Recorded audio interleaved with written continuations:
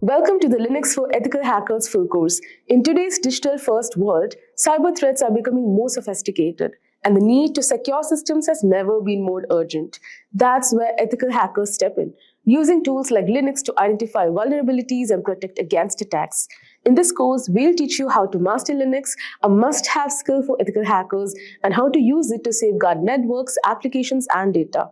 By 2025, the demand for ethical hackers is expected to skyrocket, especially in India, as organizations across industries prioritize cybersecurity. The numbers speak for themselves. Entry-level ethical hackers in India can earn between 6 to 10 LPA, while experienced professionals can command salaries of 25 LPA or more. So with Linux being a cornerstone of ethical hacking, mastering it can open doors to high-paying opportunities.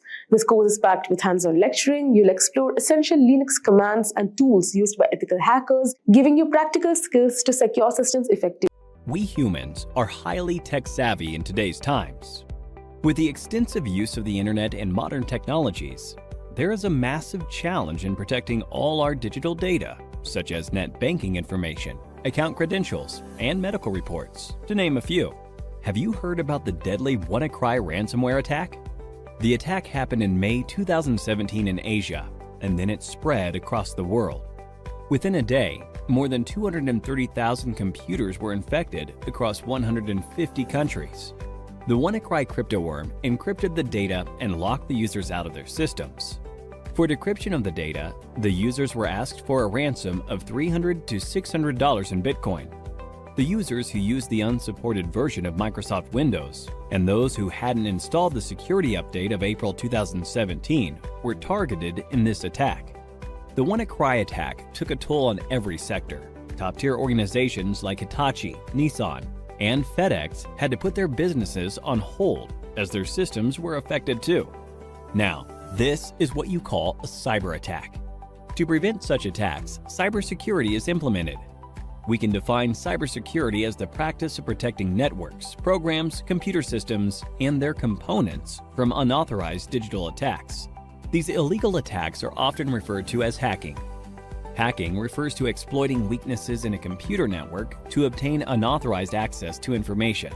A hacker is a person who tries to hack into computer systems. This is a misconception that hacking is always wrong. There are hackers who work with different motives. Let's have a look at 3 different types of hackers. Black hat hackers are individuals who illegally hack into a system for monetary gain. On the contrary, we have white hat hackers who exploit the vulnerabilities in a system by hacking into it with permission in order to defend the organization. This form of hacking is absolutely legal and ethical. Hence, they are also often referred to as ethical hackers. In addition to these hackers, we also have the gray hat hackers. As the name suggests, the color gray is a blend of both white and black. These hackers discover vulnerabilities in a system and report it to the system's owner, which is a good act. But they do this without seeking the owner's approval. Sometimes gray hat hackers also ask for money in return for the spotted vulnerabilities. Now that you have seen the different types of hackers, let's understand more about the hacking that is legal and valid, ethical hacking, through an interesting story. Dan runs a trading company. He does online training with the money his customers invest. Everything was going well, and Dan's business was booming, until a hacker decided to hack the company's servers. The hacker stole the credentials of various trading accounts. He asked for a lump sum ransom in exchange for the stolen credentials. Dan took the hacker's words lightly and didn't pay the hacker. As a result, the hacker withdrew money from various customers' accounts, and Dan was liable to pay back the customers. Dan lost a lot of money, and also the trust of his customers. After this incident, Dan gave a lot of thought as to what could have gone wrong with the security infrastructure in his company. He wished there was someone from his company who could have run a test attack to see how vulnerable his systems were before the hacker penetrated into the network. This was when he realized he needed an employee who thinks like a hacker and identifies the vulnerabilities in his network before an outsider does. To do this job, he hired an ethical hacker, John. John was a skilled professional who worked precisely like a hacker. In no time, he spotted several vulnerabilities in Dan's organization and closed all the loopholes. Hiring an ethical hacker helped Dan protect his customers from further attacks in the future. This, in turn, increased the company's productivity, and guarded the company's reputation. So, now you know hacking is not always bad. John, in this scenario, exposed the vulnerabilities in the existing network, and such hacking is known as ethical hacking. Ethical hacking is distributed into 6 different phases. Let us look at these phases step by step with respect to how John, our ethical hacker, will act. Before launching an attack, the first step John takes is to gather all the necessary information about the organization's system that he intends to attack. This step is called reconnaissance. He uses tools like Nmap and hping for this purpose. John then tries to spot the vulnerabilities, if any, in the target system using tools like Nmap and Nexpose. This is the scanning phase. Now that he has located the vulnerabilities, he then tries to exploit them. This step is known as gaining access. After John makes his way through the organization's networks, he tries to maintain his access for future attacks by installing backdoors in the target system. The Metasploit tool helps him with this. This phase is called maintaining access. John is a brilliant hacker. Hence, he tries his best not to leave any evidence of his attack. This is the 5th phase, clearing tracks. We now have the last phase, that is reporting. In this phase, John documents a summary of his entire attack, the vulnerabilities he spotted, the tools he used, and the success rate of the attack. Looking into the report, Dan is now able to take a call and see how to protect his organization from any external cyber attacks. Don't you all think John is an asset to any organization? If you want to become an ethical hacker like John, then there are a few skills that you need to acquire. First and foremost, you need to have a good knowledge of operating environments such as Windows, Linux, Unix, and Macintosh. You must have reasonably good knowledge of programming languages such as HTML, PHP, Python, SQL, and JavaScript. Networking is the base of ethical hacking, hence, you should be good at it. Ethical hackers should be well aware of security laws so that they don't misuse their skills. Finally, you must have a global certification on ethical hacking to successfully bag a position of an ethical hacker like John. Few examples of ethical hacking certification are Certified Ethical Hacker Certification, CEH, CompTIA Pentest Plus, and Licensed Penetration Tester Certification, to name a few. Simplilearn provides a cybersecurity expert master's program that will equip you with all the skills required by a cybersecurity expert. You could have a look at it by clicking the link in the description. So, here's a question for you. In which phase of ethical hacking will you install backdoors in the target system? A. Scanning. B. Maintaining access. C. Clearing tracks. D. Reconnaissance. Give it a thought and leave your answers in the comments section below.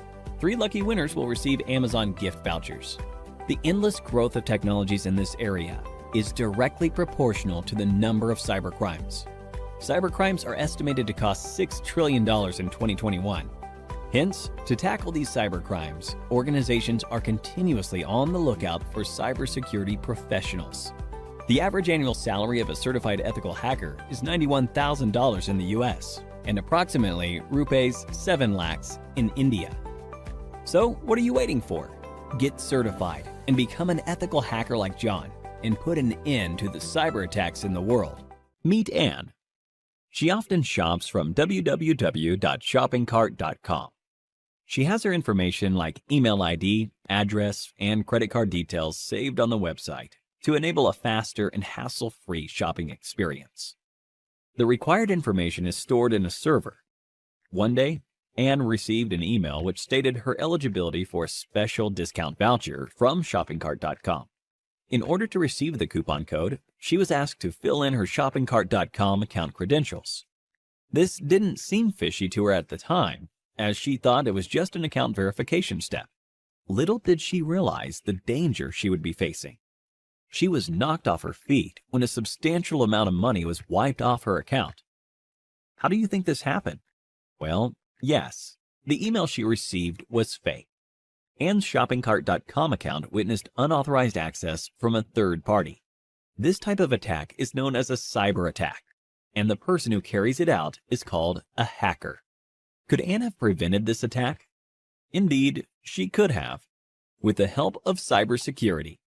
Cybersecurity involves techniques that help in securing various digital components, networks, data, and computer systems from unauthorized digital access. There are multiple ways to implement cybersecurity, depending on the kind of network you are connected to and the type of cyber attacks you are prone to.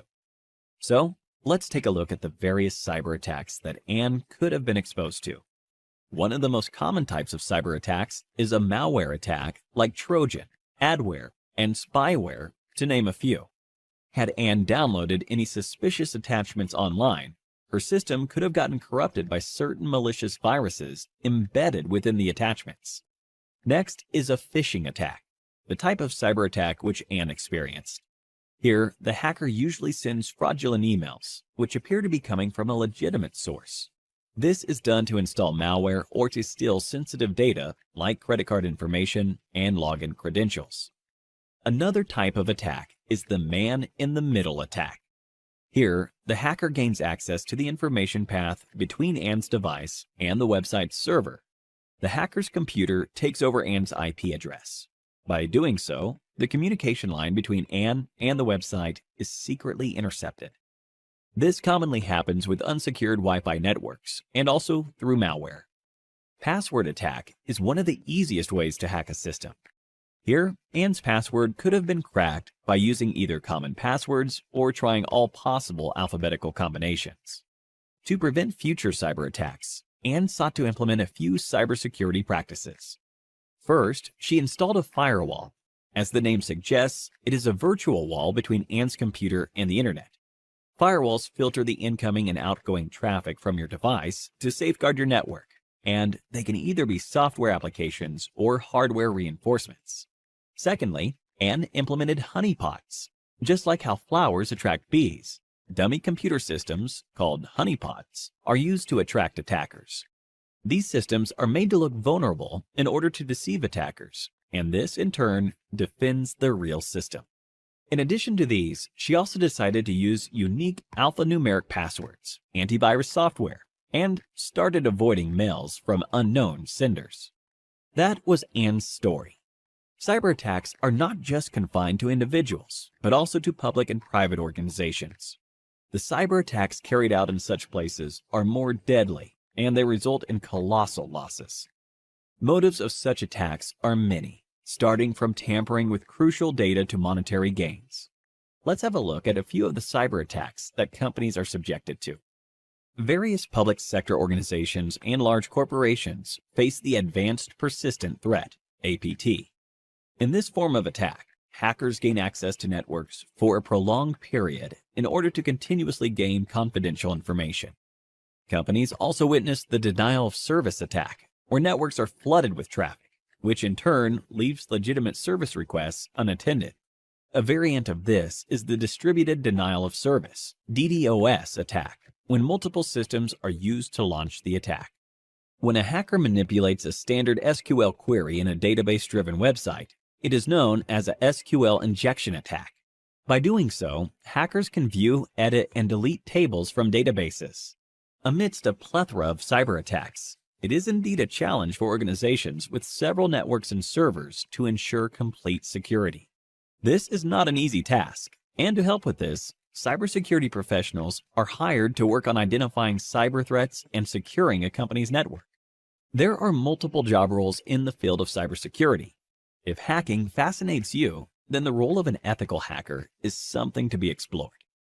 Such professionals try to exploit a network's vulnerabilities, just like how a hacker would do, but only to identify those vulnerabilities and resolve them for protection against an actual cyber attack. But if you are looking to design robust security structures, then the role of a security architect is more apt. A Chief Information Security Officer, CISO, plays a crucial role in enterprise security and is entrusted with the overall safety of the information in an organization. So, here's a question for you. Identify the type of cyber attack where the hacker's system takes over the client's IP address. A. DDoS attack. B. Man-in-the-middle attack. C. Phishing attack. D. Password attack. Give it a thought and leave your answers in the comments section below. 3 lucky winners will receive Amazon gift vouchers. With the increase in the production of global digital data, it is anticipated that cyber attacks will quadruple in the near future. Organizations are going to need cybersecurity professionals who can prevent these attacks. A career in the field of cybersecurity is lucrative and a very smart decision for professionals now. We humans are highly tech-savvy in today's times. With the extensive use of the internet and modern technologies, there is a massive challenge in protecting all our digital data, such as net banking information, account credentials, and medical reports, to name a few. Have you heard about the deadly WannaCry ransomware attack? The attack happened in May 2017 in Asia, and then it spread across the world. Within a day, more than 230,000 computers were infected across 150 countries. The WannaCry cryptoworm encrypted the data and locked the users out of their systems. For decryption of the data, the users were asked for a ransom of $300 to $600 in Bitcoin. The users who used the unsupported version of Microsoft Windows and those who hadn't installed the security update of April 2017 were targeted in this attack. The WannaCry attack took a toll on every sector. Top-tier organizations like Hitachi, Nissan, and FedEx had to put their businesses on hold as their systems were affected too. Now, this is what you call a cyber attack. To prevent such attacks, cybersecurity is implemented. We can define cybersecurity as the practice of protecting networks, programs, computer systems, and their components from unauthorized digital attacks. These illegal attacks are often referred to as hacking. Hacking refers to exploiting weaknesses in a computer network to obtain unauthorized access to information. A hacker is a person who tries to hack into computer systems. This is a misconception that hacking is always wrong. There are hackers who work with different motives. Let's have a look at 3 different types of hackers. Black hat hackers are individuals who illegally hack into a system for monetary gain. On the contrary, we have white hat hackers who exploit the vulnerabilities in a system by hacking into it with permission in order to defend the organization. This form of hacking is absolutely legal and ethical. Hence, they are also often referred to as ethical hackers. In addition to these hackers, we also have the gray hat hackers. As the name suggests, the color gray is a blend of both white and black. These hackers discover vulnerabilities in a system and report it to the system's owner, which is a good act. But they do this without seeking the owner's approval. Sometimes gray hat hackers also ask for money in return for the spotted vulnerabilities. Now that you have seen the different types of hackers, let's understand more about the hacking that is legal and valid, ethical hacking, through an interesting story. Dan runs a trading company. He does online training with the money his customers invest. Everything was going well, and Dan's business was booming, until a hacker decided to hack the company's servers. The hacker stole the credentials of various trading accounts. He asked for a lump sum ransom in exchange for the stolen credentials. Dan took the hacker's words lightly and didn't pay the hacker. As a result, the hacker withdrew money from various customers' accounts, and Dan was liable to pay back the customers. Dan lost a lot of money, and also the trust of his customers. After this incident, Dan gave a lot of thought as to what could have gone wrong with the security infrastructure in his company. He wished there was someone from his company who could have run a test attack to see how vulnerable his systems were before the hacker penetrated into the network.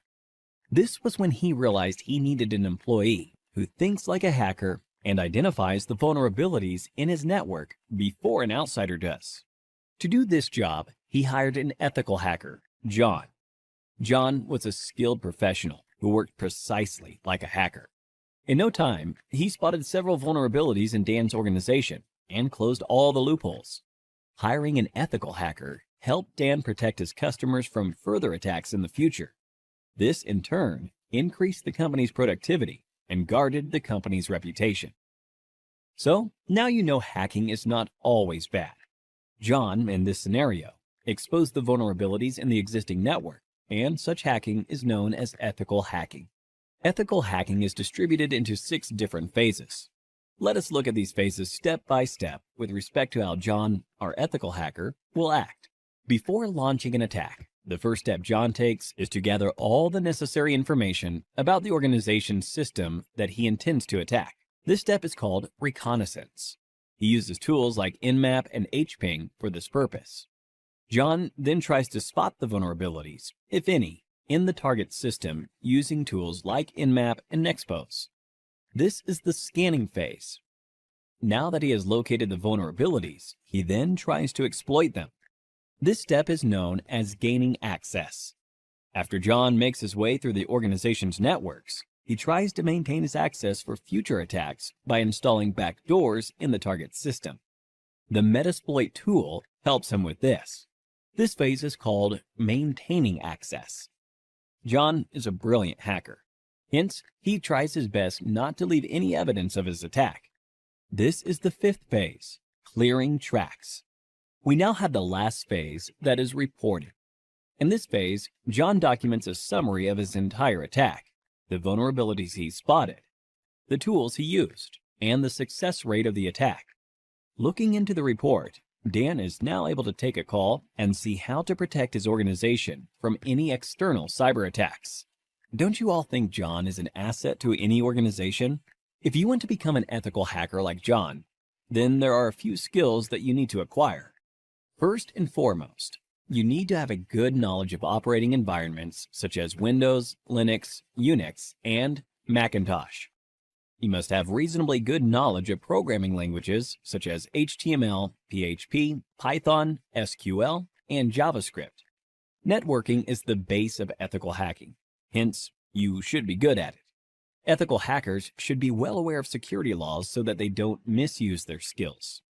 Finally, you must have a global certification on ethical hacking to successfully bag a position of an ethical hacker like John.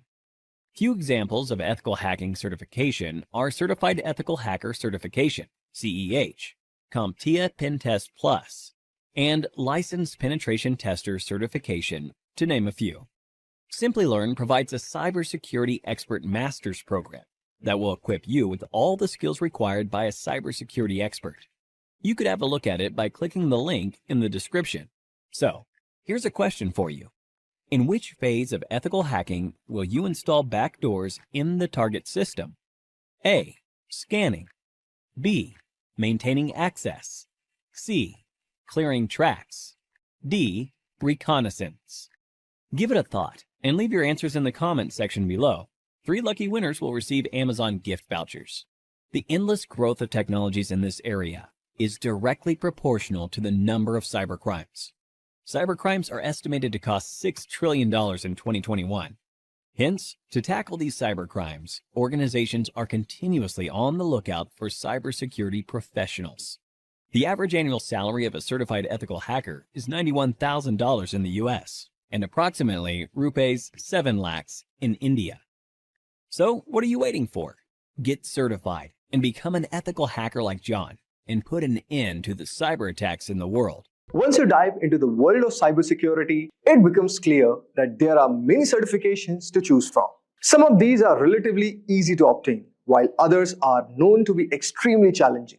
The difficulty of these exams basically depends on few things, like how much you know, how much time you put into studying, and the hands-on experience you have in the field. Some people breeze through the toughest certification without breaking the sweat, while others might struggle with them. But here's the thing, it's really hard to rank how difficult a certification is because testing organizations don't always share the pass rates for their exams. Despite this, there is plenty of talk in the industry about which certification is the hardest one. So based on the discussions and insight from cybersecurity experts, we have put together a list of 8 most challenging cybersecurity certifications. So guys, without further ado, let's get started. So guys, the first certification in our list is, in the decreasing order that we have, is AWS Certified Security Specialty. Our list basically begins with the AWS Certified Security. This specialty certification is a must-have for cloud security professionals. This certification focuses on especially security in the Amazon Web Services cloud environment. In this certification, you will learn about AWS security concepts like the shared responsibility model, data protection, and secure internet protocols. You will also cover topics like identity and access management, incident response, and infrastructure security. The exam itself lasts for 170 minutes and consists of 65 multiple choice and multi-response questions. While there are no official prerequisites for this certification, it's recommended that you have at least 5 years of experience in designing and implementing IT security solutions and 2 years of hands-on experience with AWS. Most candidates who attempt these exams usually have the other AWS certification under their belt, such as the AWS Certified Solutions Architect. AWS Associate also works, and also the AWS Certified Solution Architect Professional. These certifications basically provide a strong foundation in the AWS concepts, making the AWS Certified Security specialty kind of easier to tackle. But still, it's a tough exam, and passing it will make you a valuable asset to any organization that uses AWS. Now, let us move to the next one. The next one we have is CompTIA Advanced Security Professional Practitioner Certification, or CASP+. So guys, this is one which is aimed at cybersecurity professionals who work at more advanced level. The CASP+ focuses on enterprise security, risk management, and security operations. The exam itself consists of maximum of 90 questions, and you have 165 minutes to complete it.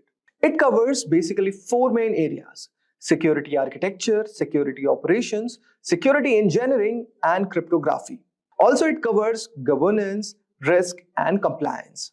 Each area requires you to have a deep understanding of complex topics, making these exams quite comprehensive. The CASP Plus is often compared to the Certified Information Systems Security Professional, or CISSP certification exam, and it is an alternative for certain US Department of Defense roles. If you are aiming for a career in the government cybersecurity, then this could be a certification for you.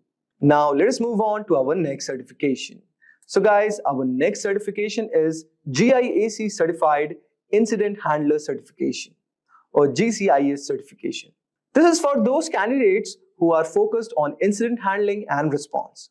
The GIAC Certified Incident Handler is a key certification.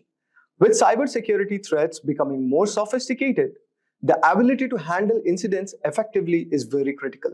This certification teaches you how to respond to incidents, investigate computer crimes, and understand common hacks and exploits. The GCIS exams include 106 questions and last for 4 hours. You will need to have scored at least 70% to pass this certification exam. It is a certification that's perfect for people working on the front lines of cybersecurity, such as system administrators, security experts, and security architects. This certification will give you a hands-on experience with tools like Nmap, Metasploit, and Netcat, which are basically used to carry out some of the most common hacks. So if you are a part of first response team in the cybersecurity, then this certification will be extremely useful for you. Now, let us move to our next certification.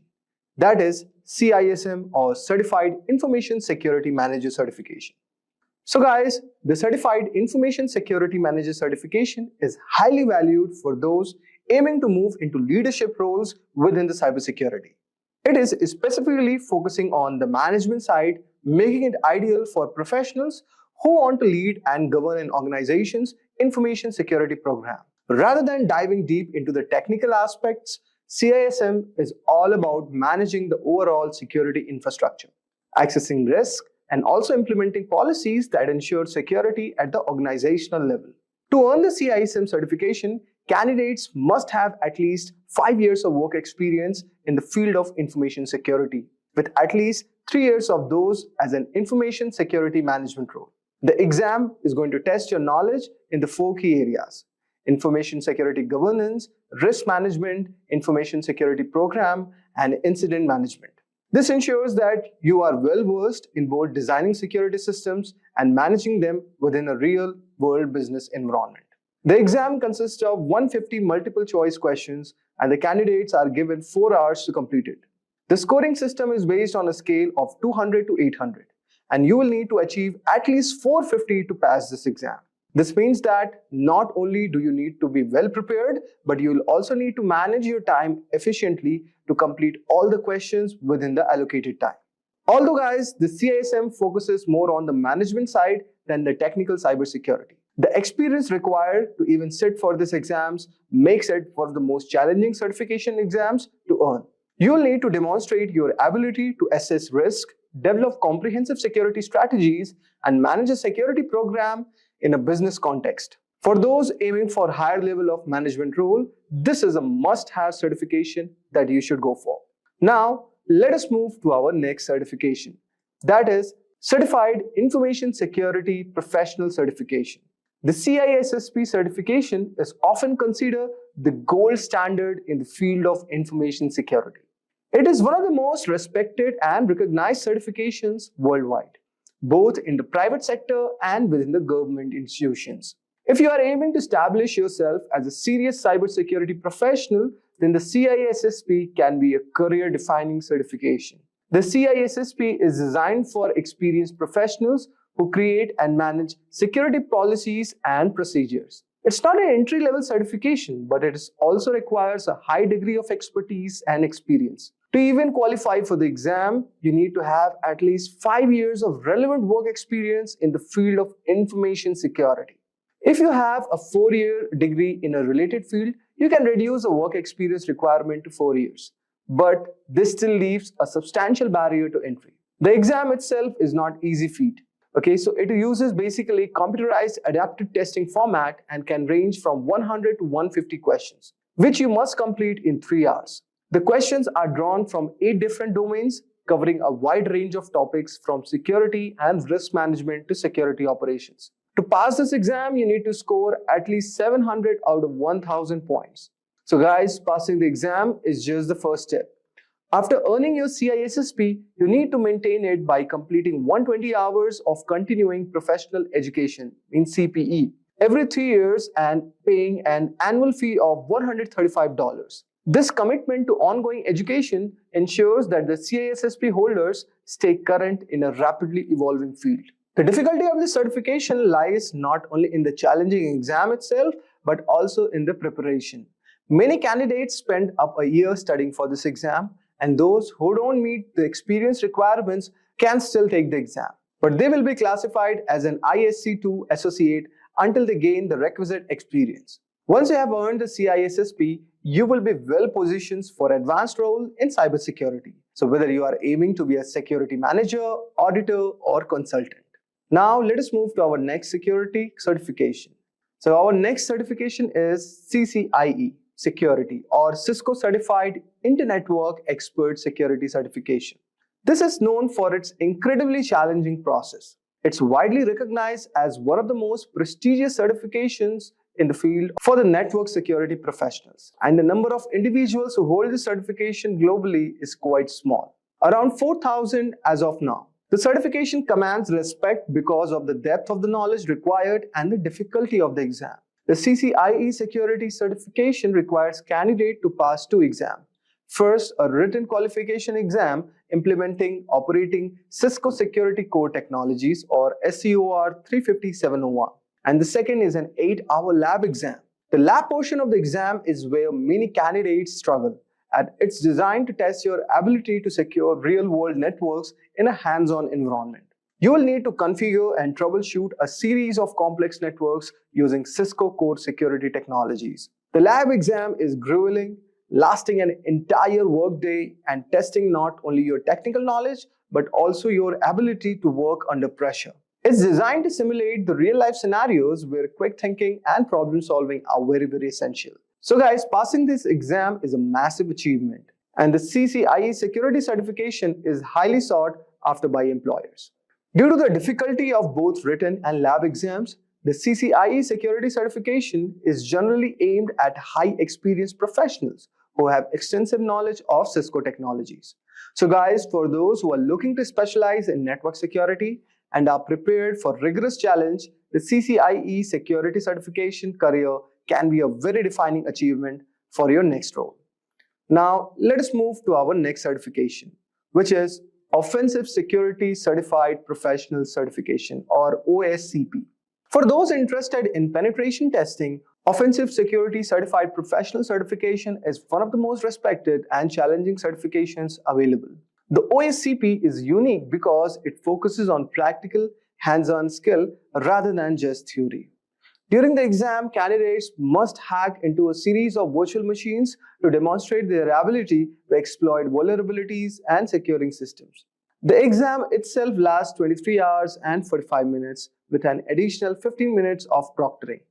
Candidates are given access to a virtual environment where they must identify vulnerabilities, exploit them, and then provide detailed reports on how they did it. To pass this, you need to score at least 70 points out of 100. So guys, before taking this exam, candidate must complete the Penetration Testing Kali Linux or PEN 200 course, which teaches them the necessary skills for the OSCP exam.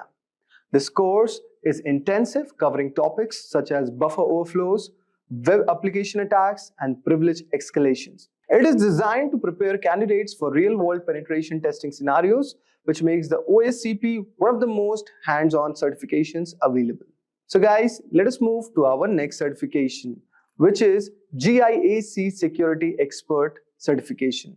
At the top of our list is the GIAC Security Expert Certification, which is often described as most difficult certification to earn in cybersecurity. As early of the 2024, fewer than 300 professionals worldwide held the GCAC certification, which speaks to the difficulty and the prestige.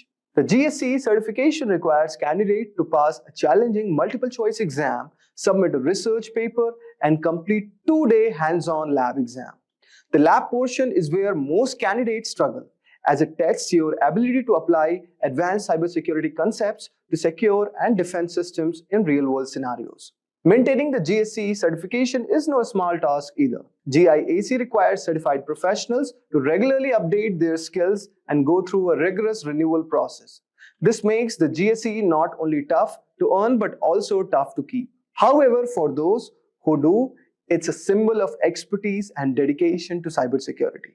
So guys, these were some of the top 8 toughest cybersecurity certification which one can pursue for. And we all know that there's no doubt that the demand for cybersecurity professionals is growing, and certifications are one of the great ways to prove your skills. So we covered 8 of the toughest cybersecurity certification which you can pursue, each with its own set of challenges. Imagine this: you are a protector of a digital world, keeping intruders out and ensuring sensitive data stay safe.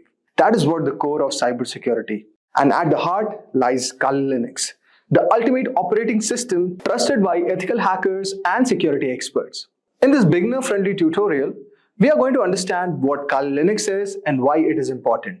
We are going to discover the most essential tool it offers. We are going to dive into the hands-on activities to practice the real-world scenario. So let us start first understanding what is Kali Linux.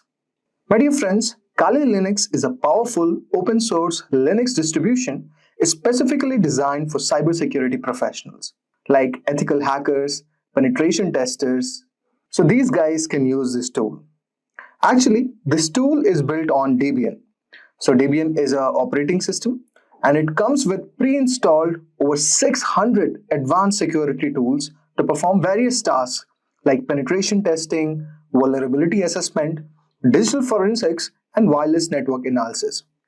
Kali Linux was developed by Offensive Security, and it is widely used in cybersecurity training and certifications like OSCP certification program. If I talk about Kali Linux is a versatile, offering various options for installation on virtual machines, USB drives, or even as live operating system. Additionally, it supports Windows subsystem for Linux for seamless integration into Windows environments with clean interface and customizable setup. Kali is just not for professionals, but it is also an excellent platform to learn cybersecurity. Now, if I talk about advantages of using Kali Linux, there are several one of them. Like, first of all, it has over 600 tools, which are pre-installed tools and which is specifically tailored for security professionals. Second of all, it has wide support. Now, in terms of wide support, it works on multiple platforms like virtual machines, Windows subsystem for Linux, Raspberry Pi, etc. Third of all, because of its documentation. Now, it has extensive tutorials and forum for guidance. So you could see all over here, this is the official documentation of Kali Linux, and you could see there's a very amazing documentation. It will help you with installation, introduction, Then it has given option for USB, Kali on ARM, WSL, cloud, and many more. And finally, you could customize this. It is fully customizable to suit specific tasks and workflows. Now, let us move ahead and let us try to understand some of the known commands of Kali Linux. But before that, let us learn how to install this on Windows. Now, before installing Kali Linux, I want you to make sure that you have Windows Subsystem for Linux installed on your system. If not, you can navigate to this website, which is installing WSL, so you will get a Microsoft official website. And in this, you could see there are certain prerequisites. Suppose if you're using Windows 11 operating system, so it should be higher than 10. Okay. Now, just type on the PowerShell. Okay, open PowerShell. And just copy this and install this. So with this command, you will be able to install Windows Subsystem for Linux. Now, the next step would be installing Kali Linux. So you have to do nothing. Go onto the Microsoft Store and just click install. Now, since I've already installed Kali Linux and it is very easy process, after that it will be very comfortable for you to operate on Kali Linux. So you could see I have installed the minimal configuration all over here. Okay, so this is the Kali Linux terminal. So it has opened. Now we are going to learn certain important commands which will help you to understand. And these are very basic Linux commands only. So you have to not worry about it too much. So guys, let's try to understand our first command. Let us say we want to know the date. So the name of the date command is just date, and you could see you will get the exact date of today and the given time. And since I'm connected from the Indian time zone, so it is showing IST 2025. That's a very basic command. Next command is cal command. So cal command basically displays the current month's formatted calendar in our terminal screen. If you require more advanced version of cal, you can install the ncal package on the Linux machine, which displays calendar vertically and provides additional options. So for now, we are fine with cal. Just type cal. Okay, so you could see I have not installed cal. So let us try to install. So type sudo apt install ncal. Now you could see all over here, it is fetching all the packages and we have perfectly installed it. Now let us type cal. Okay, I think so, still processing. Now you could see all over here, we are getting calendar in the vertical format, and you could see the month, date, and all over here. Okay, so that is one of the most amazing package ncal. Okay, next is a very basic Linux command, that is cd. So cd is also called change of directory. Okay, so if you want to switch this command, if you want to move to any directory, so you could just type cd and the given directory name. Okay, but we are now fine all over here. Now next thing would be cp. Now cp is also same command as one of the most important Linux command, which basically helps you to copy files or group of files or directory to create the exact image of a file on a disk with a different name. So suppose let us say we are going to desktop. So let us try to first find out how many files do we have. ls. Okay, so you could see we have no files. So first we have to create a directory. So let us say mkdir and just type demo. Okay, now type ls. So you could see we have this file demo. Now type cd and go to demo. So you could see all over here, we are now in demo folder. So that was one of the thing. If you want to go back, just type cd ... and you'll be reverted back. Now, before moving ahead, so ls, let's talk about this command. So it is one of the most powerful and useful commands in Kali Linux. Okay, so ls command basically lists all the directories or contents of the files. So with the help of ls command, we can easily list out every hidden file or directory with lsa attribute. Okay, and it helps you to find the list of directories present on your system. So that was one of the command. Now let us try to understand the cat command. So basically the cat command is one of the Linux, one of the most commonly used commands, permitting us to create single or many files and concatenate files, redirect, view, and contain of any output in a terminal file. Usually we use the cat command to display the content of a file. So suppose we created any file, say let us go to demo. So with the help of touch command, let us create one file. Okay, let us go to demo first and let's type touch demo.txt. Okay, and now type cat and demo.txt, and see, since we have nothing written all over here, so if you have already written, then you could get out certain output like what's written. So suppose let us do this activity by writing certain thing. So you could see this is a demo file. You could see all over here we are in the demo folder, and you could see this text file demo.txt, and since we have not written anything, so that's why it's not showing any output. So we have got a bit of hang around what are the basic commands of Linux, and same thing will be used in Kali Linux. Now let us download some of the amazing tools, because Kali Linux has support for a lot of tools, and let us try to do some hands-on activity on them. Okay guys, now let us try to download Nmap first. So what is Nmap? Nmap is basically for network scanning purposes. So that's a very amazing tool. So you could see this is official documentation of Nmap. So if you want to scan any network, then this is a very amazing tool, and this is available in Kali Linux. So you could see the documentation is written all over here. So you could go to the reference guide, and you could see all these things which they have given. Okay, suppose now it has description, option summary, target specification, host, port scanning basics. Okay, so let us click on port scanning basics. So so it has given about all these ideas, and similarly we are going to do the same thing in the Kali Linux. So let us try to install Nmap first. So as I have already told you that Nmap is a very powerful network discovery tool. So for installation purpose, type this command sudo apt install Nmap. Okay, some mistake was there. Sudo apt install Nmap y. So you could see, okay, again we have done some mistake.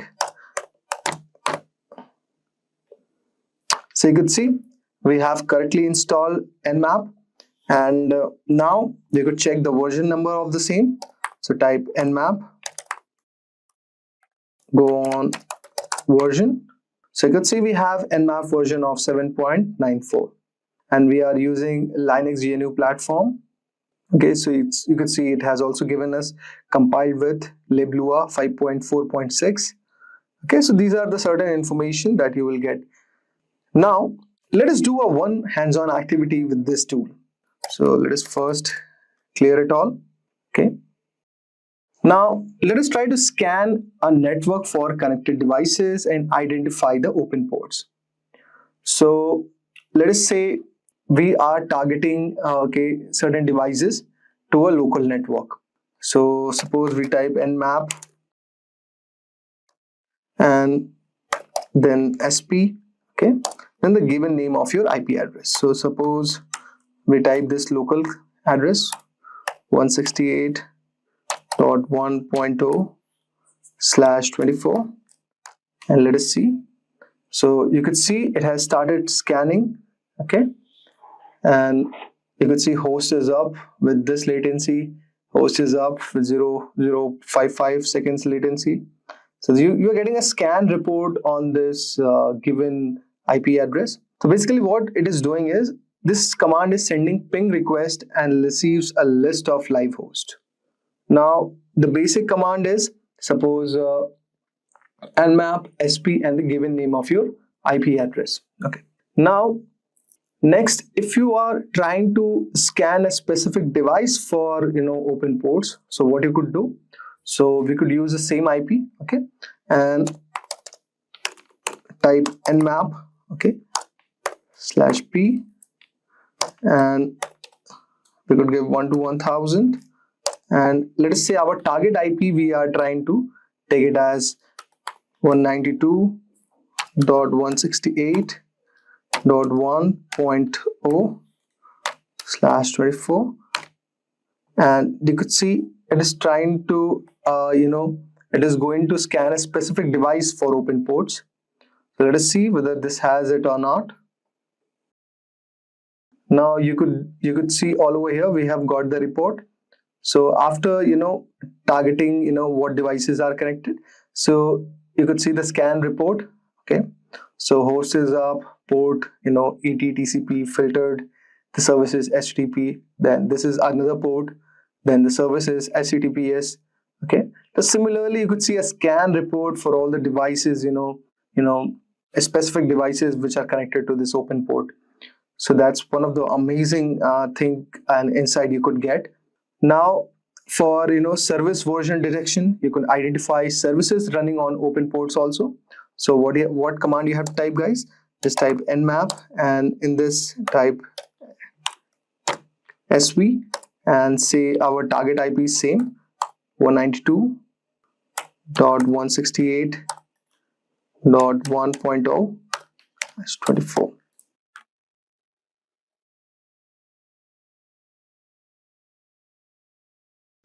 So guys, as you can see all over here, the service scan is done. So you could see the scan report is given and it is saying service detection performed. So you could see service info, operating system, CP. So it has given all these amazing things.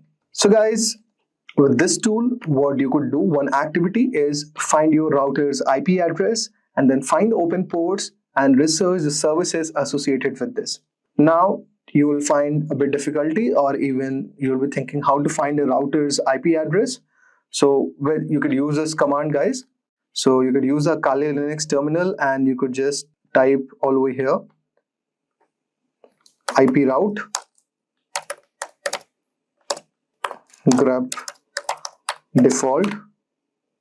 So you could see we are getting certain thing, default IP 172.28.8.1. So it is going to look something like this. So this is going to be your router's IP address. Now use the nmap command, perform the basic scan, put that IP, okay. Then perform detailed scan to identify the service with the help of this command, nmap sv, and given name of your IP address, and full report scan. How you could do it, guys? So for a full report scan, you could do nmap p, then the given router ID all over here. So this tool is very amazing and very insightful, and you could research a lot of things and get to know. Okay, so this is one of the amazing tools which is present in Kali Linux. Now let us explore some of the other tools. Now let us try to install Metasploit. So guys, first let us understand what is Metasploit. So Metasploit is a framework for developing and testing exploits. So what it does is it allows penetration testers to simulate real-world attacks and identify vulnerabilities in the system. Basically, Metasploit is usually pre-installed on Kali Linux, but if not, you could install with certain thing like this. Type this command, sudo apt install Metasploit and type Y. Okay, so it is going to install Metasploit framework. Since I have already installed it, so I need not to do it again. And if you want to verify the installation process, type this command, ms fconsole, and type version. So you could see you will get certain thing like this. The version number is 6.4.34 dev. Now let us do a hands-on activity. Now let us exploit a vulnerable system using Metasploit. So first type msf console. So it is starting the Metasploit framework console all over here. So you could see we have a come up into this documentation. Okay. Now you could go on to the official documentation of Metasploit. Okay. Just copy this or go all over here. So this is the official documentation of Metasploit. You could read about it. You could read about pen testing, how to set up module options, upgrading shells to Meterpreter, and a lot of other things are there. So based on the thing which you want to learn, you could just, read this documentation. It's a very amazing documentation. So I will show you a very small, simple hands-on activity. So let us try to, exploit a vulnerable system. Okay. So we have come into our console and let us look for SMB related vulnerabilities. Now you'll be wondering what is an SMB protocol or what basically is an SMB vulnerability. So as I can tell you that SMB is a vulnerability or a security flaw in server message block protocol or an SMB protocol that allows attacker to gain unauthorized access to a given network. So let us do this attack first. So type this command, search SMB. So you could see all over here that we have got a lot of files as an output. Now what we are going to do, we are going to select an eternal blue exploit. So you can type something like this, use exploit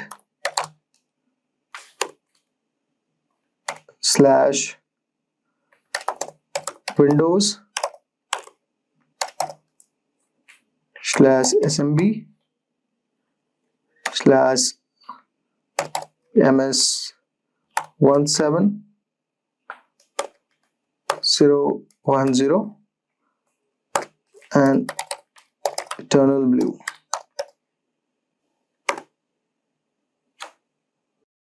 Now what after this, so it's saying no payload configured, defaulting to Windows XP Meterpreter reverse TCP. Okay, so this is MS-F6 exploit. So let us say, you could just, after do certain thing like this, set RH host first and give your target IP all over here.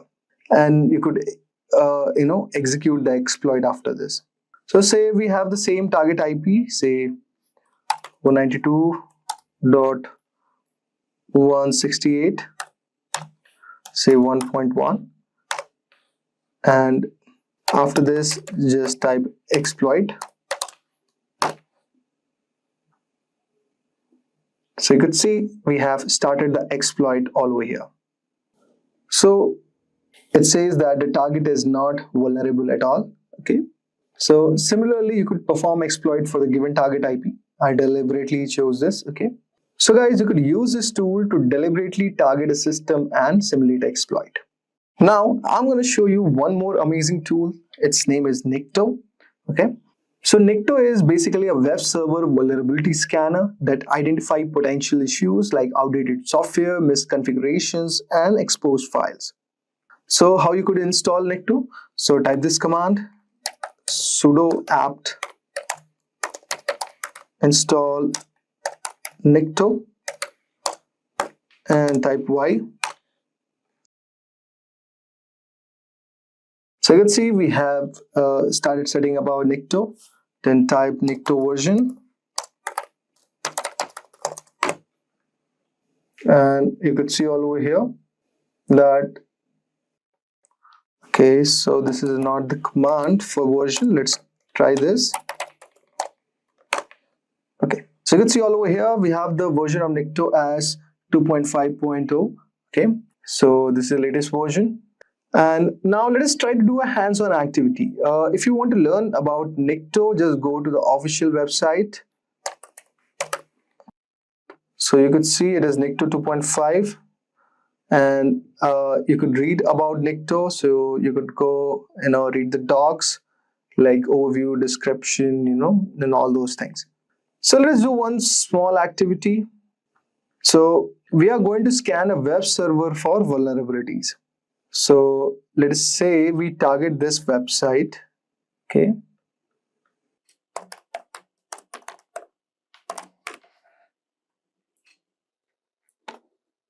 So guys, as you can see all over here, we will take this as our given website. So just copy the link of this website and go on to your terminal and type Nicto, okay, then H, then you could just give the name of given target website, and since it is HTTP secured, but I want it to be HTTP version of this.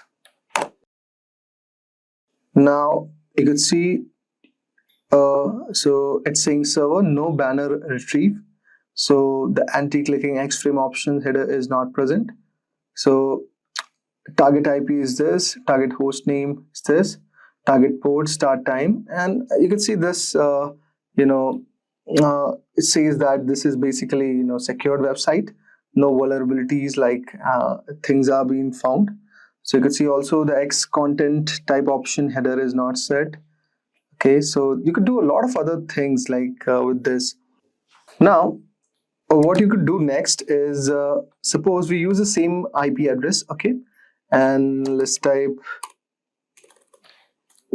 okay, and next what I'm going to do all over here is this, that for detailed SSL checks and header, what I'm going to do, I'm going to type SSL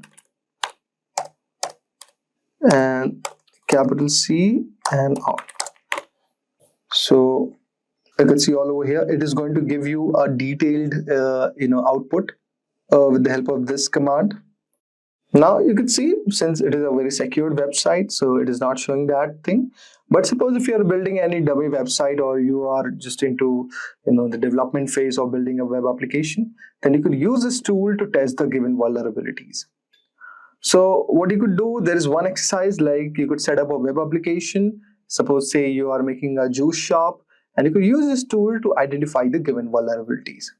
So guys, we have showed you some of the tools and what's the power of Kali Linux is, and how these tools can be easily worked upon Kali Linux to do the exploit, to do the testing, and perform a detailed analysis of the given server, devices, okay, and services also. Basically, the tools which I have showed you represent the core of what makes Kali Linux so powerful for cybersecurity professionals. So by using the tools like Nmap, Metasploit, Nicto, you have gained a bit of hands-on experience with network scanning, packet analysis, exploitation, how to do brute force attacks, and web vulnerability assessments. If you do a regular practice with these tools, it will help you to improve your skill, and it is also going to help you to understand the importance of ethical hacking and securing system. If you have never used Linux before and are looking to get into it, this is the perfect opportunity for you to learn on how you can use this operating system in your daily lives. Now, although this video is specifically catered towards people who are trying to get into cybersecurity or who are trying to learn ethical hacking, the more people that get into Linux is that much easier, because it just provides an alternative operating system that you can use and perform in your day-to-day lives. Now, it's very important, especially for ethical hackers, to understand how Linux works, and specifically how Kali Linux works, that we are going to cover today. Now, Kali Linux is also an operating system dedicated specifically to cybersecurity analysts and hackers, and has a bunch of tools that makes the process of ethical hacking and vulnerability analysis, malware analysis very easy. So, in this Linux crash course, we will learn everything about Kali Linux, what it is, what you can use it for, then understanding a bit more of the Linux system fundamentals. Now that can span across a variety of topics. For the Linux fundamentals, we often have how to navigate the file system, how we can use the Linux operating system command terminal for creating, editing, and just manipulating files. We'll understand some networking commands that can help you. We'll understand how the service mechanism, how to start services, stop services. We'll understand how to install, uninstall some particular tools. We'll also create a small script with Bash, so that you can understand how you can use the Bash language to start your scripting journey in Kali Linux directly. Before we move forward, let's check out the CEH certification course by Simplilearn. If you want to learn more about cybersecurity and ethical hacking in general, check out our CEH certification training course. The Certified Ethical Hacker Certification is the industry standard for trained penetration testers, and our training program will ensure you are well equipped with all the necessary skills and techniques required to ace the exam. You will get an exam voucher for free with the course, allowing you to learn, master, and excel as a penetration tester with a single package. You can find the link for the course in the description box below. That being said, we can get started with our demonstration. Now, the first thing we need to understand is how we can install Linux properly.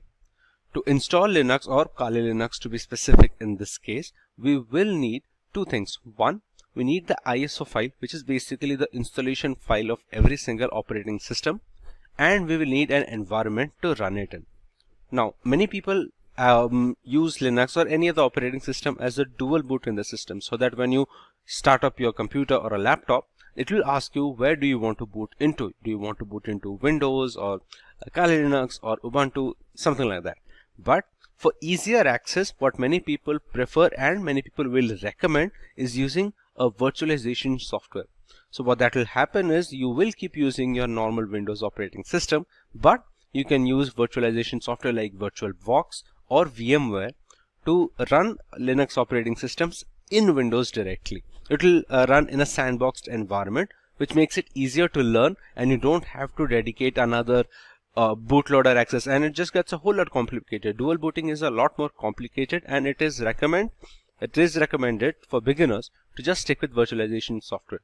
Now, for virtualization software, you will get two options here, which will be VirtualBox by Oracle or VMware. Now, I highly recommend VMware because I feel it is much more stable and it has a bit more fluidity when running operating systems. Now, since you are running full-fledged operating systems in a single window, your system must have a good amount of RAM free so that it can be completely dedicated to the operating system being run in that sandboxed environment. So I would really recommend VMware over VirtualBox, which I feel has become slightly dated now. Meanwhile, VMware Workstation Player is going to be much better. This is obviously a case of preference, and you can try out VirtualBox if you want. Most of the things will be similar.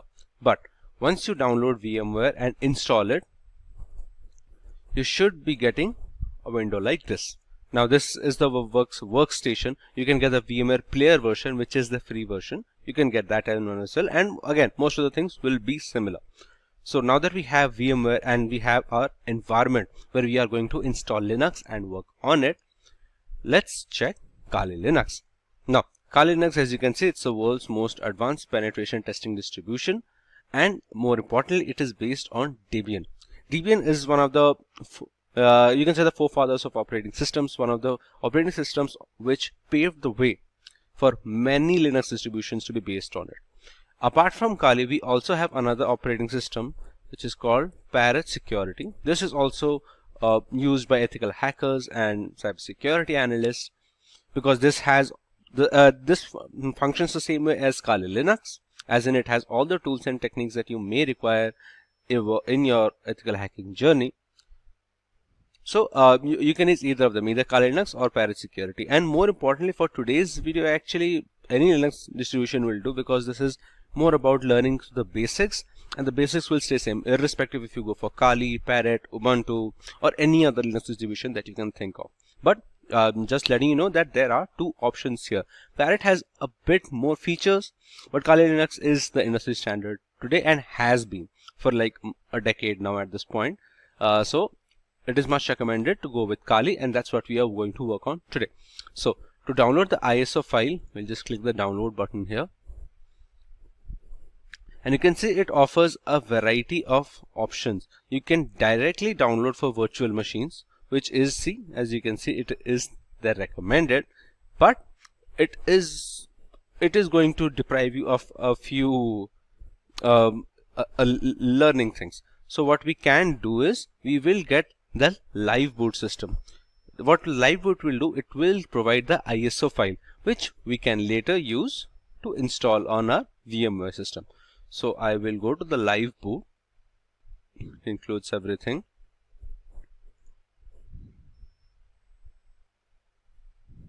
As you can see, I got a torrent file. I will place this torrent for download now. Actually, instead of the torrent, we can just download the point release live image. This version had every tool possible, but this one, this January edition, you can see Kali 2023.1, the January live version, point release live image. You can just download this one directly. Just click the download button here, which is written at 3.8 gigs, the ISO file size. Just click on download and your download will start. Then remember, once again, you can do this process with Parrot Security directly as well. I think if we go to download button here, yes, we have to choose the security edition. Now, they also have multiple versions for, let's say the home edition is for daily use, just casual browsing or just multimedia process, all those things. Hack the Box is completely separate service that functions easy to hack boxes. That will be a completely separate edition, similar to Cloud, Architect and Raspberry Pi. But if you are going to use Parrot Security, get the security edition directly. Just download it from here and you'll be good to go. But for now, we are just going to install Kali Linux, since that is what the majority of the industry uses, and we'll move forward with it organically.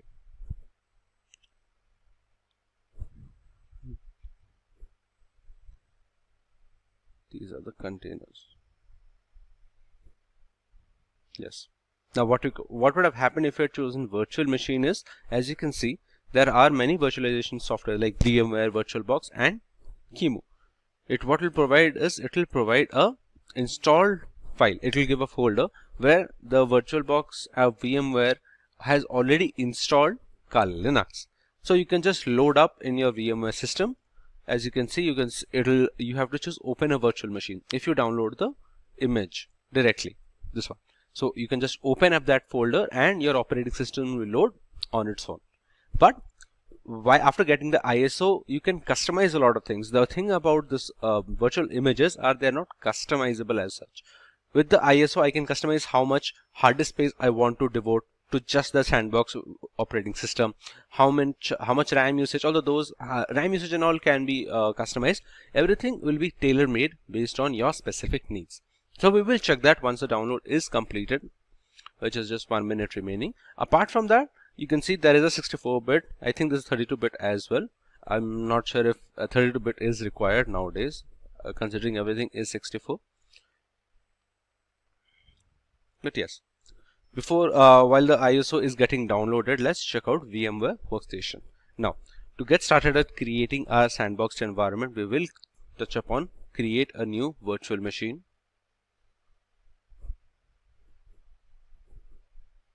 Yes. Here we can, let's say, check on custom, because we want to customize how much we want to give. Hardware, we can use Workstation 16.x, which is the latest one. Now, here I am going to choose, I will install the operating system later. If I give the ISO file here directly, it will install the operating system on its own, which kind of defeats the purpose. If that was the case, we would have downloaded the live image anyway. I will click on I will install the operating system later. We will choose in the guest operating system, we will choose Linux, and make sure you choose Debian 10.x 64-bit. As we read in the website, it is based on Debian. It's Debian based Linux distribution. Now, this can obviously change. There are other operating systems on which this can be based, like Fedora and Arch, but this one is Debian. So we are going to choose Debian over here, Debian 10x 64-bit, which is the latest version. Click on next. We will name it as Kali Linux and click on next. The number of processors, I am going to give 2 processors here. Total processor cores is 4. This you can determine based on how powerful your system is and how much you can give as it is, because a major part of how a virtual machine runs is not just how much RAM you give to it, is how much RAM is available outside of a sandbox environment. Because if, let's say, your system is has 8 gigabytes of RAM, you devote 4 gigabytes to the virtual machine. Windows itself takes up around 4 GB, at least 3.5 GB when it's sitting idle. So you have to account for all that when dedicating processors, and more importantly RAM as well. So we're going to click on next for now, and here what I'm going to do is I'm going to give 2.5 gigabits of RAM, which should be enough for the thing, at least the things that we are doing today. This can be customized later on as well. Let's say you started working and then you realize the amount of RAM that you have given is just not enough and you need a bit more, then you can customize that later. For now I'm going to give 2.5 gigabits of RAM. You can see the recommended is 2 gigabit anyway. I'll just go a step further. Click on next. Use network address translation is the network connection, as in what kind of networking it should have, the virtual sandbox should have. Considering it is being run inside an operating system, your Windows, whatever internet connection is given to your Windows will go to Kali Linux directly. But you can customize that. Let's say you don't want networking, you want host only networking, that you connect the guest operating system to a VPN later on. It's a completely customizable process, but for easiest access, we are going to use network address translation. IO controller types LSI is always going to be the most recommended. So just go ahead with it. Choose SCAI for the virtual disk type. Now, these are different virtual disk types that can be used, and they have different purposes. Like some make it easier to transition between multiple installations of VMware or VirtualBox based on what you have chosen. But SCSI is always considered the best. Disk would be, we will create a new virtual disk. Now, this is the maximum disk size, or the disk capacity. How much hard disk storage we are going to devote for the operating system, installation, and all the files, whatever you work in the system, that will be stored somewhere, right? So we're going to devote the basically the ROM size to make it easier to understand. So I will give 30 gigabits of memory size. Now here you have another option. You can actually allocate all disk space now, as it is written. Allocating the full capacity can enhance performance, but requires all of the physical disk space to be available right now. So the good thing about VMware is, if I think that's in VirtualBox as well, if I do not click this, even though I have written 30 gigabits, it does not take up all of the 30 gigabits in your hard disks. It takes how much ever is required. Let's say after installation and everything, it takes up 10 gigabits of space. That is all that will be taken up. It won't take up all the 30 gigabits. The more you keep working and slowly the data increases, the size increases of the virtual machine folder, it will go up to 30 gigabits. That's it. So if you allocate all of it now, it will take up the 30 gigabits directly, and it will be slightly more performance because it will remove that read functionality when the virtual machine is being run. So I will click it, and between these two options, between single files and multiple files, single files is faster, but multiple files will make it easier if you want to move your virtual machine system from, let's say, one laptop to another, or you have to switch between personal and official systems. But for now, I can choose a single file. 130 disk file will be created. You can just put whatever name, and I think everything else is settled. Now what we will do is we will click on finish. It will take some time to create the disk. I think the ISO download would have been completed. Yes, the ISO download is completed by now. It will just take a while to create the disk. There is also Kali Net Hunter, which is a mobile penetration testing platform. It is available only on Android. You can use it to perform small tasks. Obviously, you can't perform everything that you can on Kali Linux desktop environment, but a lot of the things can be performed, like basic network scanning and some amount of sniffing and brute forcing tools. All those things can be performed on NetHunter directly, but that is a video for another day. So we'll just wait till the disk is created, and then we'll move forward with the process.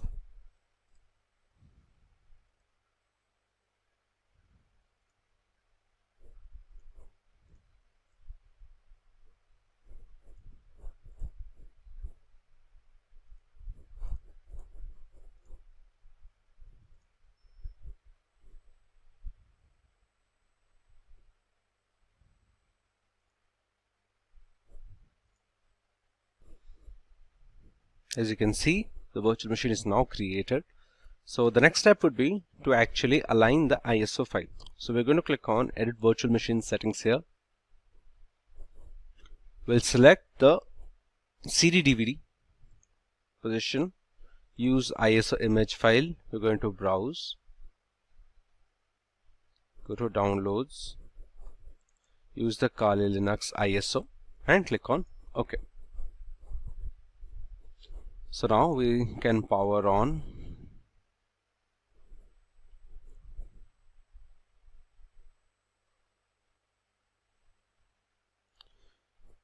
Select Live System AMD 64 at all times. Okay. You can see a pop-up here below that says install Debian as you would on a physical computer, that we are going to do, which should be Kali Linux. In this case, it just shows Debian because it is based on Debian. That's it. When you're done and the operating system boots up, click I finish installing. So we will do that when the time is correct.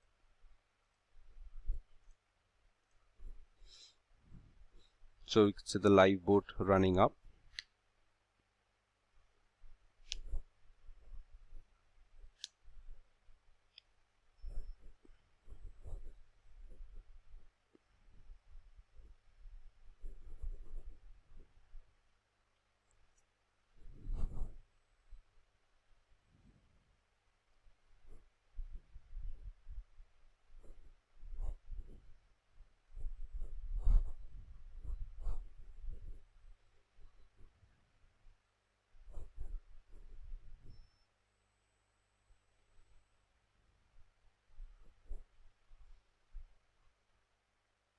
Okay, you can see Kali Linux is booting up now. You get the usage, CPU usage meter here, and this should be the memory.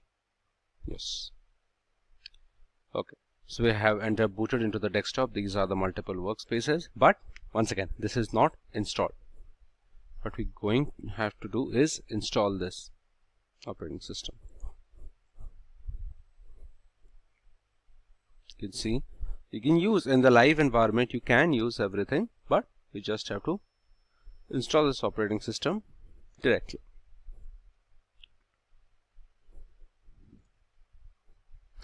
The networking system is working. Okay.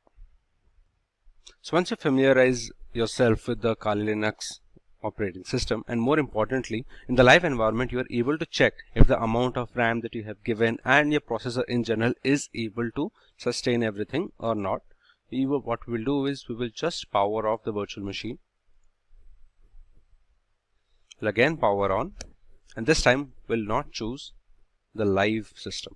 What we will choose is we'll go down, we'll choose the advanced installation options, we'll click graphical install and install. That's it. Now what this will do is we'll launch the graphical installer instead of the live system. Some operating systems like Parrot Security, for example, will allow you to install directly from the live environment, but that's it. It's not really a very big difference if you run it from here or there. Now the installer is launched. I'm sorry. We'll click the English language. Yes. It will ask for your location so that it will set your time zone. I will choose India. Configure the keyboard. You can choose American English, considering that is the standard keyboard layouts that is available on the market. It will load the additional components like the networking modules, the input-output device detection drivers, all those things. Some of the partitioning devices as well, I think. It will take the network hardware next. Configuring.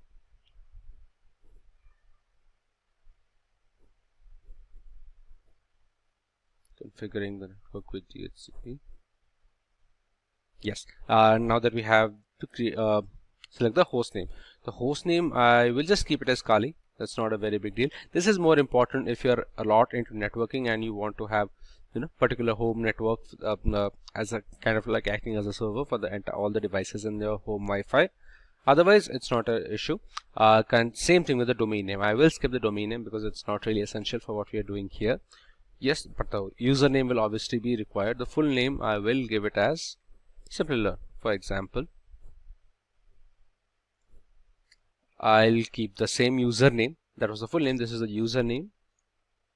Password, you can give based on your wish. Make sure the password's the same. This is the single user, by the way. You can obviously create multiple users like we do on multiple other operating systems. Now it will check the disk partitioning. Here, since we are installing it on VMware, any virtualization software, be it VirtualBox or VMware, we will use guided, which is use entire disk. Continue. As you can see, we had devoted 30 GB. It is showing 32.2. Similar situation here. We're going to click on continue. All files in one partition, which is recommended for new users. You can partition it to home, where TMP, maybe other partitions as well that you can keep, a swap partition as well, but that's not necessary now. We'll keep all of them in a single partition. Just make sure all the changes are there. It will create the swap memory on its own, and click on continue. It will ask that these are the changes being made. Just select yes, continue, and it will start installing Kali Linux into the VMware virtual disk. Now, this will take some time, so we will speed this up and come back to it when the installation is done. So now we have to set the package manager. The main partitioning system is done and most of the installation part is done. You just have to configure the package manager and use a network mirror. Click on yes, APT. You don't need to set up anything else here. You can just click on next and it will set up APT, which is the package manager of Kali Linux. Now what the package manager will do is help us install, uninstall, update the tools and libraries that Kali Linux uses, all the softwares and all the tools that we're going to use later on. It will configure the package manager for now.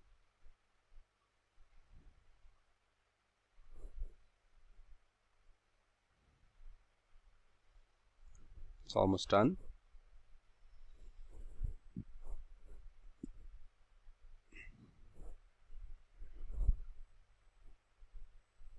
Now it's installing the grub bootloader, which will, when you start up the system, it will ask you where do you want to log in.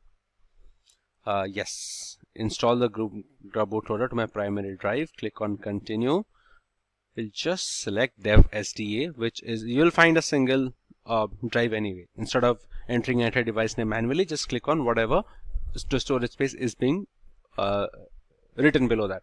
Now if you're using it on VirtualBox or VMware, which we are doing right now, you will get only one storage. That's it. If you're dual booting, you'll get multiple and you'll have to make some choices. But that is advanced and we don't need to get into that right now. For now, only the last one should be enough. Now it is finalizing the installation.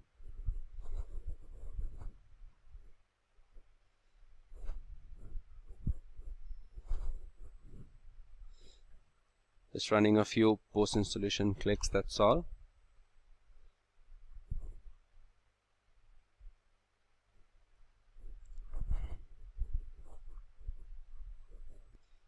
And as you can see, the installation is complete. So please choose continue to reboot. We'll just press continue.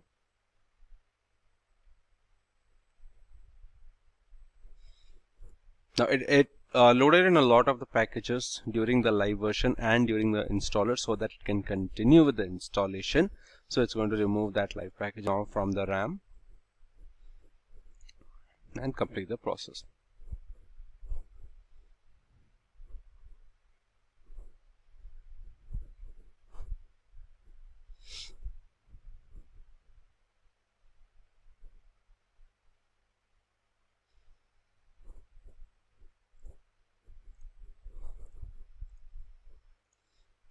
As you can see, Kali Linux has rebooted and is going to the installed operating system now.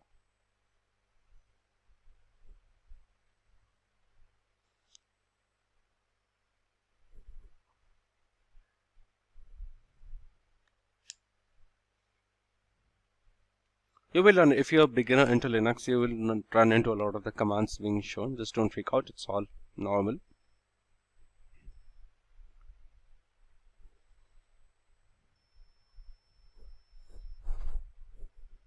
It does take some time to start up depending on how much memory you have given it, how much RAM you have devoted to it, how much hard disk you have given it also depends on that. And obviously it also relies on how much memory your Windows operating system is using, so that how much extra RAM is available and how well Windows can push VMware Workstation. So you have the login screen. We are going to use whatever username and password we had set during installation to log in. Now this will be the root user. You'll understand more about that just now. Let's just allow it to boot completely.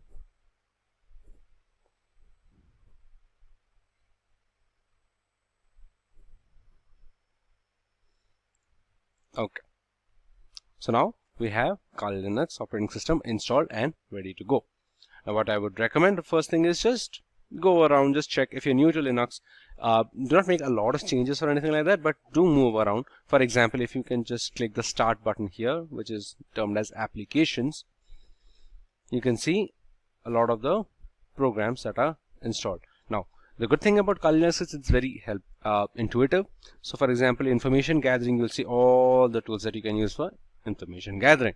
Now same for vulnerability analysis, web app analysis, password attacks, all the brute forcing tools that you can use, the wireless attacks like aircrack, Reaver example, sniffing networks like Wireshark, etc. So just go around the operating system, see, check the file manager, how it works, and basically get a feel for the operating system directly.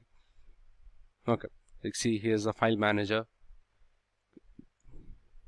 Just check everything, how it's working. You can enter the settings and move and make some small changes. Now a lot of the settings won't matter a lot when running virtually, but it's good to know and understand what are the things that Linux offers. So it's a very important step. One more thing, if you are in a virtual machine, is make sure that VMware tools is installed. Usually this gets installed directly, but if not, you can just reinstall here. Okay, I think so. Our environment is ready and set up. Now as you might know, a major part of Linux is the command line. So we're going to click the terminal here, or you can just open terminal has opened. So this is basically the command line that you can use in Mac OS or Windows. So a lot of the things that we do on Linux is in the command line itself. Now you can use general graphical tools like let's say the file manager, for example.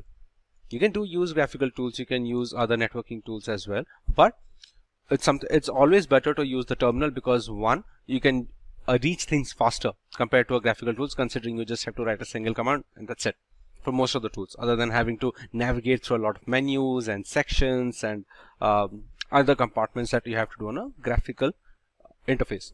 So we will have to focus more on this command line terminal. And the first thing that we have to learn in a command line terminal is the sudo user or the root user. We had discussed when creating the user, where I told that will be the root user, considering we're only adding just one user for now. Okay, so let's break that apart actually. Sudo is the keyword that we are looking for.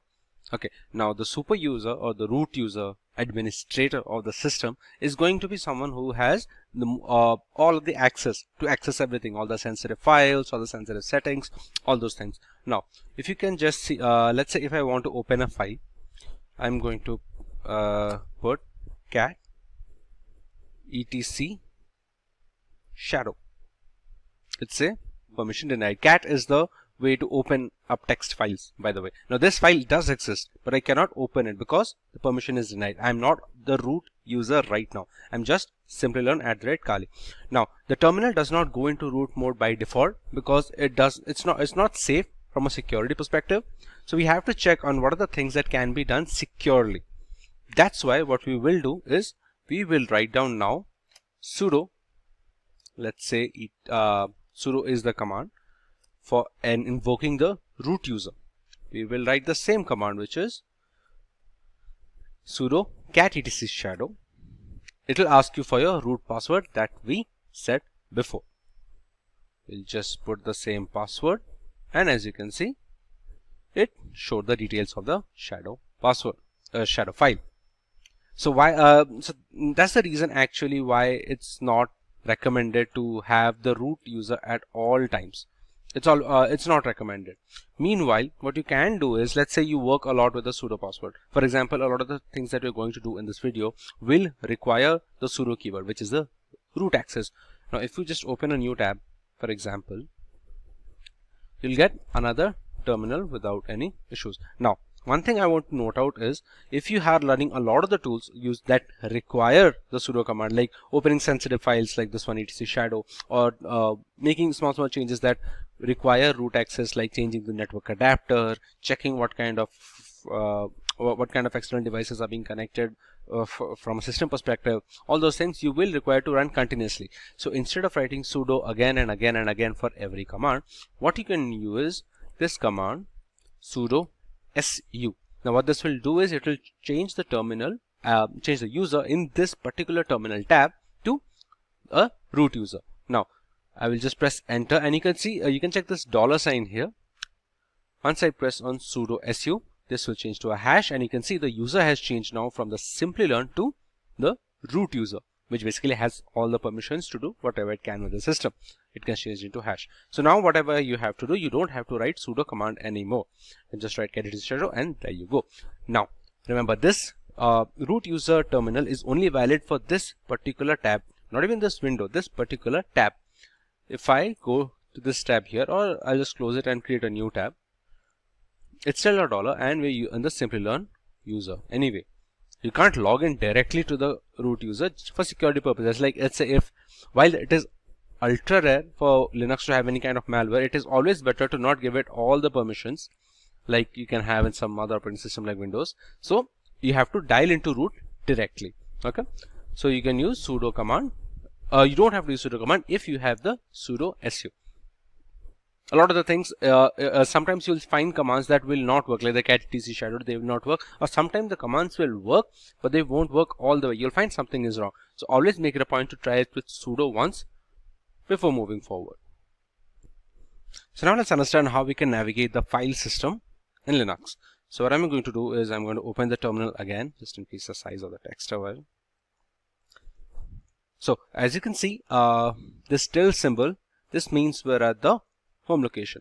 To understand how we can determine which directory we are in currently, always remember terminal will open in a particular directory. That's the entire point of the terminal or the command line, for example. To find out what you are in right now, you can just type in the command pwd, which stands for present working directory.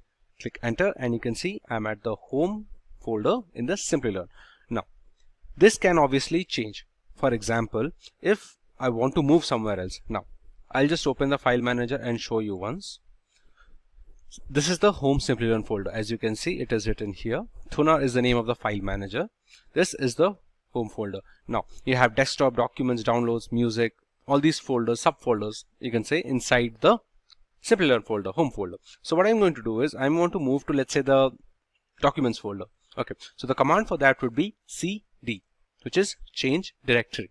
So I'm going to write, as you can see, it will automatically try to complete. The more you use Kali Linux, and actually most of the Linux operating systems, the shell or the terminal understands where you go and what you do, all those things. So that way I will going to change the directory to the let's say the documents folder. Now we're going to just write cd documents, and as you can see, there is an extra word here, the documents, which means that now you are in the documents. We can use pwd command again to check, and you can see home Simplilearn documents. Now what if you're at a position where you don't know where you are and what are the files that are present there? For example, I just opened this in the graphical user interface and found out that okay, these are the subfolders that I can get into. To understand what are the folders available at your particular location, the command is just listing for command is ls, press enter. Okay, this is the documents. Apologies, we'll just, to go back one step, right now we are in home Simplilearn documents. To go back a single step, we'll just write cd double dot double full stop. Then you can see once again we are back to home Simplilearn. Now once again, to understand what are the folders that are present, we have to use the command ls, and as you can see everything that is present. The desktop, document, downloads, music, pictures, all those folders can pop up. Now you can move here and there based on where you want to go. Apart from this, let's say if you want to create a new folder for your own, one thing we can do is mkdir. That command stands for make directory. Now if I want to create a new folder by the name of mkdir slp, now remember, make sure you understand which position we are at, which is right now home Simplilearn based on the last pwd. I haven't used cd command, anything after that. So now if I press ls, you can see another folder in the name of slp. Now you can do the same things. You can just go to slp, you can see the path has now changed to home Simplilearn SLP. You can go back, and that's how you can work and create folders. To delete, let's say I don't want to have the SLP folder anymore, I'll just use rmdir SLP. Now if I check ls, we don't have that folder anymore. So that's how you work in between folders. Now, one more thing that you can do is just clear, and it will clear up the terminal for you. Now just to check where we are again, home Simplilearn. Now remember seeing the cat folder, right? The cat command using the etc folder and the shadow file. Now let's say if I want to see what is inside the etc file. For example, if I just put down ls, it will only show me what the folders present in my present working directory. What I can do is I can just write ls etc, and these are the folders that are present in the etc folder. So you can check other files listings here as well, and directly giving the full path. So that will ignore the current working directory, the present working directory, and show the folders present in the path that you mentioned. Okay. Apart from that, one more thing that we need to know when it comes to listing out details is the LA command. Now, all of these commands, this ls, pwd, at least 90% of the commands that you're going to use in the Linux terminal, I just clear this for now.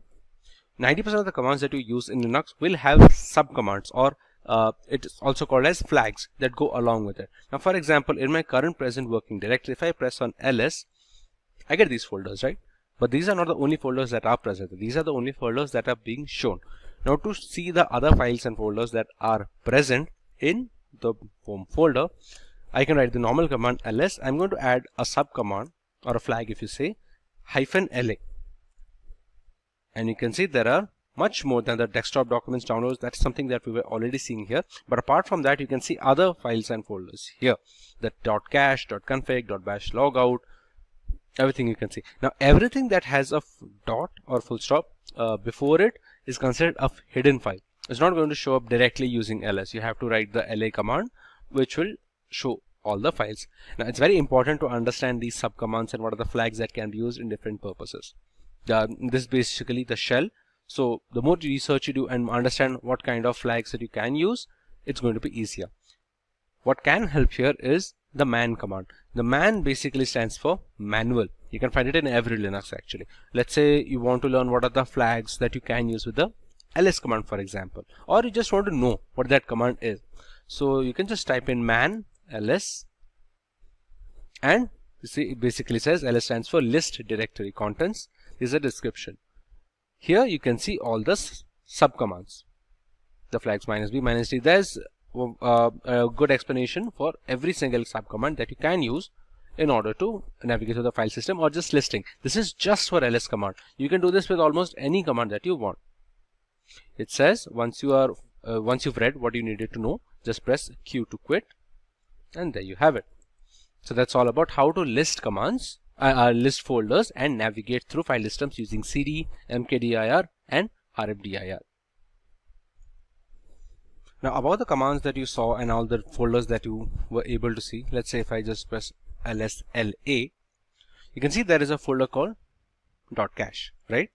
So to enter that file, you also need to just use the cd command. You can see the present working directory has changed. You can just press ls here and see if anything else. Yes, you can see there are other folders here as well. So the entire process remains the same, but just understand that if there are some files and folders that you're not able to see, which is going to happen a lot, considering a lot of the things that are hidden in Linux by default. You can access all of those things, but you need to know the right commands and the right way to access them.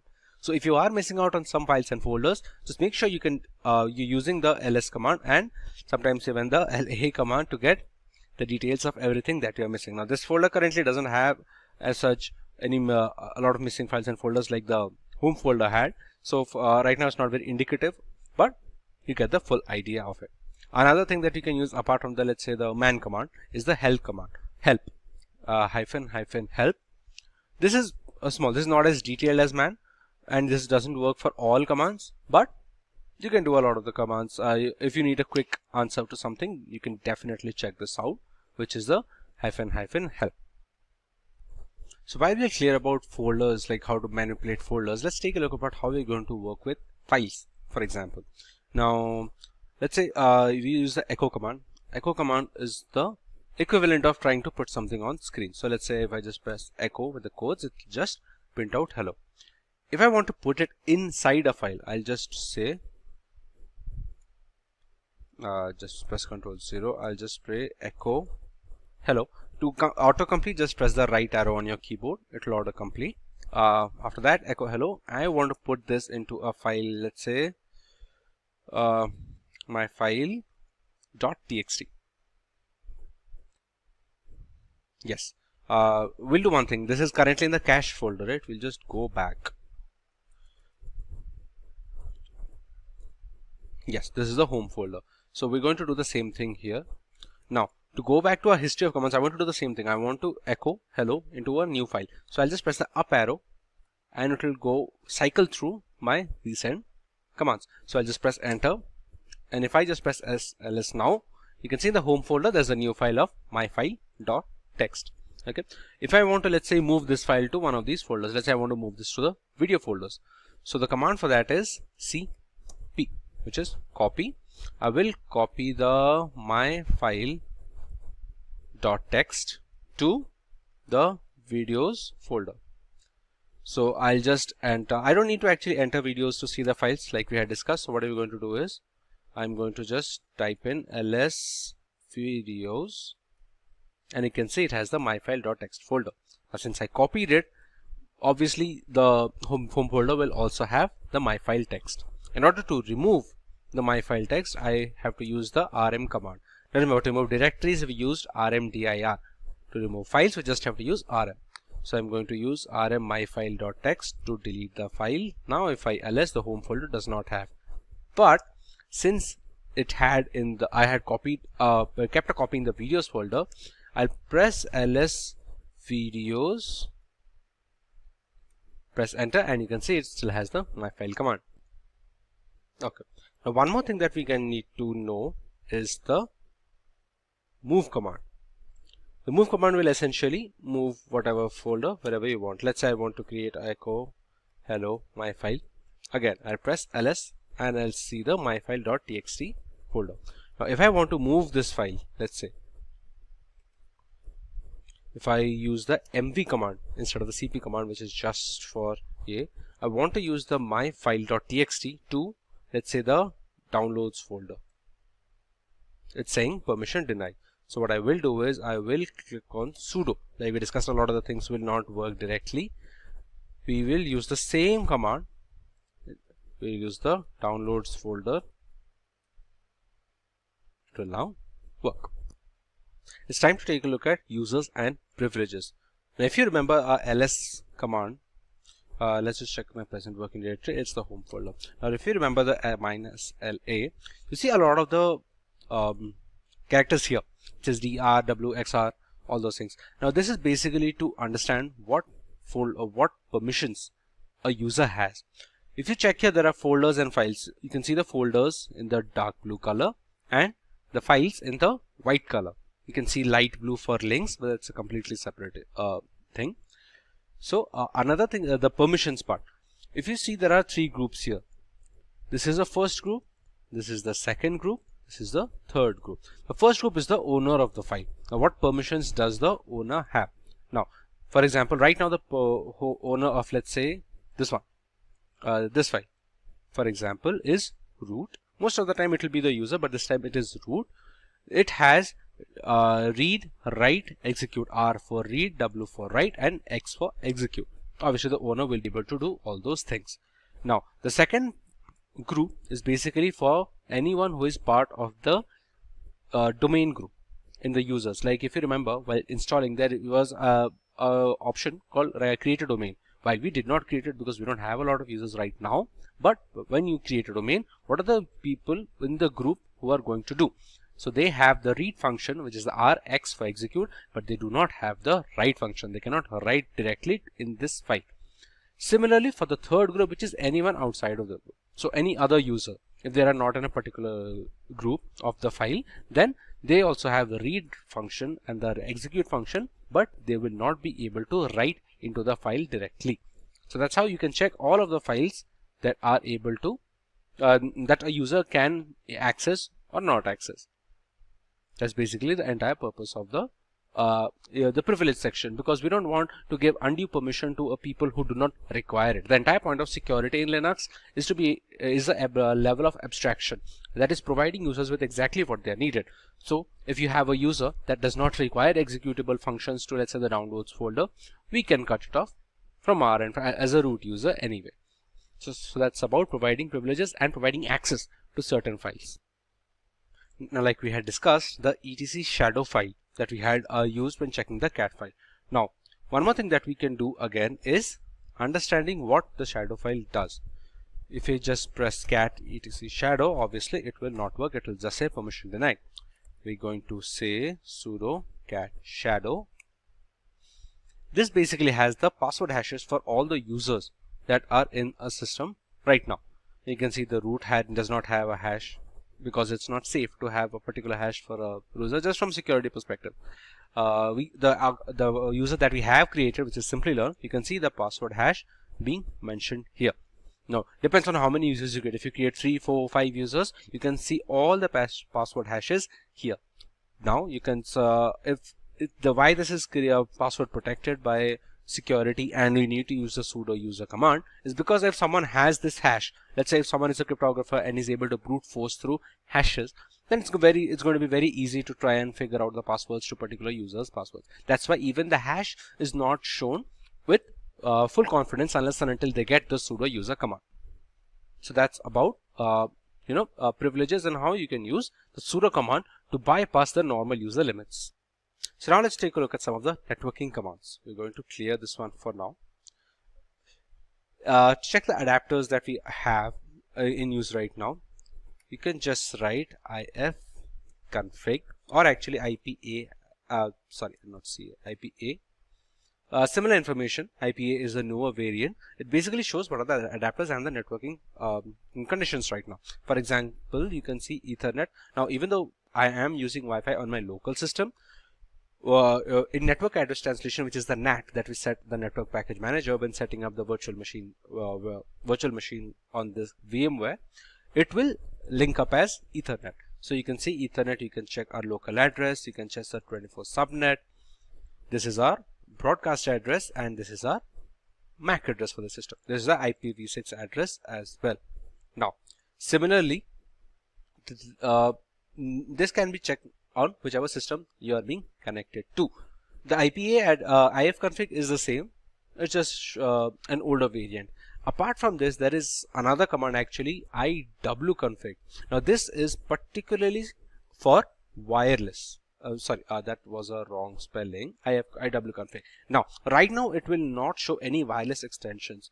If you are looking into wireless sniffing, network packet detection, or even wireless hacking, for example, we will publish a video on wireless hacking soon, so stay tuned for that. Apart from wireless hacking, if you are using any wireless extensions, let's say we have small adapters that people can use as portables or wireless cards for Wi-Fi. For some systems that do not have Wi-Fi enabled NICs in their motherboards, the people use modifiable custom portable adapters. So if you have one of those plugged in, you will see it in iwconfig. From ifconfig, you will only maybe able to find out the IP address, and that's it. iwconfig will give you all the information and you can check later. Coming to different IP addresses, a command that you should be knowing is ARP. Now, if you're not familiar with ARP, that is going to be address resolution protocol. I think IPN will also show the same information. So what both of these do is it basically states which IP address relates to what MAC address. It will also show which one is reachable, which one is stable, all those extra stuff. Now, remember, whatever is being done in these kind of IP addresses and MAC addresses, all of them need to be put in a routing table if you want to connect with each other. Now, how you can check that? Just enter route and you can see the routing table for this particular system. You can see there is a destination for every IP address. There's an open gateway. There is a mask here. All of this stuff. Whatever data needs to travel in between hosts. Now the second host, let's say from this virtual machine, I want to travel. I want to communicate with a system that is in my similar Wi-Fi, in the same Wi-Fi network, then there must be a routing table connection between them. This can, the example that I gave, the same Wi-Fi network thing, that will mostly be handled by a modem or the router basically. But what if it's not? What if there's just two systems and they're not having any other connection, and you just happen to have a LAN cable connected between them? You have to set these routing tables manually so that you are able to communicate. This is going to be expressly useful if you're setting up in domain group authorities and all those things. But apart from that, it's just a good thing to know how networking works. Now, all of these commands, these MAC addresses, these IP addresses, these are something that are of utmost importance. So learning networking when learning Linux is very essential. I highly suggest learn networking so that you can be able to grasp these things better. Now, based on how you can communicate with particular host addresses, there is a command if you want to check if you can reach a particular host or not. That is using the ping command. Now we'll take a common example for this because I don't have any other system in the vicinity network right now.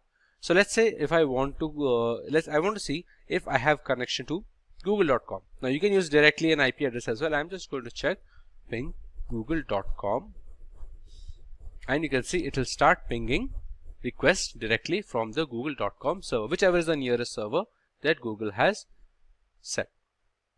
You can see it just says that it sent 64 bytes from this particular IP address it received. An ICMP request was sent. The time it took for each request is also mentioned at the end here: 15 ms, 16 ms, 17, 18, all those ms. Now, since we are getting a particular request back, ICMP basically needs a response. If we are getting a response, then that host is reachable. If I did not have internet right now, this would not be possible. I'll just show. I'll press Ctrl C. Whatever command is being run, if you want to stop it on the next terminal, it is best to it is Ctrl C. Okay, just press Ctrl C.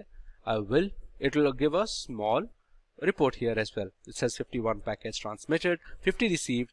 How much packet loss was there if some of the requests did not go through or did not receive a response?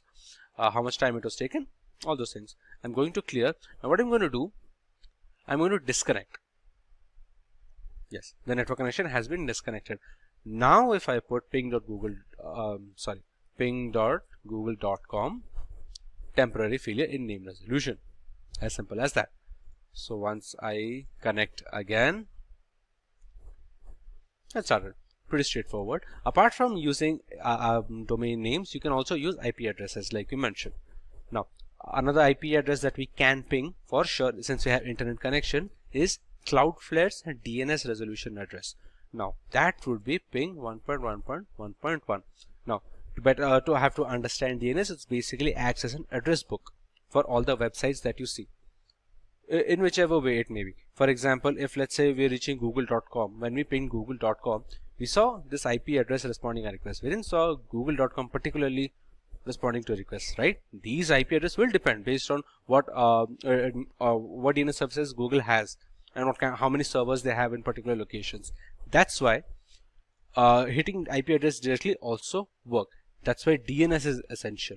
So we're going to ping 1.1.1.1, and you can see we're getting response times for those as well. Now these will be generally faster compared to normal websites. As you can see, the time is much less compared to pinging google.com. Okay, obviously if you can't target something, let's say 1.1.2.5 for example, I'm not sure if that is even a host. 100% packet loss. It just nothing worked.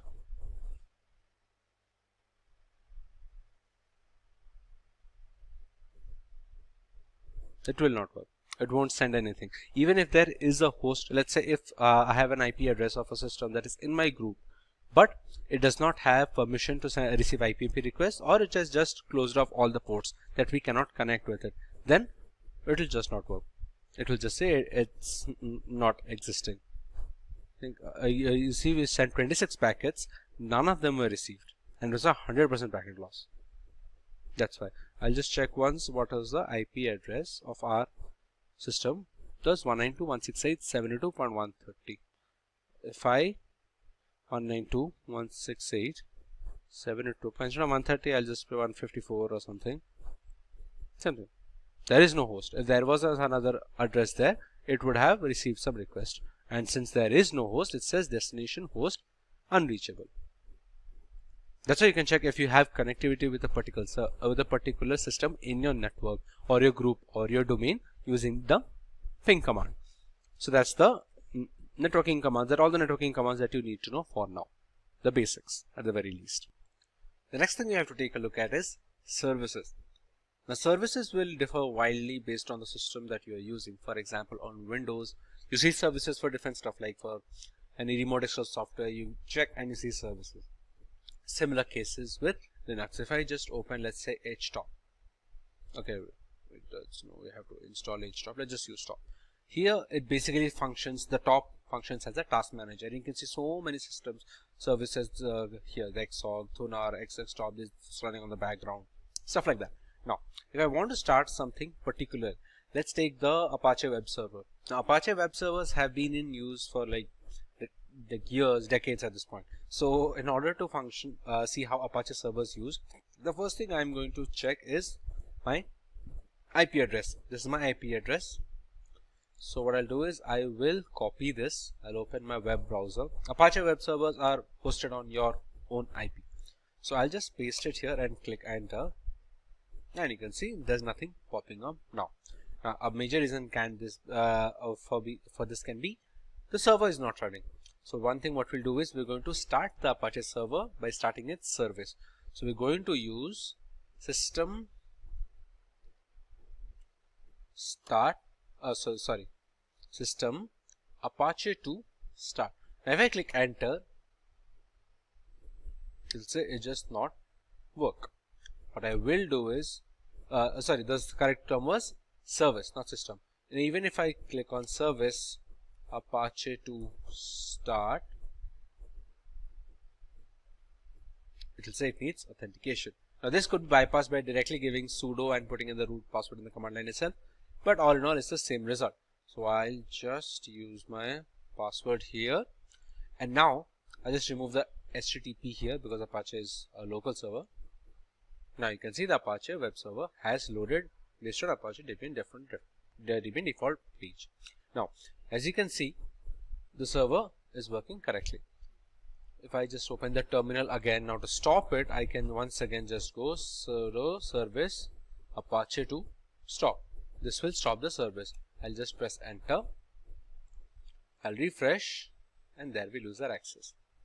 A very good part of Apache servers used to be the ability to hold files,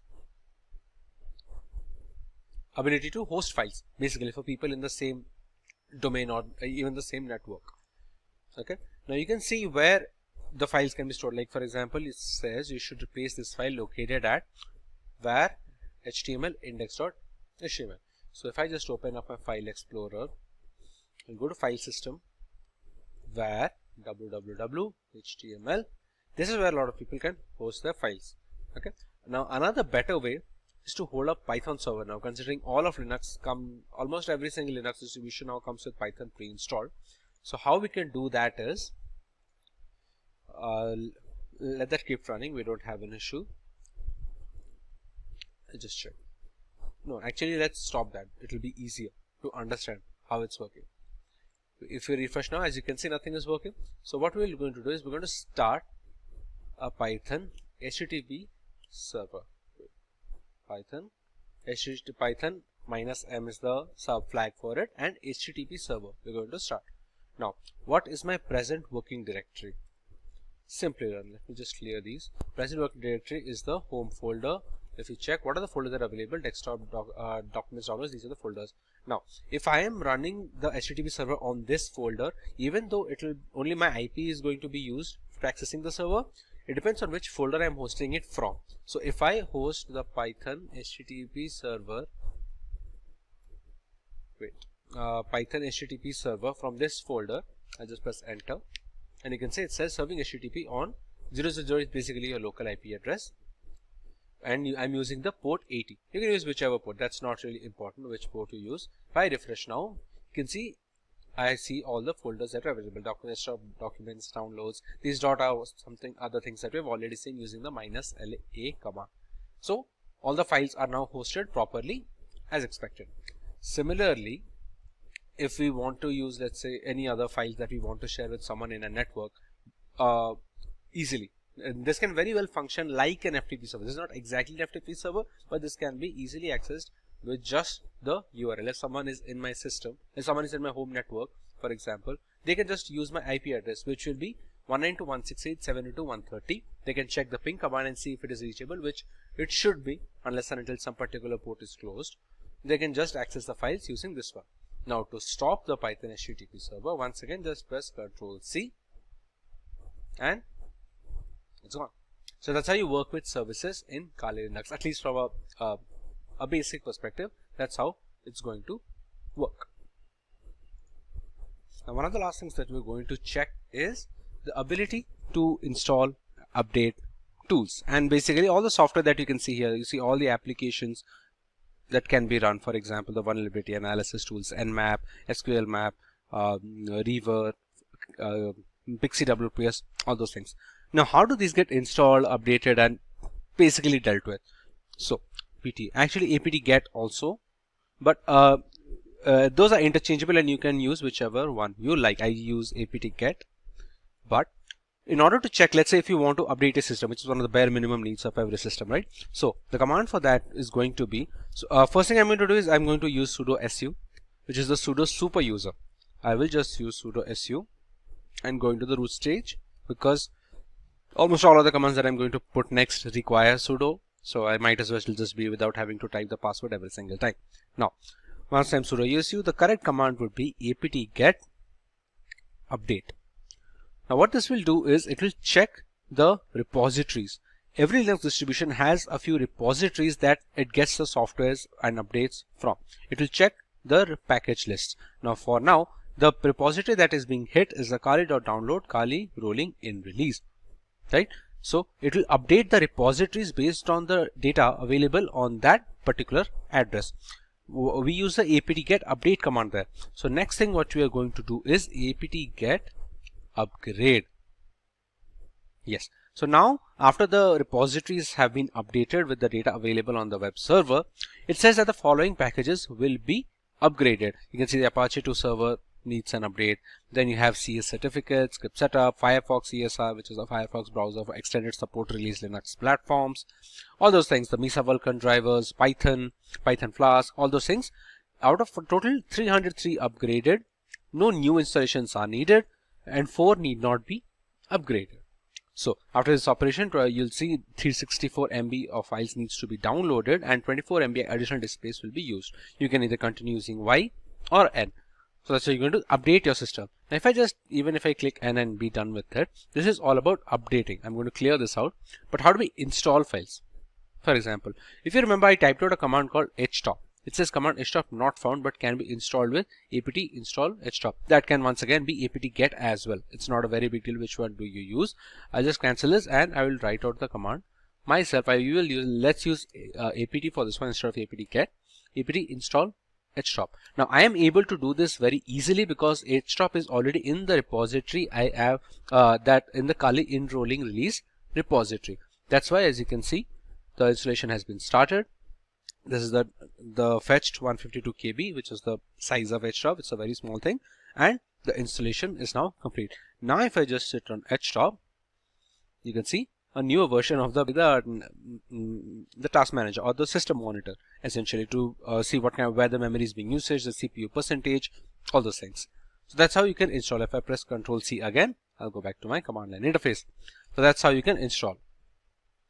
To remove, you can just use apt remove HTTP. It says 1 to remove and 387 kilobyte disk will be freed. If I just press enter, we don't have htop anymore. So that's how you install and remove tools from Kali Linux using the apt and apt get. Now these apt and apt get are package managers specifically for Debian and Debian based operating systems. That's why these commands will be consistent across all Debian based distribution systems unless and until they have their own package manager, which is not really the case if they are based on Debian. So similarly, Fedora has DNF, Arch has Pac-Man, all those things. So those will differ. But if in a particular base distribution, these package managers will be the same. So that's how you can use apt and apt-get to understand how you can install and remove tools. So I think we've covered everything that we've set the agenda for in this Kali Linux tutorial and basically a Linux crash course. With cybercrime getting more and more complex by the day, corporations are in the need of trained personnel in the field of cybersecurity. Ethical hacking and penetration testing had always been necessary for organizations and the general public to protect the system against malicious attackers. However, with the exponential growth in cyber attacks, the necessity of being trained in ethical hacking is at an all-time high. Many such professionals tend to use Linux distributions for their penetration testing activities. There are specific operating systems which are catered to ethical hackers. These operating systems come pre-installed with the necessary tools and scripts required for ethical hacking. Probably the most famous operating system in this bracket is Kali Linux. For today's video, we will learn about this distribution made by and for hackers. We take you through the intricacies of its hardware and software specifications. Let's take a look at the agenda for today. We start by learning about Kali Linux and a basic explanation of its purpose. We take a look at the history of Kali Linux from the story of its origin to its current day exploits. Next, we learn a few distinct features of Kali Linux that make it an attractive choice for penetration testers worldwide. Moving on, we take a look at the multiple ways we can install Kali Linux to start our journey in the world of penetration testing. In the next few sections, we compare it to an industry rival operating system by the name of Parrot Security Operating System. We take a look at the OS on a grassroots level. Next, we learn about the standout features of Kali Linux and Parrot Security with their unique offerings. We make a direct comparison between Kali and Parrot Security OS as far as their hardware specifications and all-around usability is concerned. We make a conclusion as to which operating system caters to which category of user. In the next topic, we take a detailed look at how we can install Kali Linux on a Windows 10 system using the VMware virtualization software. Moving on, we go through some of the reasons why people should choose Kali Linux as their primary operating system when it comes to ethical hacking and penetration testing. In the next section, we cover the 5 different phases of penetration testing, where each stage is a crucial segment in the entire cycle of an ethical hacking campaign. We also take a look at the most popular tools installed in Kali Linux that are used regularly by ethical hackers as a part of their professional work. Coming to a few live demonstrations, we start by learning some Linux terminal basic commands, set up proxy chains to maintain our privacy on the internet, run a few Nmap scans to find information about our victims, use Wireshark to detect insecure browser traffic traveling through HTTP web pages, learn about Metasploit and its components, and finally use Metasploit to hack into a Windows 10 machine and grant ourselves root access or the admin access, which basically gives us the key to the entire machine. It's no secret that the majority of our internet usage is at the risk of being hacked, be it via unsafe messaging applications or misconfigured operating systems. To counteract this void of digital security, penetration testing has become the norm when it comes to vulnerability assessment. Kali Linux is an operating system that has become a well-known weapon in this fight against hackers. A Linux distribution that is made specifically for penetration testers, Kali Linux has layers of features that we will be covering in today's lesson. Let's take a look at the topics to be covered in this video. We start by learning about Kali Linux and a basic explanation of its purpose. We take a look at the history of Kali Linux from the story of its origin to its current day exploits. Next, we learn a few distinct features of Kali that make it an attractive choice for penetration testers worldwide. Finally, we take a look at the multiple ways we can install Kali Linux to start our journey in the world of penetration testing. Let's start by learning about Kali Linux in general. Kali Linux, which is formerly known as Backtrack Linux, is an open source Linux distribution aimed at advanced penetration testing and security auditing.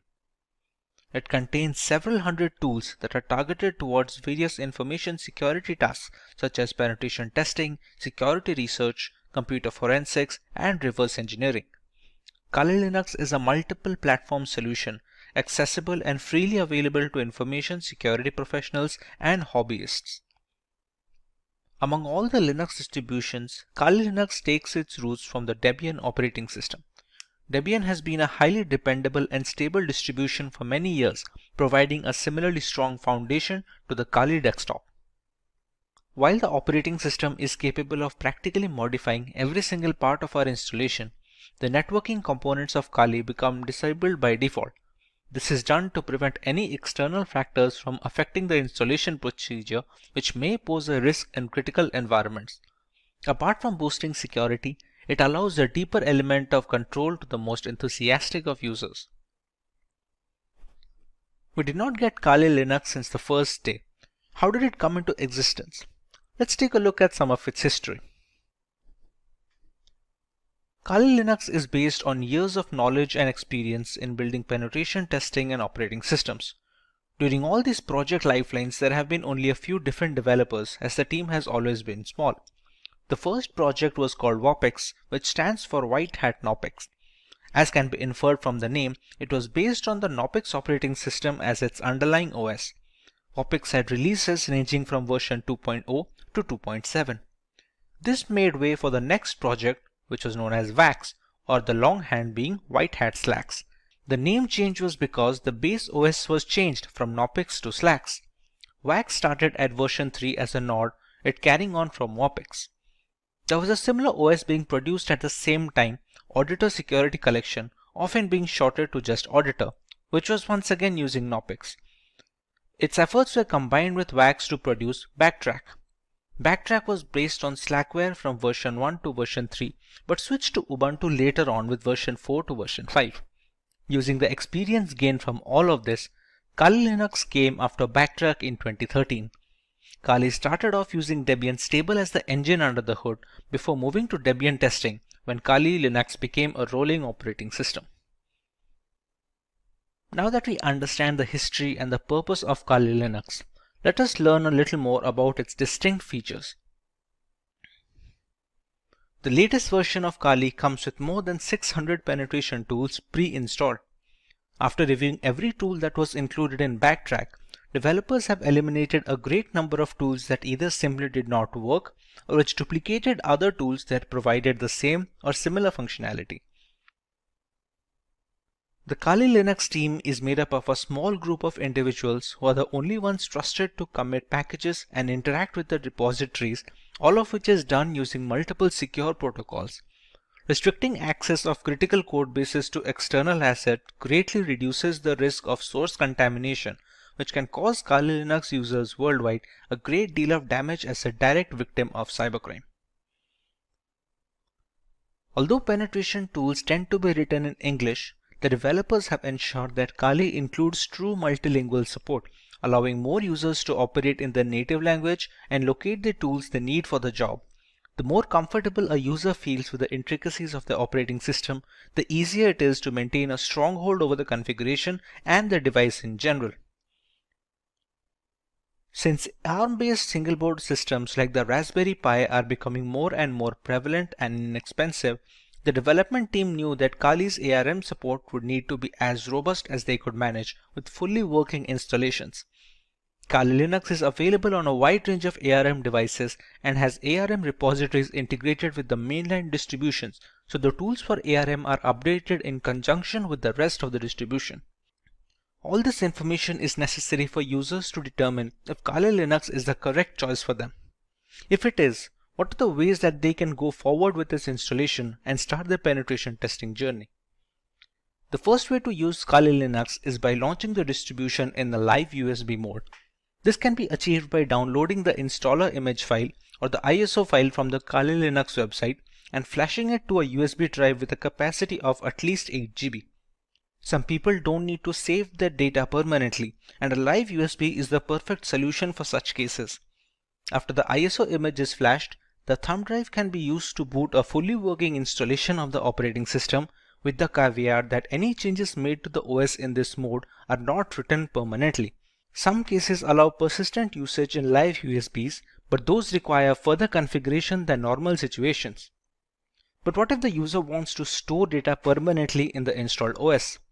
The best and the most reliable way to ensure this is the full-fledged hard disk installation. This will ensure the complete usage of the system's hardware capabilities and will take into account the updates and the configurations being made to the OS.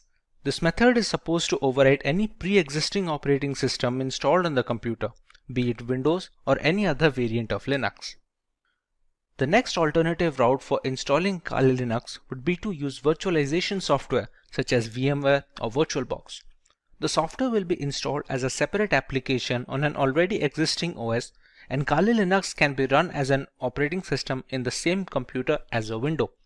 The hardware requirements will be completely customizable, starting with the allotted RAM to the virtual hard disk capacity. The usage of both a host and guest operating system like Kali Linux allows users a safe environment to learn while not putting their systems at risk. If you want to learn more about how one can go forward with this method, we have a dedicated video where Kali Linux is being installed on VMware while running on a Windows 10 operating system. You can find the link in the description box to get started with your very own virtual machine. The final way to install Kali Linux is by using a dual boot system. To put it in simple words, the Kali Linux OS will not be overwriting any pre-installed operating system on a machine, but will be installed alongside it. When a computer boots up, the user will get a choice to boot into either of these operating systems. Many people prefer to keep both the Windows and Kali Linux installed, so the distribution of work and recreational activities is also allotted effectively. It gives users a safety valve should their custom Linux installation run into any bugs that cannot be fixed from within the operating system. Professionals in security testing, penetration testing, and ethical hacking utilize Linux as their preferred operating system. Provide several configurable distributions that you may configure based on your end use. Kali Linux and Parrot OS are two popular penetration testing distributions. While these operating systems each have unique offerings, the overall choice can differ between personnel thanks to their various tools and hardware specifications. Today we will look at both these distributions and settle on the perfect choice for each type of user. Let's go through the agenda for this video. We will learn about Kali Linux and Parrot Security OS from scratch, while understanding their primary selling points as a Linux distribution catered towards penetration testers. Next, we know about some features of these operating systems that stand out of their package. Finally, we directly compare Kali Linux and Parrot Security OS, thereby making a clear-cut conclusion on which OS is perfect on a per-requirement basis. So let's start by learning about Kali Linux from a ground level. Kali Linux, which is formerly known as Backtrack Linux, is an open source Linux distribution aimed at advanced penetration testing and security auditing. It contains several hundred tools targeted towards various information security tasks such as penetration testing, security research, computer forensics, and reverse engineering. Kali Linux is a multi-platform solution, accessible and freely available to information security professionals and hobbyists. Among all the Linux distributions, Kali Linux takes its roots from the Debian operating system. Debian has been a highly dependable and a stable distribution for many years, providing a similarly strong foundation to the Kali Linux desktop. While the operating system can practically modify every single part of our installation, the networking components of Kali Linux come disabled by default.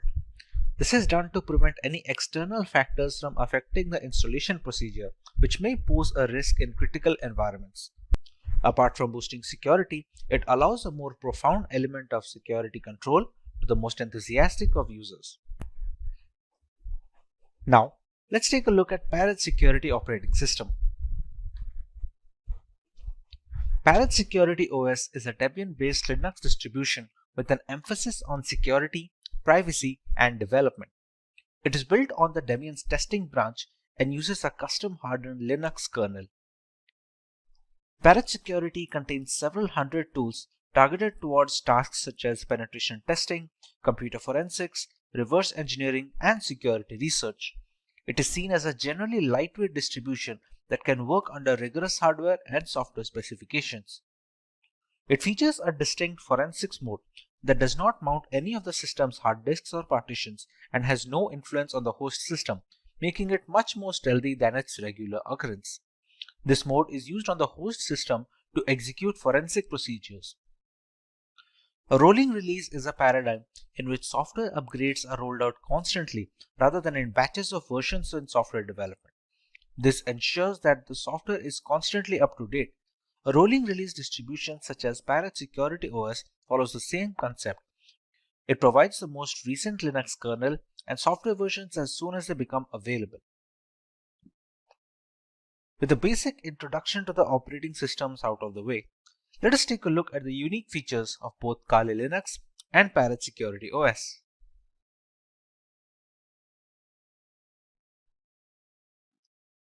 The latest version of Kali Linux comes with more than 600 penetration tools pre-installed. After reviewing every tool included in Backtrack, developers have eliminated a significant number of tools that either simply did not work or duplicated other tools that provided the same and similar functionality. The Kali Linux team comprises a small group of individuals who are the only ones trusted to commit packages and interact with the repositories, all of which is done using multiple secure protocols.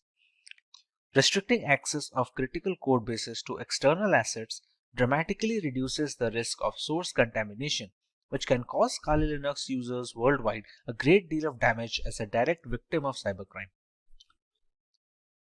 Although penetration tools tend to be written in English, the developers have ensured that Kali includes proper multilingual support, allowing more users to operate in the native language and locate the tools they need for their job.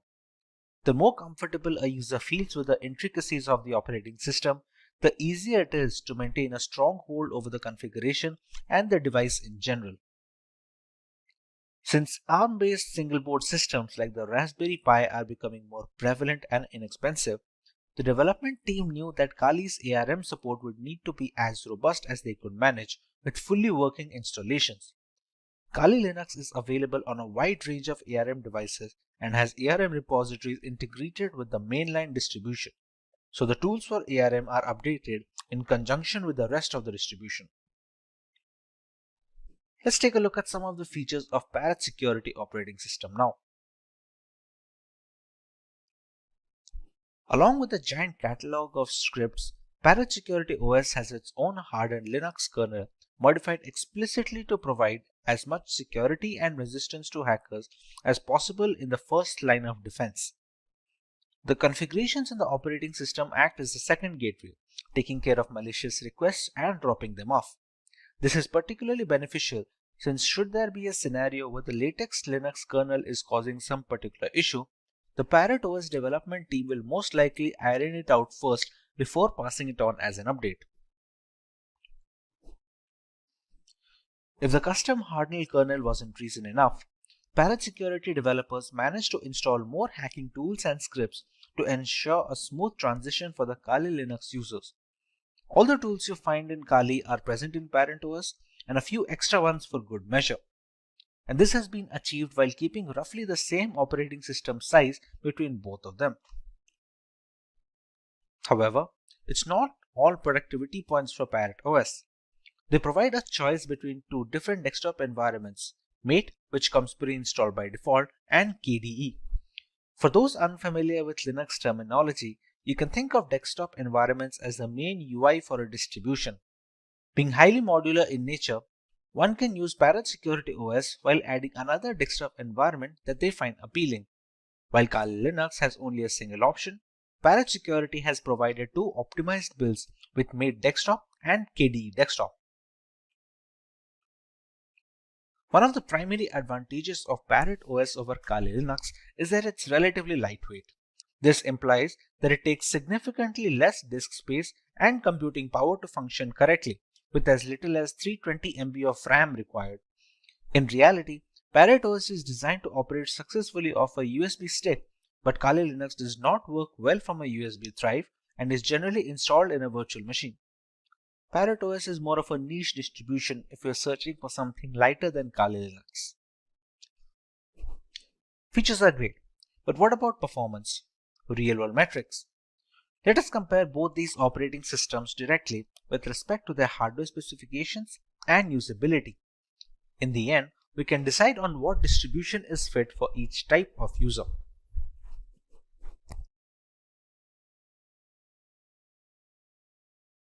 For our first point of comparison, let's take a look at the RAM required.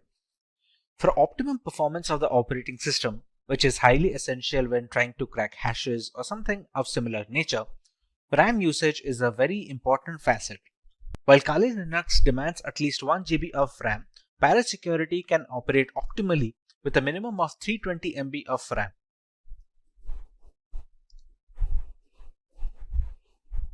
For correctly displaying graphical elements, Kali Linux requires GPU-based acceleration, while this is not the case with Parrot Security OS, which doesn't require any graphical acceleration needed from the user side. Once these operating systems are installed on VMware using their live boot ISOs, they take up a minimum amount of hard disk storage. Both of these operating systems have a recommended disk storage of minimum of 20 GB in Kali Linux and a minimum of 15 GB in Parrot Security, so they can install all the tools necessary in the ISO file. When it comes to the category and the selection of tools, Kali Linux has always been the first in securing every single tool available for hackers in the penetration testing industry. Parrot Security, on the other hand, has managed to take it up a notch.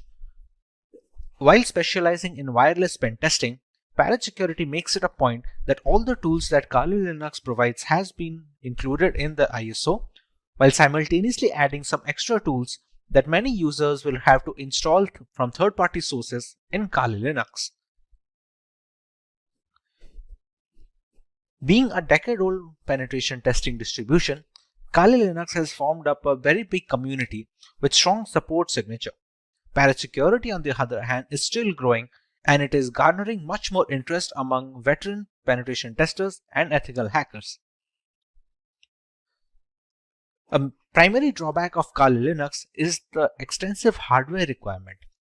To perform optimally, it requires higher memory than Parrot Security. It also needs graphical acceleration while demanding more virtual hard disk storage. Parrot Security, on the other hand, was initially designed to run off a USB drive directly, thereby requiring very minimal requirements from a hardware perspective, like just 320 MB of RAM and no graphical acceleration needed. This means Parrot Security is much more feasible for people who are not able to devote massive resources to either their virtual machine or on their laptop hard disk directly.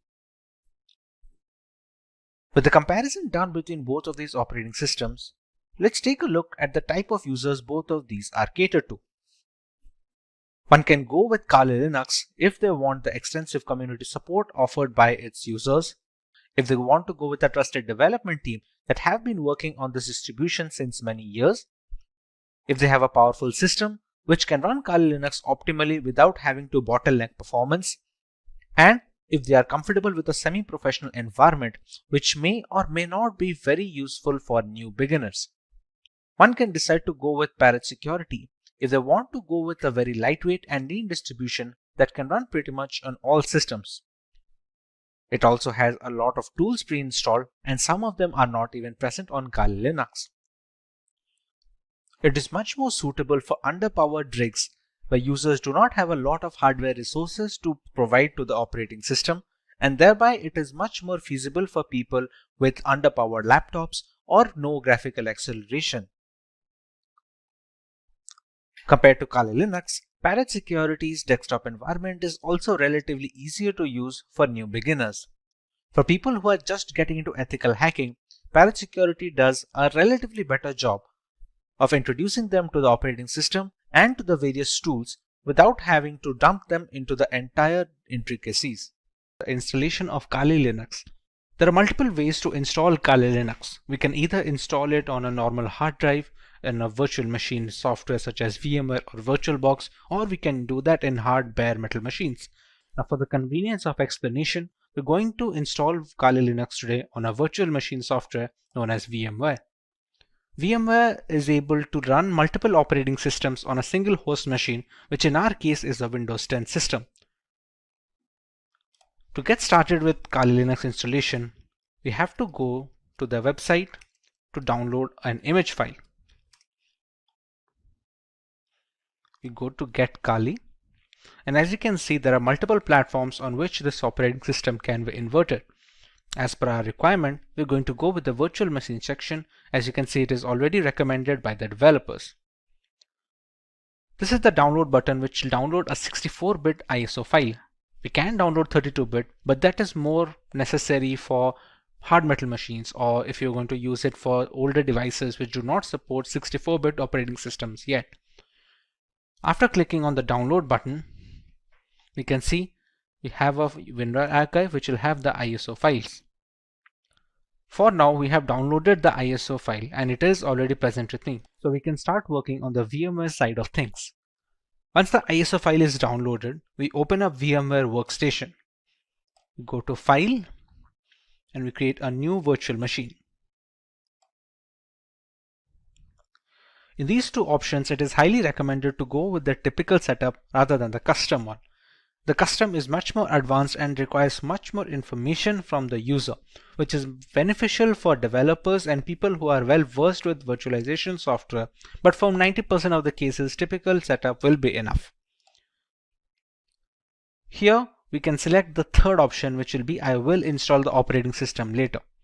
In some operating systems, we can use the ISO file here directly and VMware will install it for us. But for right now, in the case of Kali Linux, the third option is always the safest. Kali Linux is a Linux distribution, so we can select Linux over here, and the version, as you can see here, have multiple versions such as the multiple kernels. Every distribution has a parent distribution. For example, Kali Linux has Debian, and there are other distributions which are based or forked from some parent distribution. Kali Linux is based off Debian, so we can go with the highest version of Debian, which is the Debian 10.x 64-bit. Go on next. We can write any such name. We can write Kali Linux so that it will be easier to recognize the virtual machine among this list of virtual machine instances. The location can be any location you decide to put. By default, it should be the documents folder, but anywhere you put, it will hold up all the information of the operating system, all the files you download, all the configurations you store, everything will be stored in this particular location that you provide. When we go next, we are asked about the disk capacity. This disk capacity will be all the storage that will be provided to your virtual machine of Kali Linux. Think of your Windows device. If you have a 1 terabyte of hard drive, you have the entirety of the hard disk to store data on. How much data you give here, you can only store up to that amount of data. Not to mention, some amount of capacity will be taken up by the operating system itself to store its programs and applications. For now, we can give around, let's say, 15 GB of information.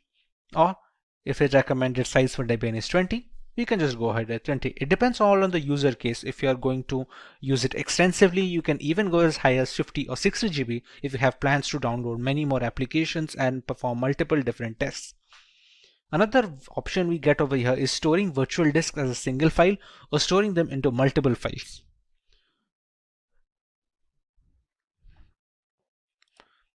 As we already know, this virtual machine runs entirely on VMware. Sometimes when transferring these virtual machine instances, let's say from a personal computer to a work computer, we're going to need to copy up the entire folder that we had mentioned before over here. Instead, all virtual machines have a portability feature.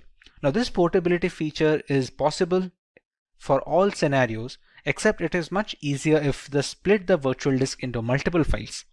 Now even if this makes porting virtual machines easier from either system to system or software to software, let's say if you want to switch from VMware to VirtualBox or vice versa, the performance takes a small hit. It's not huge, but it's recommended to go with storing the virtual disk as a single file if you have no purposes of ever moving the virtual machine. Even if you do, it's not a complete stop that it cannot be ported. It's just easier when using multiple files. But in order to get the best performance out of the virtual machine, we can store it as a single file over here. This is a summary of all the changes that we made and all the configurations that have been settled until now. Now at this point of time, we have not provided the .iso file yet, which is the installation file for the Kali Linux that we downloaded from this website. As of right now, we have only configured the settings of the virtual machine. So we can press on Finish. And we have Kali Linux in the list. Now, to make the changes further, we press on Edit Virtual Machine Settings. The memory is supposed to give the RAM of the virtual machine. The devices with RAM of 8 GB or below that, giving high amount of RAM will cause performance issues on the host system. If the memory has some amount of free storage left, let's say on idle storage, my Windows machine takes about 2 GB. So I have 6 GB of memory to provide. Although if you provide all of the 6 GB, it will be much more difficult for the host system to run everything properly. So for this instance, we can keep it as 2 GB of memory for the virtual machine instance. Similarly, we can use the number of processors and we can customize it according to our liking. Let's say if we want to use one processor, but we want to use 2 different cores, we can select them as well. Hard disk is pre-set up as the SCSI hard disk, and it does not need to be changed for the installation of this operating system at all. CD-ID DVD. This is where the installation file comes. You can think of the ISO file that we downloaded as a pen drive or a USB thumb drive, which is necessary to install an operating system. To provide this, we're going to select Use ISO image file. We're going to click on Browse. Go to Downloads and select the ISO file over here. Select Open, and we can see it is already loaded up. Next, in the network adapter, it is recommended to use NAT. This helps the virtual machine to draw the internet from the host machine settings. If your host machine is connected to the internet, then the virtual machine is connected as well. There are some other options such as host only or custom segments or LAN segments, but those are not necessary for installation. Rest of them are pretty standard, which do not need any extra configuration and can be left as it is. Press OK, and now we can power on this virtual machine.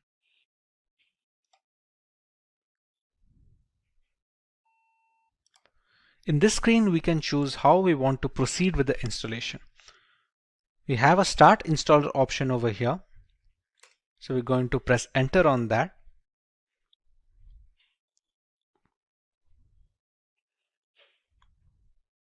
We're going to wait for the things to load from the ISO file.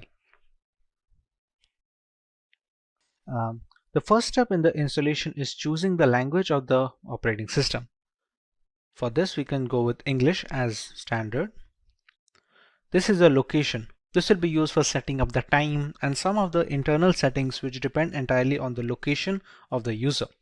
So for this, we're going to go with India.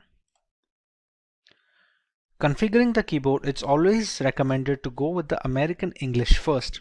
Many people make a mistake of going with the Indian keyboard if it is possible, and it provides a lot of issues later on. So it's always preferred to go with the American English, and if later we see some necessity of another keyboard dialect that is required, we can install it later. But for now, we should always stick with American English as a basic.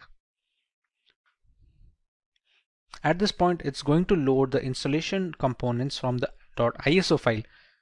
It is a big file of 3.6 GB, so it has a lot of components that need to be put into the virtual machine, which can also be used to detect hardware.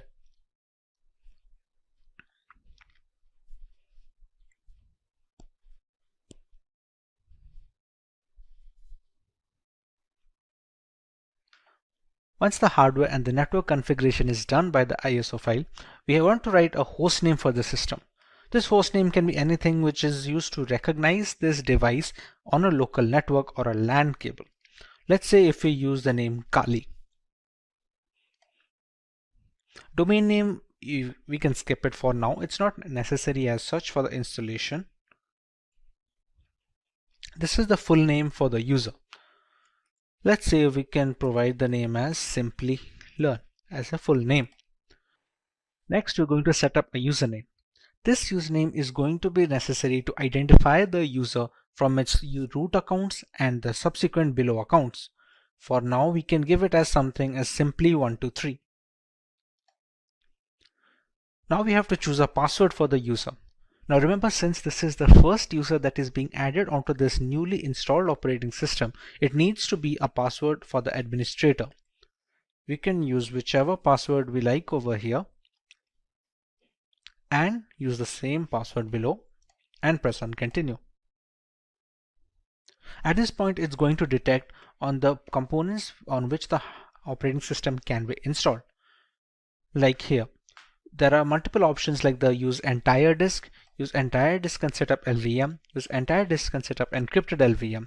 For newcomers, it is recommended to just use the first one, since LVM encryption is something that you can learn afterwards when you're much more hands-on with the Linux operating system. For now, we're going to use the use entire disk guided installation and press on continue. When we set up the virtual machine on VMware, we had set up a disk capacity. There we gave a purpose 20 GB.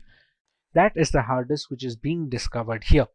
Even though it is a virtual disk, on VMware it acts as a normal hard disk on which an operating system can be installed. So we select this one and press on continue. Here there is a multiple partition system. All the operating systems that are installed have different components. One is used for the keeping of the applications, one for the files, other for the RAM management and other things. For newcomers, it is always recommended to keep it in one partition. And we're going to select that and press on continue. This is just an overview of the partition it's going to make. As you can see, it has a primary partition of 20.4 GB and a logical partition of 1 GB used for swap memory. Now these kind of naming can be confusing for people who are not well versed with Linux operating systems or in general virtualization. But for now, you can go ahead and press on continue, as this will be fine. We can press on finish partitioning and write changes to disk and continue. It's just a confirmation page. As you can see, it's wrote that SCSI3 is our virtual hard disk of 20 GB disk capacity. We write the changes to the disk. We press yes and click on continue. At this point, the installation has started. Now this installation will take a while depending on the amount of RAM provided, the processors provided, and how quickly the performance of the system is being hampered by the host machine. On quicker systems, this will be rather quick, while on the smaller ones, this will take a while. Since this is going to take some time to install, as it is being run on a virtual machine with only 2 GB of RAM, we're going to speed up this part of the video so we don't have to waste any more time just watching the progress bar.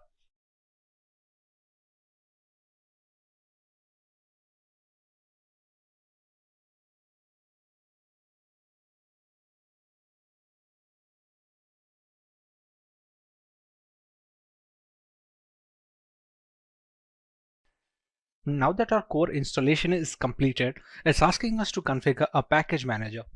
The work of a package manager on Linux operating systems is similar to the Google Play Store on Android mobile devices and on the App Store for the Apple devices. It's an interface to install external applications which are not installed by default. Let's say for Google Chrome or any other browser which can be used to browse the internet. At this point of time, it's asked us to select a network mirror. We're going to select as yes and move forward with this. Next, it's going to ask us for an HTTP proxy, which we can leave it as blank and press it as continue forward. At this point of time, it's looking for updates to the Kali Linux installation. This will fetch the new builds from the Kali server, so the installation is always updated to the latest version. Now that the package manager is configured, we have the grub bootloader. The grub is used for selecting the operating system while booting up. Its core functionality is to allow the operating system to be loaded correctly without any faults. So at this point of time, if it asks install the grub bootloader to your primary drive, we can select it as yes and press continue.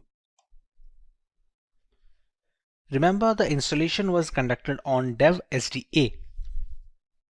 So we're going to select installation of the grub loader on the same hard disk that we have configured. We press this one and press continue. So now the grub bootloader is being installed. The grub is highly essential because it shows the motherboard where to start the operating system from. Even if the operating system is installed correctly and all the files are in correct order, the absence of a bootloader will not be able to launch the OS properly. As you can see, the installation is finally complete. So now we can press on continue and it's going to finalize the changes.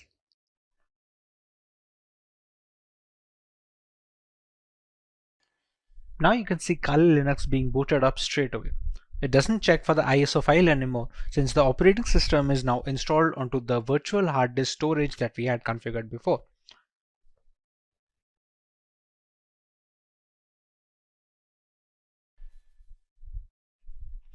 Here we're going to enter our username and password that we had set up before.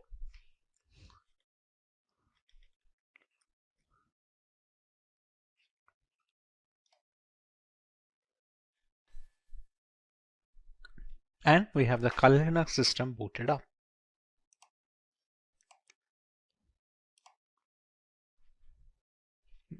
And this is your homepage. We can see the installed applications over here, which are being used for penetration testing by multiple security analysts worldwide. All of these come pre-installed with Kali Linux, and others can be installed using the apt package manager that we had configured. We can see our full name over here. And with this, our installation of the Kali Linux is complete.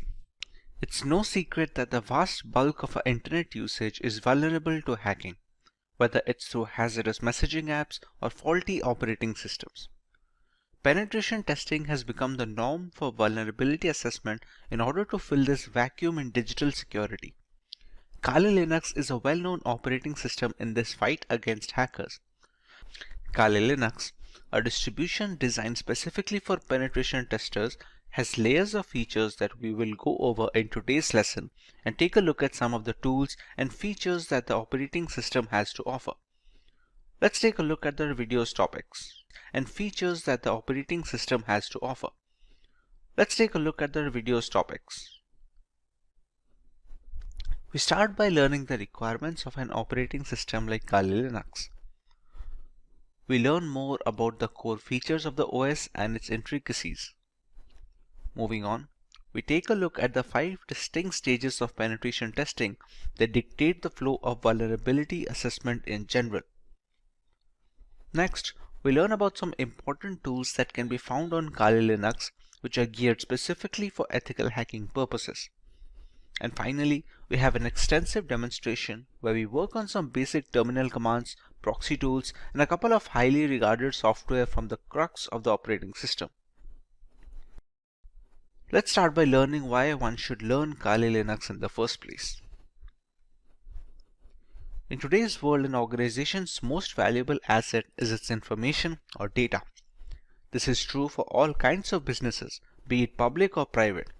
On a daily basis, they all deal with enormous amounts of sensitive information. As a consequence, terrorist groups, hacking teams, and cyber thieves often attack them.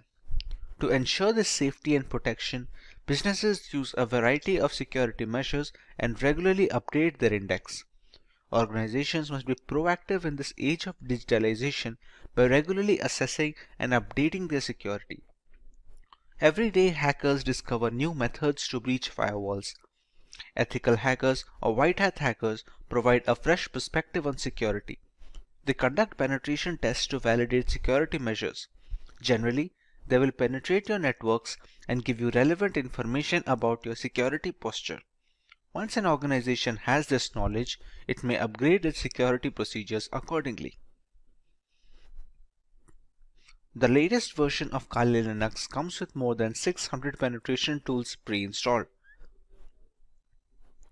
After reviewing every tool that was included in Backtrack, developers have eliminated a great number of tools that either simply did not work or which duplicated other tools that provided the same or similar functionality. Occasionally, when conducting penetration testing or hacking, we must automate our activities since there may be hundreds of conditions and payloads to test, and manually examining everything is time-consuming. To improve our productivity, we utilize tools that come pre-packaged with Kali Linux. These tools not only save us time, but also accurately capture and process the data. The Kali Linux team is made up of a small group of individuals who are the only ones trusted to commit packages and interact with the repositories, all of which is done using multiple secure protocols. Restricting access of critical code bases to external assets greatly reduces the risk of source contamination. Although penetration tools tend to be written in English, the developers have ensured that Kali includes true multilingual support, allowing more users to operate in their native language and locate the tools they need to do for the job. Since ARM-based single board systems like the Raspberry Pi are becoming more and more prevalent and inexpensive, the development team knew that Kali's ARM support would need to be as robust as they could manage with fully working installations. Kali Linux is available on a wide range of ARM devices and has ARM repositories integrated with the mainline distribution, so tools for ARM are updated in conjunction with the rest of the distribution tools. Now that we understand the necessity for an operating system like Kali Linux, let us take a look at some of its core features and offerings to the ethical hacking world. Kali Linux, formerly known as Backtrack Linux, is an open source Linux distribution which is aimed at advanced penetration testing and security auditing. It contains several hundred tools targeted towards various information security tasks such as penetration testing, security research, computer forensics, and reverse engineering. Kali Linux is a multi-platform solution accessible and freely available to information security professionals and hobbyists. Among all the Linux distributions, Kali Linux takes its roots from the Debian operating system. Debian has been a highly dependable and stable distribution for many years, providing a similarly strong foundation to the Kali Linux desktop. While the operating system is capable of practically modifying every single part of our installation, the networking components of Kali Linux come disabled by default. This is done to prevent any external factors from affecting the installation procedure, which may pose a risk in critical environments. Apart from boosting security, it allows a deeper element of security and control to the most enthusiastic of users. Let us now take a look at the 5 stages or phases of penetration testing.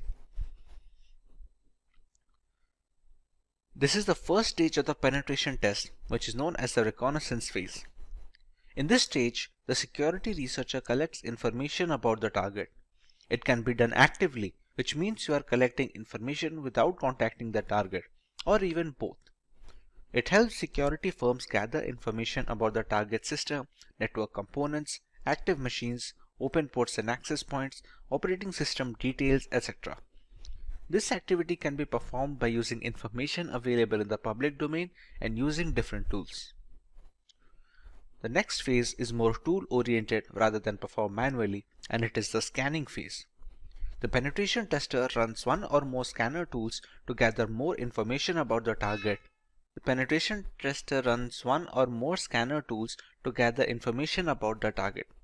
By using various scanners such as war dialers, port scanners, network mappers, and vulnerability scanners, the tester collects as many vulnerabilities which help to turn an attack in a more sophisticated way. The next stage is known as the gaining access phase. In this phase, the penetration tester tries to establish a connection with the target and exploit the vulnerabilities found in the previous stage. Exploitation may be buffer overflow attacks, denial of service or DOS attacks, session hijacking, and many more. Basically, penetration tester extracts information and sensitive data from servers by gaining access using different tools. In the maintaining access phase, the penetration tester tries to create a backdoor for himself. It helps him to identify hidden vulnerabilities in the system and can later act as a gateway to retrieve control of the system. In the final phase of covering tracks, the penetration tester tries to remove all logs and footprints which help the administrator identify his presence. This helps the tester to think like a hacker and perform corrective actions to mitigate those activities. Now that we understand the basics of penetration testing and how ethical hackers go about their way, let us take a look at some notable tools which can be used on Kali Linux.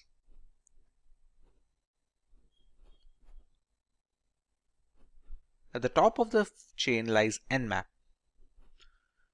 Nmap is a free and open source utility port scanner which can be used for network discovery and security auditing. Many systems and network administrators also find it useful for tasks such as network inventory, managing service upgrade schedules, and monitoring host or service uptime. It is most beneficial in the early stages of ethical hacking, where a hacker must figure the possible entry point to a system before running the necessary exploits, thus allowing the hacker to leverage any insecure openings and breach the device. It's a part of the scanning phase of the penetration testing. Nmap uses raw IP packets in novel ways to determine what hosts are available on the network, what services these hosts are offering, what operating systems they are running and their versions, what type of packet filters and firewalls are in use, and dozens of other characteristics. It was designed to rapidly scan large networks but works fine against single hosts as well. Since every application that connects to a network needs to do so via a port, the wrong port or server configuration can open a can of worms which lead to a thorough breach of the system and ultimately a fully hacked device. Next on the list we have Metasploit. The Metasploit framework is a very powerful tool that can be used by cybercriminals as well as ethical hackers to probe systemic vulnerabilities on networks and servers. As a part of the third stage of penetration testing, it's an open source framework which can be easily customized and used with most operating systems. With Metasploit, the ethical hacking team can use a ready-made or custom code and introduce it into a network to probe for weak spots. As another flavor of threat hunting, once these flaws are identified and documented, the information can be used to address systemic weaknesses and prioritize solutions. Once a particular vulnerability is identified and the exploit is fed into the system, there are a host of options for the hacker. Depending on the vulnerability, hackers can even run root commands from the terminal, allowing complete control over the activities of the compromised system as well as all personal data stored on the device. A big advantage of Metasploit is the ability to run full-fledged scans on a target system, thereby giving a detailed picture of the security index of said system. This also provides the necessary exploits that can be used to bypass the firewalls and the antivirus software. Having a single solution to gather almost all the necessary points of attack is very useful for ethical hackers and penetration testers, as denoted by the high rank in this list. At number 3, we have Wireshark.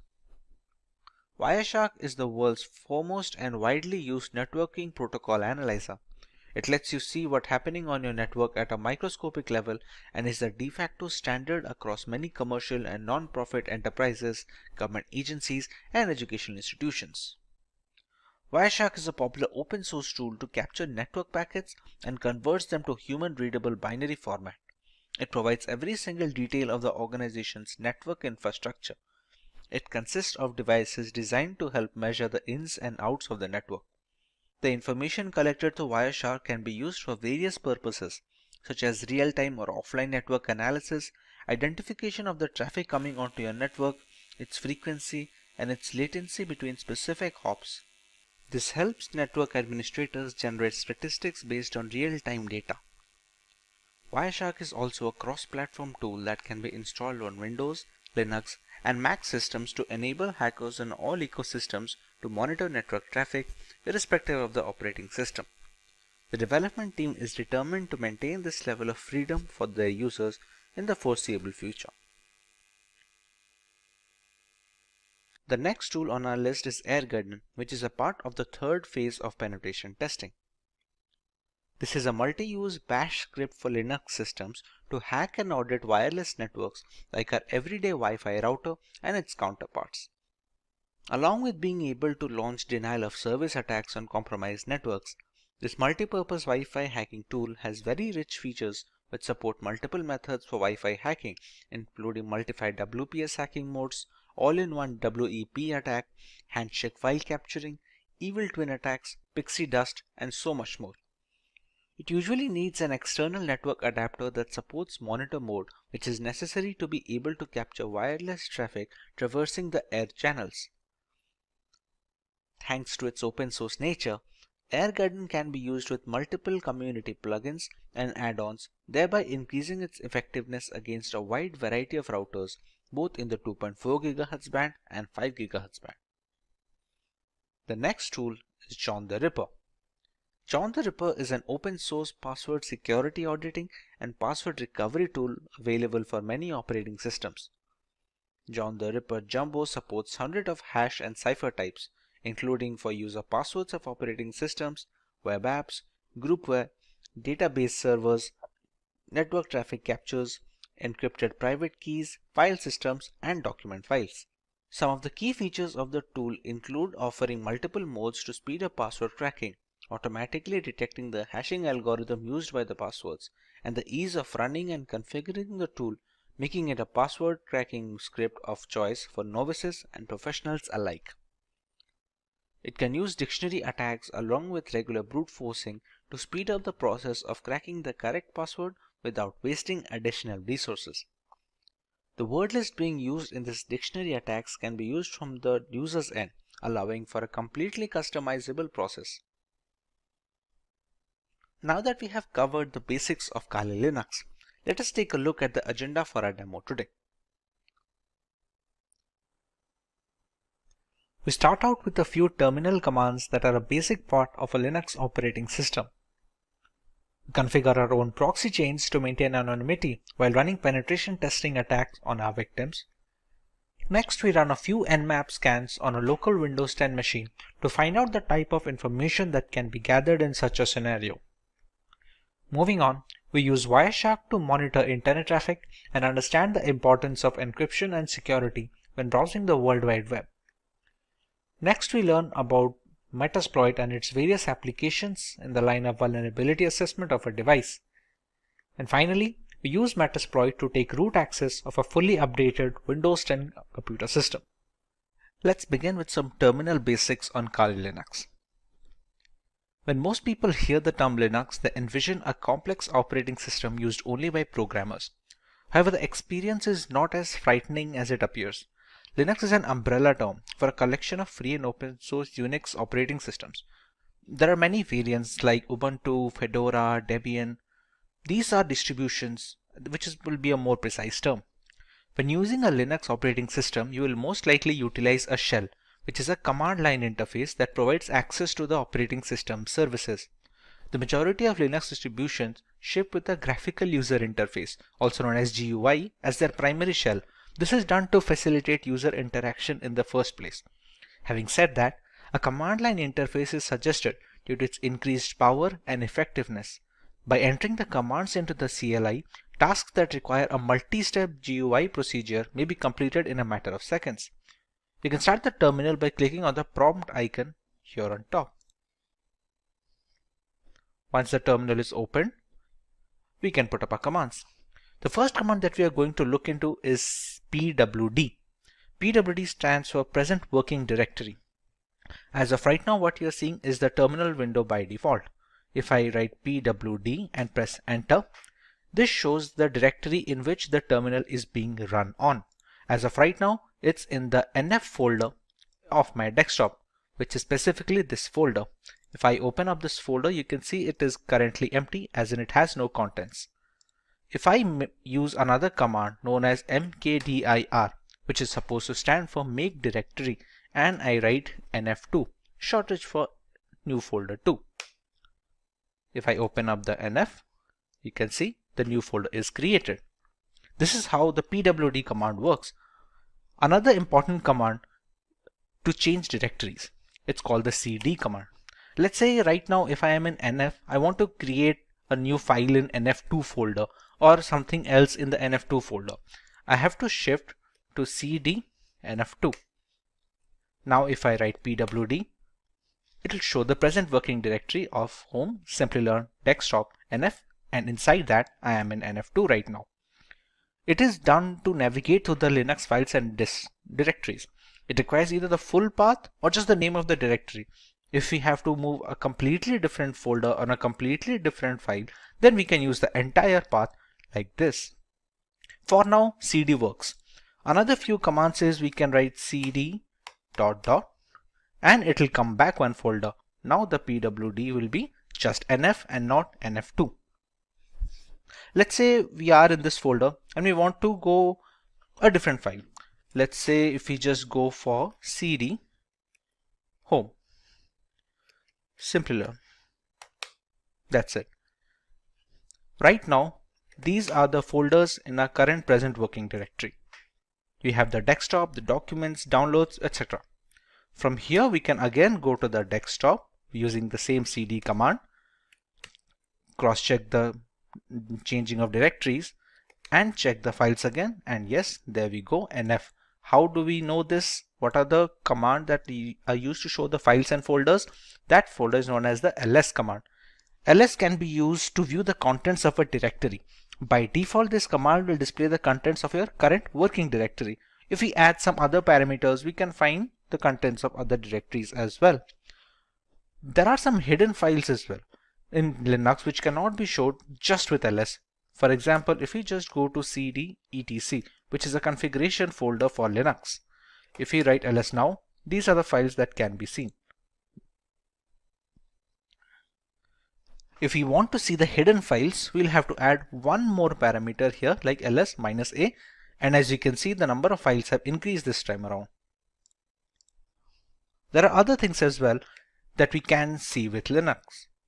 ls-al will show the hidden files along with some of the parameters and some of the permissions that has been provided for each file. As you can see, many of these files have root access. Some of them can write, some of them can read. It differs file to file, and the ls-al command is used to check each of these files' permission and change them accordingly if needed. The next command that we can look for is the cat command or concatenate. It is one of the most frequently used commands, and it is used to list the contents of a file on the output. For example, let's say if I have a file at the desktop. In this nf2 folder, I will create a document, create an empty file, e5. I'll open up the document and I'll write it as hello Kali. I will save this up. Now, to change the directories from etc to nf2, we have already discussed how to use the cd command using just the folder name. Now, if we want to go to the entire directory, we can write cd home. As you can see, it is already prompting us to complete the name of the directory. At this point, we just have to press tab and it completes it for ourselves. Next, we already know we have to enter the desktop, nf and nf2. And this brings us to the current working directory. Here, if we press ls, we can find a file over here. Now, as discussed for the concatenate, it is used to show the contents of a file. So right now, if we press cat, which stands for concatenate, efile, as you can see, we have written hello Kali in the text file, and we can see the output right now. We can also use it to create new files. For example, if we write cat, any file name such as efile2. Here we can write anything, hello Kali again.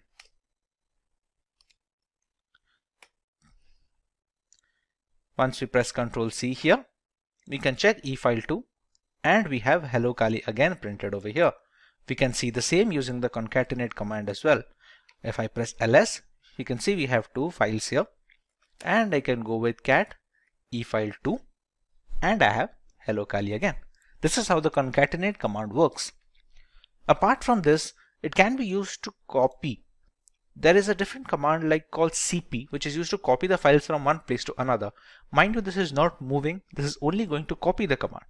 For example, currently our pwd, which is the present working directory, is in the nf2 folder, as you can see over here. Let's copy the efile2 to the nf folder. We can write cp efile2 and give the path of the NF folder, which will be home, Simplilearn, desktop, and NF. Now if I press ls, I'll find both the files in NF2 since I copied. To go back to the NF folder again, we can again use the same command of we can again use the home, Simplilearn, desktop, and just NF. No NF2 this time, just NF. As you can see, this will change back our present working directory. Now when we press ls, we will find the efile2 file and the NF2 folder. And we can confirm this using the GUI as well. This is the NF folder, and you can see the NF2 folder and the efile2 document. If I write cat efile2,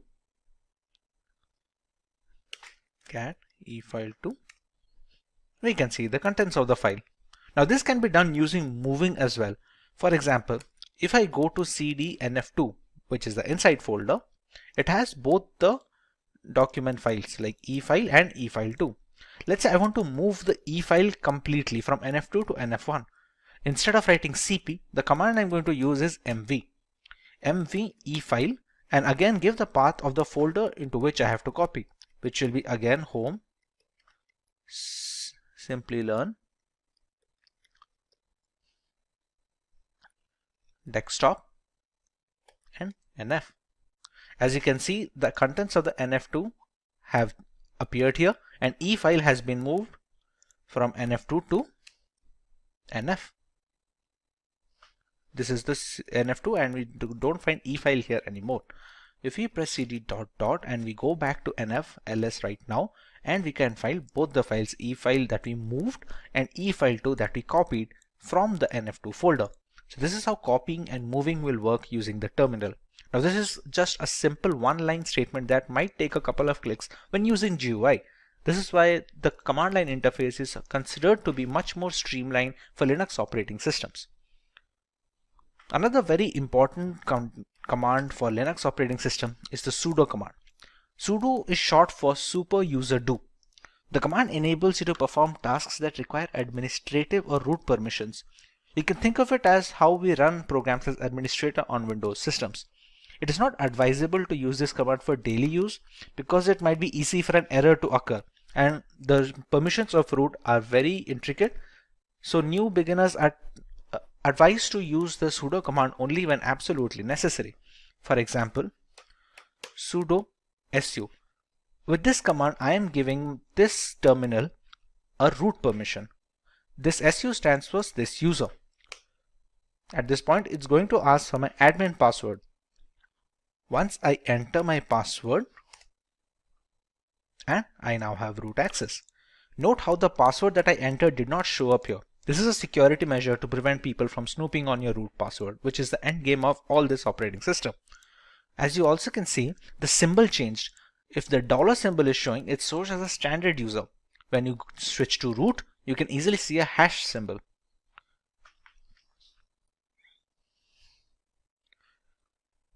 This opens up a separate shell inside this terminal command.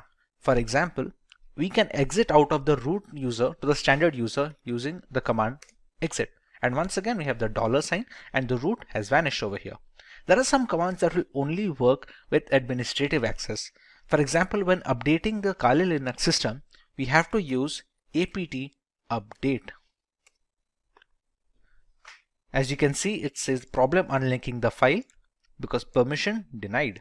Now let's try this using sudo apt update. As you can see, it is updating the package repositories which work as the software installed on the system.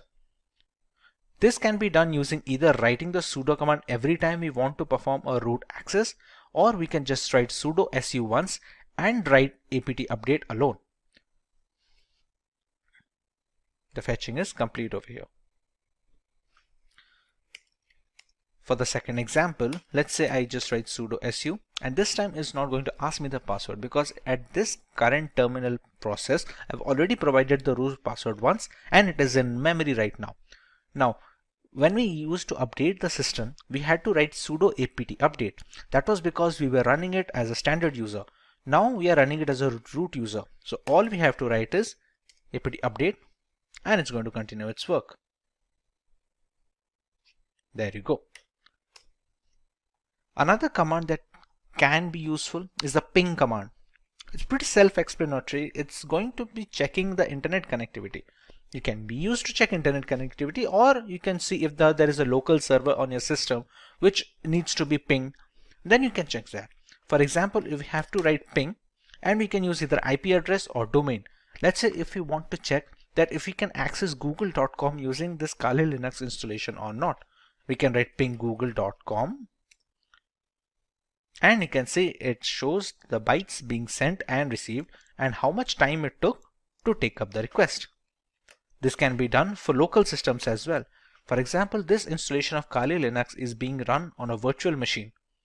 Once this machine is running, I still have my host machine running over here, the IP address of which is 192.168.29.179. If I try to ping this from here,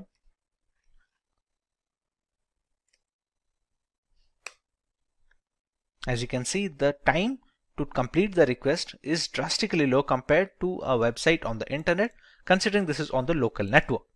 This is how the ping command is worked, and it can show you what kind of packages are transmitted, how many are received, if there was any kind of packet loss between the connection window, and other details. A very important command when working with the terminal for a long duration is the history command. Pretty self-explanatory. There are so many commands that are being run. Sometimes people forget what was the change they did or what was the directory name they put. A history command helps to recover some of the commands that you have written. It doesn't go all the way back, but it takes up many commands that were inputted in the last few processes. This is how the history command works. These are some of the most commonly used terminal commands.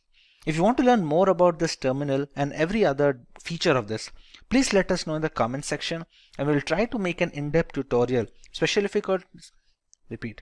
If you want to learn more about the terminal, please let us know in the comment section, and we will try to make an in-depth tutorial specifically for terminal commands on Linux. Moving on, we learn how to configure proxy chains on our system. Proxying refers to the technique of bouncing your internet traffic through multiple machines to hide the identity of the original machine. It is a good tool that hackers use to accomplish this goal is proxy chains. Essentially, you can use proxy chains to run any program to a proxy server. This will allow you to access internet from behind a restrictive firewall which hides your IP address. Proxy chains even allows you to use multiple proxies at once by chaining them together. One of the most important reasons that proxy chains is used in a security context is that it's easy to evade detection. Attackers often use proxies to hide their true identities while executing an attack. And when multiple proxies are chained together, it becomes harder and harder for a forensic professional to trace the traffic back to the original machine. When these proxies are located across countries, investigators would have to obtain warranties in the local jurisdictions where every proxy is located. To see how proxy chain works, let's open Firefox first and check our current IP address. Write Firefox, and there we go.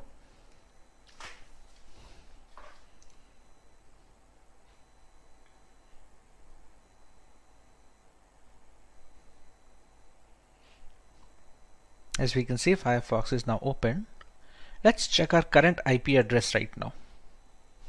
If we go to an address called myip.com,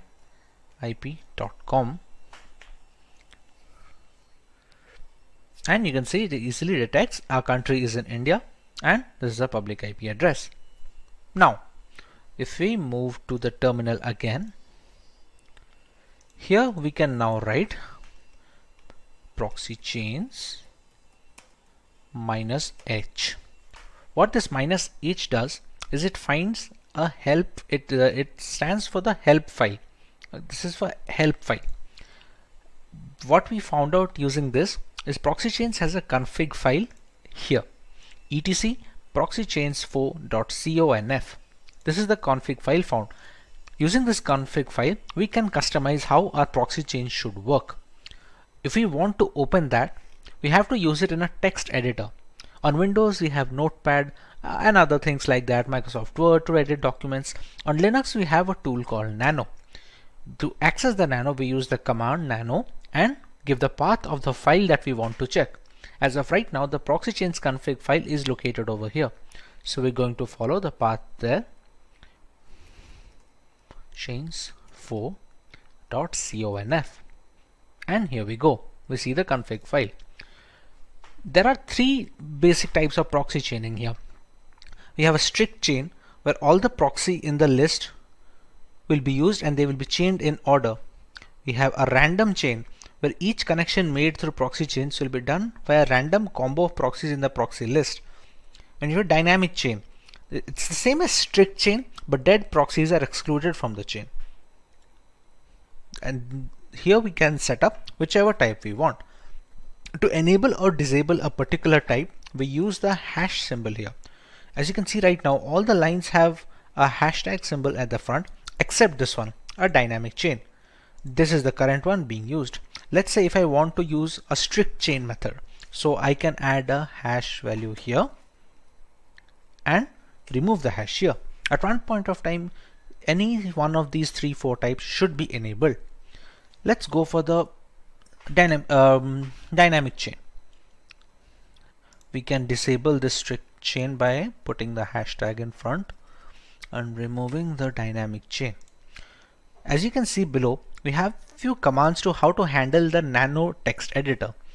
This symbol is known as the control button on your keyboard.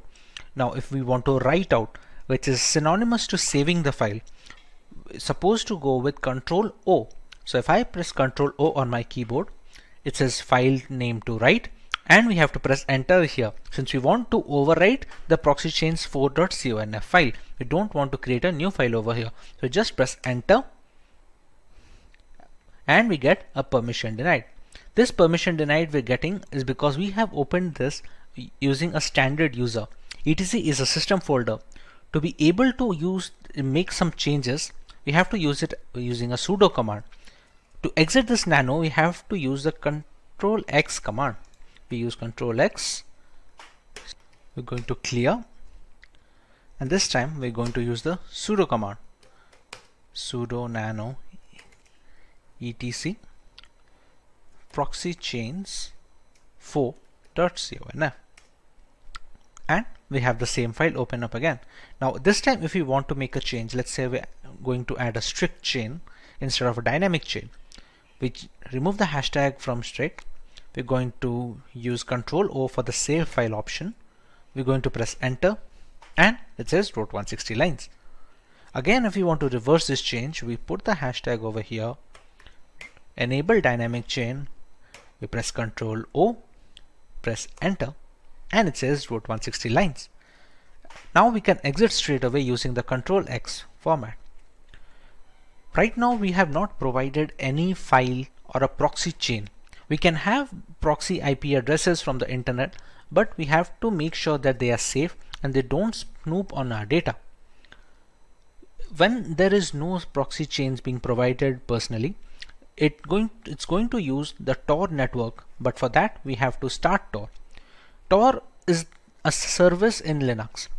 To know more about this Tor, we can write sudo systemctl, which is used to know the status of services on the Linux operating system, and status of Tor. Systemctl, sorry, instead of stl, it should be systemctl status Tor. As you can see, it is a Tor service, anonymizing overlay network for TCP connections, and it's currently inactive. Now to start this up, we have to write sudo systemctl start Tor. Now if we repeat the same sudo systemctl status Tor, as you can see, it's active now. You can see the green logo over here. Okay. To integrate the Firefox and the browser, we can use the proxy chains command directly over here. We can write proxy chains. We can use Firefox to launch our web browser, And let's say if we want to visit google.com, we press enter and the Firefox window is launched and it should open up google.com next. And there we go. If we go to myip.com once again, as you can see, we have a different IP address and the country is unknown as well. So this is how we can use proxy chains to anonymize internet usage when using Kali Linux. Next on our agenda is the ability to scan networks using Nmap. At its core, Nmap is a network scanning tool that uses IP packets to identify all the devices connected to a network. You can learn more about Nmap using their help file. As you can see, these are some of the parameters that can be used when scanning ports of a system. You can see the version and the URL of the service over here. The primary uses of Nmap can be broken into 3 core processes. First, the program gives you detailed information on every IP active on your network, and then each IP can then be scanned. Secondly, it can also be used to providing a lot of live hosts and open ports, as well as identifying the OS of every connected device. Thirdly, Nmap has also become a valuable tool for users looking to protect personal and business websites.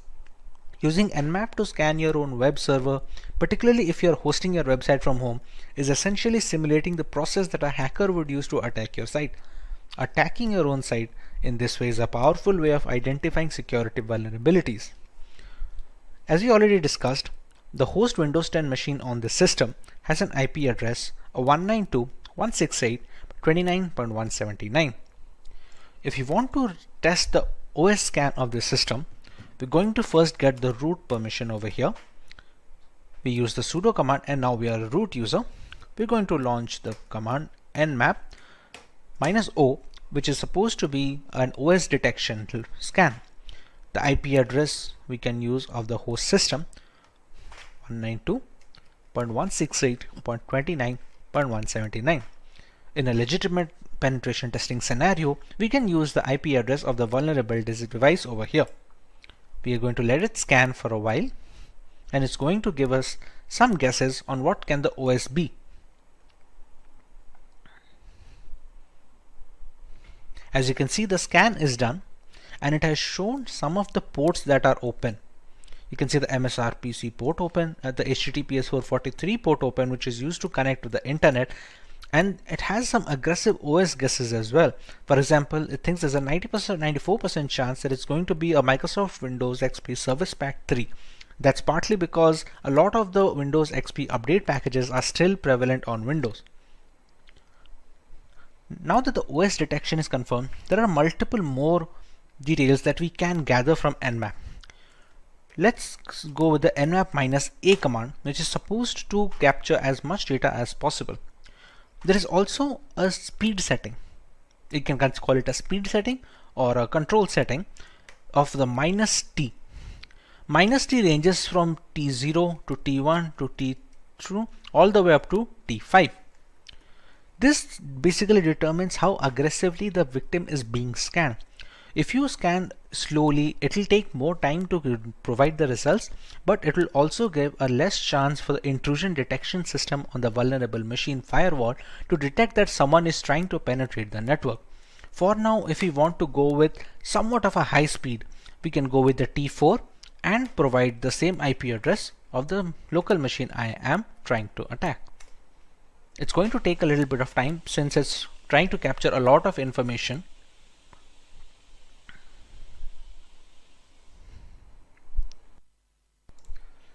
As you can see, the results are now here. It launched a scan and took a few top ports that are most likely vulnerable from a Windows XP perspective, and it showed a few ports over here. It has not shown 991 filtered ports, which could not be attacked anyway since they were closed for outside access. It shows a few fingerprint settings like the connection policies and the port details. It shows an HTTP options, some other intricate details that can be used when you attacking its servers. It shows a VMware version that it's running and some few other ports over here. Apart from that, we also have the aggressive OS guesses over here, just like we did with the -O. And you can see this time it is showing Windows 7 as 98%. No exact OS matches, since if there was any exact OS matches, we could have seen 100% chances over here. This is a trace route. A trace route will be the time and the path a connection request takes from the source to the destination. For example, this request went from 192.168.72.2 to a destination address. Since this is a local machine, it took only a single step. On multiple occasions, if you're trying to access a remote system, it's going to be a number of trace routes when it jumps from firewall to firewall and router to router. This is how we can use Nmap to find information about a system and find some vulnerable ports we can access. Moving on, we have a tutorial on how to use Wireshark to sniff network traffic. To start using Wireshark, we're going to have to open the application first. Now, during installation of Wireshark, there is an option to enable if non-root users can be able to capture traffic or not. In my installation, I have disabled that, so I will be launching Wireshark when using the root user itself. Also, to capture data, we need an external Wi-Fi adapter. You can see it over here in the VM tab, Removable Devices,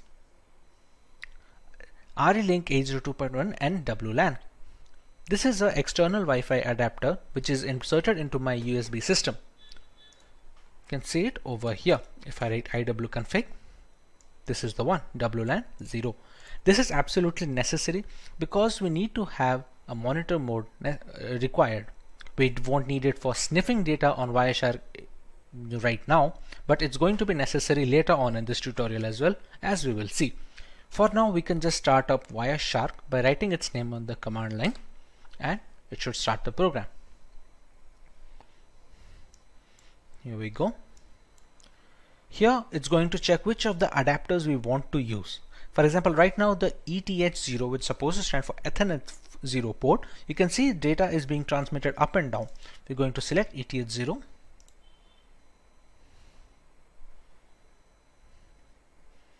And we have started capturing data. You can see the data request from the source to destination, from the time and which protocol it is following, everything we can see. And we can see the IPv4 flags here as well, as you can see over here. To capture internet traffic, we can try running Firefox.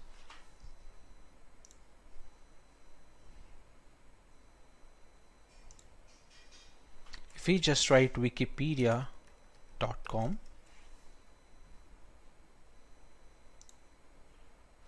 and you can see the number of requests increasing.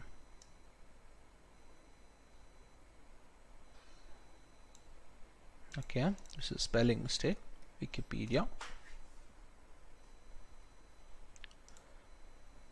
Here, you can see the application data of all these requests going up, and they're connected to a destination server of 102.166.224. Now, even if we check the transmission control protocol flags over here and so many more things, we cannot find anything beneficial. As you can see, the information over here is gibberish, which is supposed to be, since it's supposed to be encrypted. Now, this is possible due to this being an HTTPS website. Hence, you can see the log symbol over here, and connection is supposed to be secure. Now, what about HTTP ports? We have seen many people recommend to not visit HTTP ports. Repeat. We have seen many people recommend to not visit HTTP websites, and even if we have to visit, to not provide any critical information.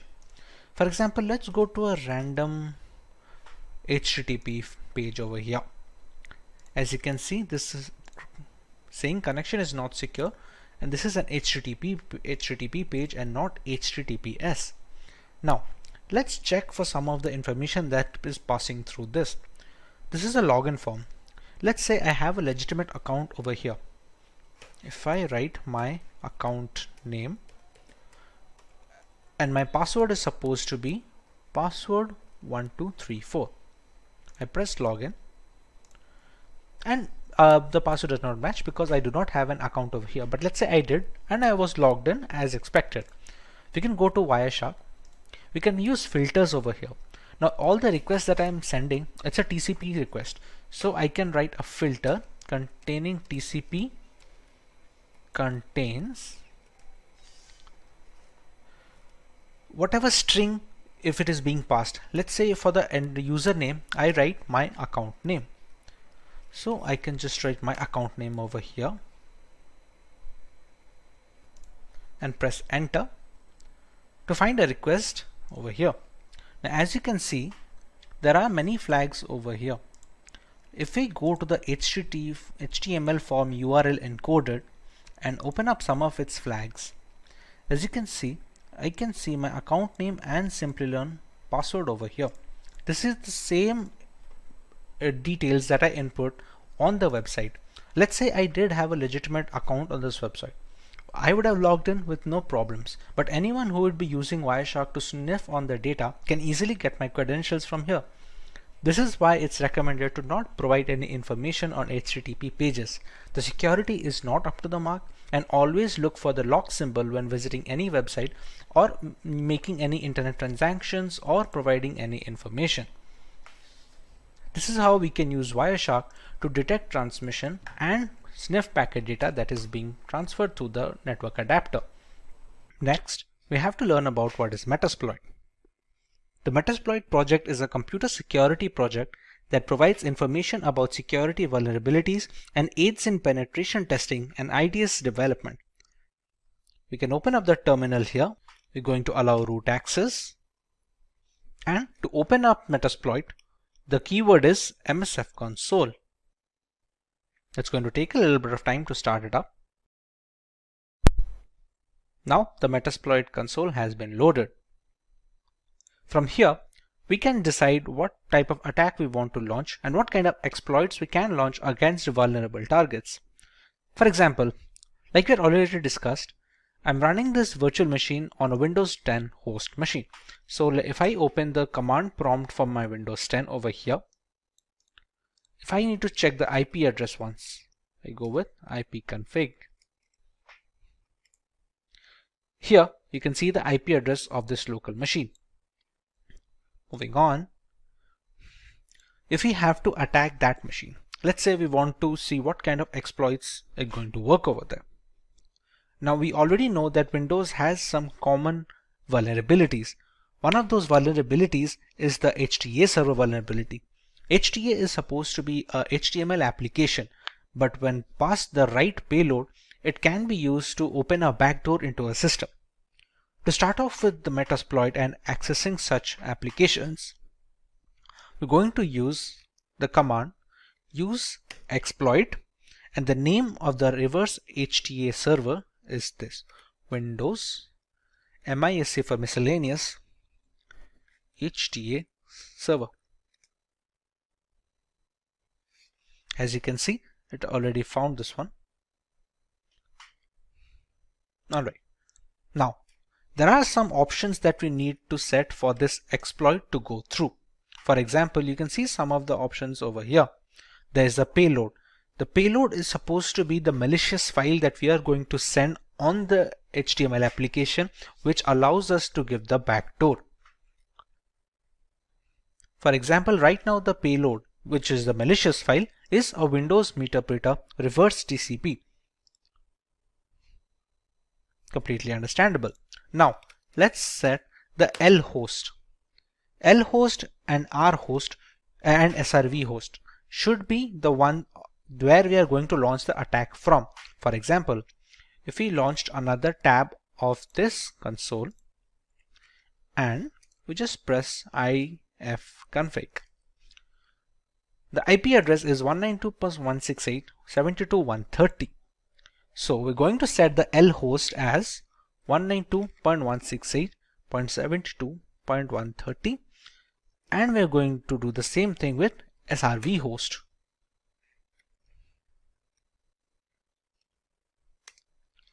We're going to set a port where we need to capture the backdoor access. Next, the payload has already been set.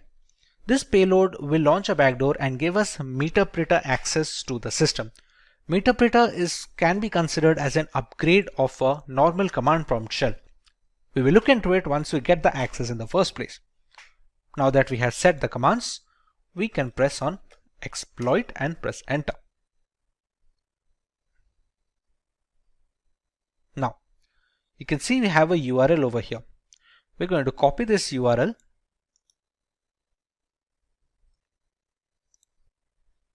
Once the URL is copied, we take it into the browser and paste it.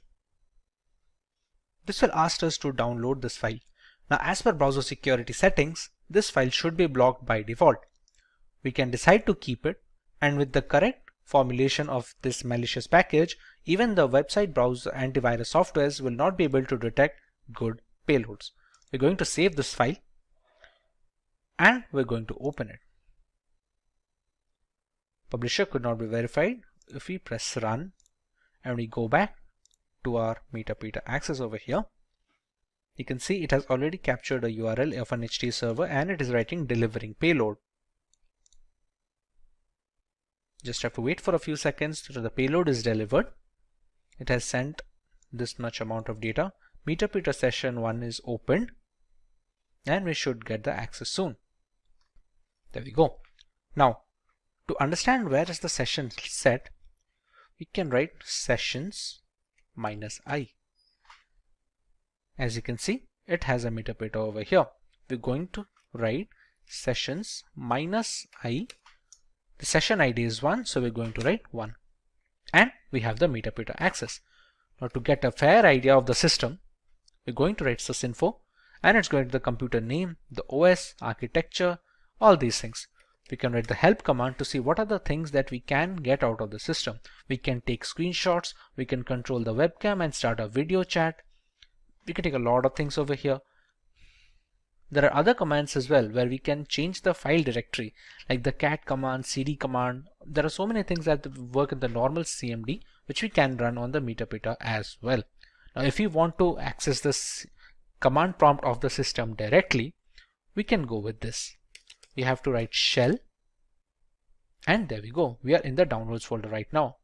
To see if this is the same computer or not, we're going to write ipconfig. As you can see, it is our victim machine with 192.168.29.171. We can just press exit and we're back with the meterpreter access. This is how we can use meterpreter and metasploit to gain access to a Windows 10 machine. Next, let's take a look at how we can get root access from a Windows 10 system.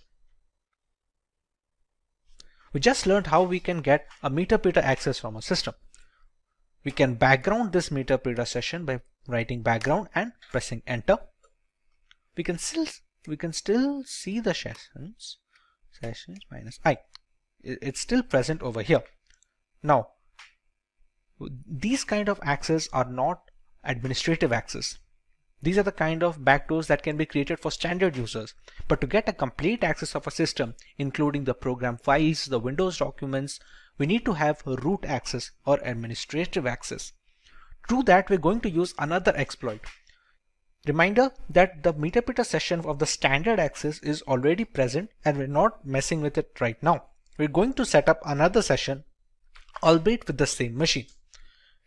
That exploit name is use exploit Windows local bypass UAC event viewer. And there we go.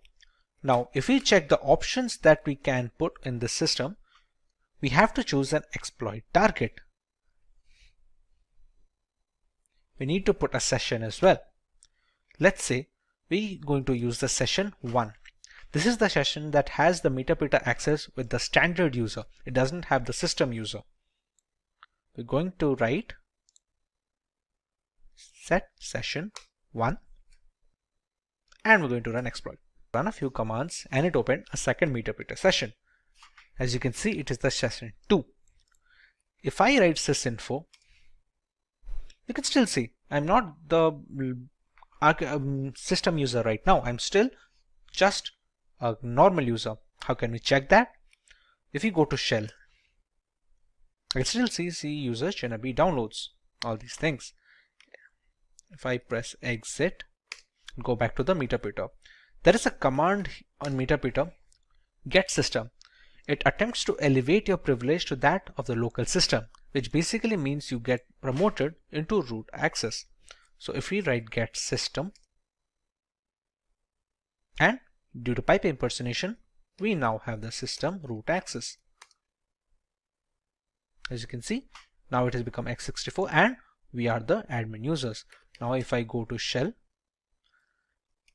I can easily go back, Windows, and I can easily access these things. This kind of control over the Windows folders and the program files folders, these kind of things are not possible if you are not an admin access or the command prompt has not been run with admin permissions. This is how we can use privilege escalation to get into an admin access system. We use the second exploit, which was the bypass UAC event viewer exploit, and essentially used it with the first session. As you can read here, Windows escalation UAC protection bypass. It was first disclosed on 2016, but it still works on some systems. This is how we can get root access on a Windows 10 installation. Hope you learned something new today. Professionals in security testing, penetration testing, and ethical hacking utilize Linux as their preferred operating system. Provide several configurable distributions that you may configure based on your end use. Kali Linux and Parrot OS are two popular penetration testing distributions. While these operating systems each have unique offerings, the overall choice can differ between personnel thanks to their various tools and hardware specifications. Today we will look at both these distributions and settle on the perfect choice for each type of user. Let's go through the agenda for this video. We will learn about Kali Linux and Parrot Security OS from scratch, while understanding their primary selling points as a Linux distribution catered towards penetration testers. Next, we know about some features of these operating systems that stand out of their package. Finally, we directly compare Kali Linux and Parrot Security OS, thereby making a clear-cut conclusion on which OS is perfect on a per-requirement basis. So let's start by learning about Kali Linux from a ground level. Kali Linux, which is formerly known as Backtrack Linux, is an open source Linux distribution aimed at advanced penetration testing and security auditing. It contains several hundred tools targeted towards various information security tasks such as penetration testing, security research, computer forensics, and reverse engineering. Kali Linux is a multi-platform solution, accessible and freely available to information security professionals and hobbyists. Among all the Linux distributions, Kali Linux takes its roots from the Debian operating system. Debian has been a highly dependable and a stable distribution for many years, providing a similarly strong foundation to the Kali Linux desktop. While the operating system can practically modify every single part of our installation, the networking components of Kali Linux come disabled by default. This is done to prevent any external factors from affecting the installation procedure, which may pose a risk in critical environments. Apart from boosting security, it allows a more profound element of security control to the most enthusiastic of users. Now, let's take a look at Parrot Security Operating System. Parrot Security OS is a Debian-based Linux distribution with an emphasis on security, privacy, and development. It is built on the Debian's testing branch and uses a custom-hardened Linux kernel. Parrot Security contains several hundred tools targeted towards tasks such as penetration testing, computer forensics, reverse engineering, and security research. It is seen as a generally lightweight distribution that can work under rigorous hardware and software specifications. It features a distinct forensics mode that does not mount any of the system's hard disks or partitions and has no influence on the host system, making it much more stealthy than its regular occurrence. This mode is used on the host system to execute forensic procedures. A rolling release is a paradigm in which software upgrades are rolled out constantly rather than in batches of versions in software development. This ensures that the software is constantly up to date. A rolling release distribution such as Parrot Security OS follows the same concept. It provides the most recent Linux kernel and software versions as soon as they become available. With the basic introduction to the operating systems out of the way, let us take a look at the unique features of both Kali Linux and Parrot Security OS.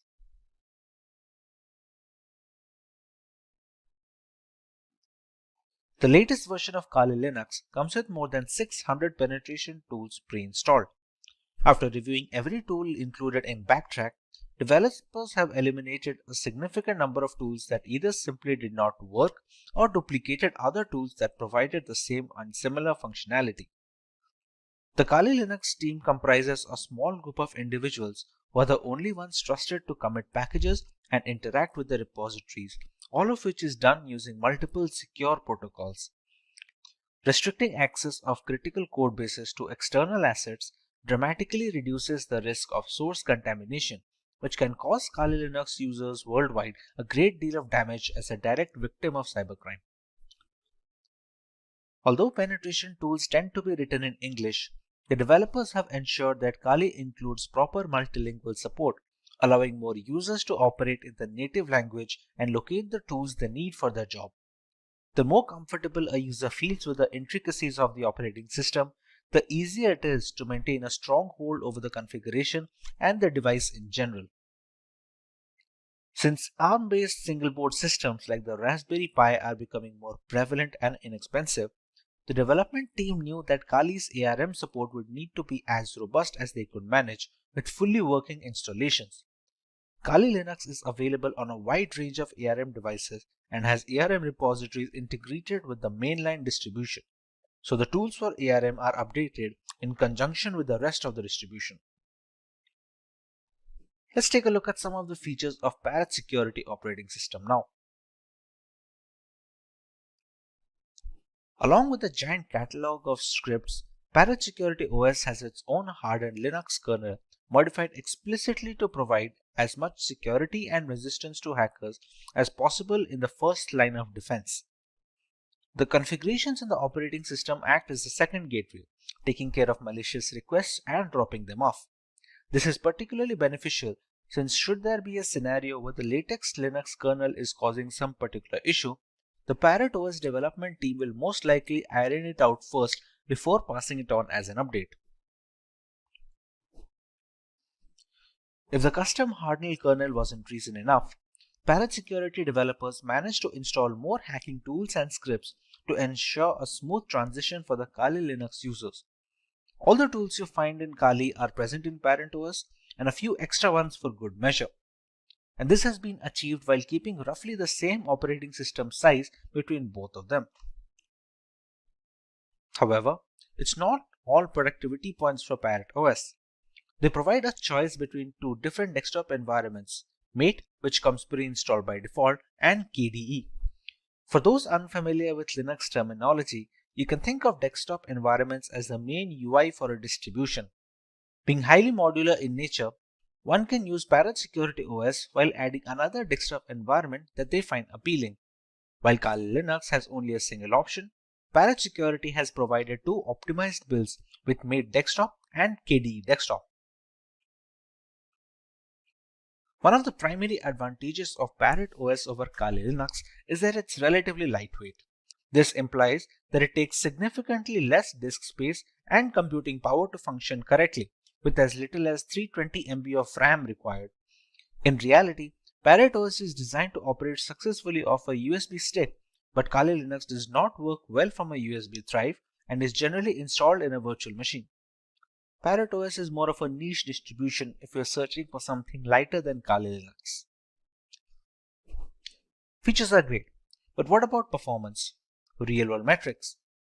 Let us compare both these operating systems directly with respect to their hardware specifications and usability. In the end, we can decide on what distribution is fit for each type of user.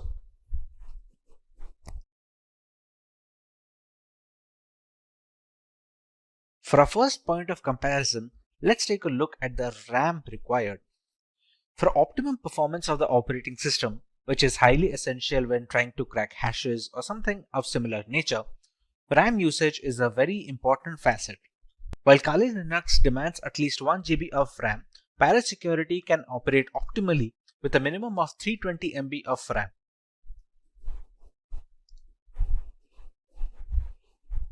For correctly displaying graphical elements, Kali Linux requires GPU-based acceleration, while this is not the case with Parrot Security OS, which doesn't require any graphical acceleration needed from the user side.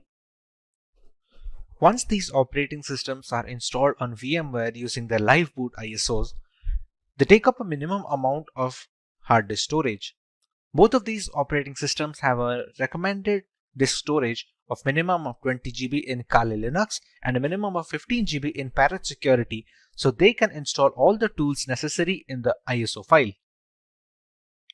When it comes to the category and the selection of tools, Kali Linux has always been the first in securing every single tool available for hackers in the penetration testing industry. Parrot Security, on the other hand, has managed to take it up a notch. While specializing in wireless pen testing, Parrot Security makes it a point that all the tools that Kali Linux provides has been included in the ISO, while simultaneously adding some extra tools that many users will have to install from third-party sources in Kali Linux. Being a decade-old penetration testing distribution, Kali Linux has formed up a very big community with strong support signature. Parrot Security, on the other hand, is still growing, and it is garnering much more interest among veteran penetration testers and ethical hackers. A primary drawback of Kali Linux is the extensive hardware requirement. To perform optimally, it requires higher memory than Parrot Security. It also needs graphical acceleration while demanding more virtual hard disk storage. Parrot Security, on the other hand, was initially designed to run off a USB drive directly, thereby requiring very minimal requirements from a hardware perspective, like just 320 MB of RAM and no graphical acceleration needed. This means Parrot Security is much more feasible for people who are not able to devote massive resources to either their virtual machine or on their laptop hard disk directly. With the comparison done between both of these operating systems, let's take a look at the type of users both of these are catered to.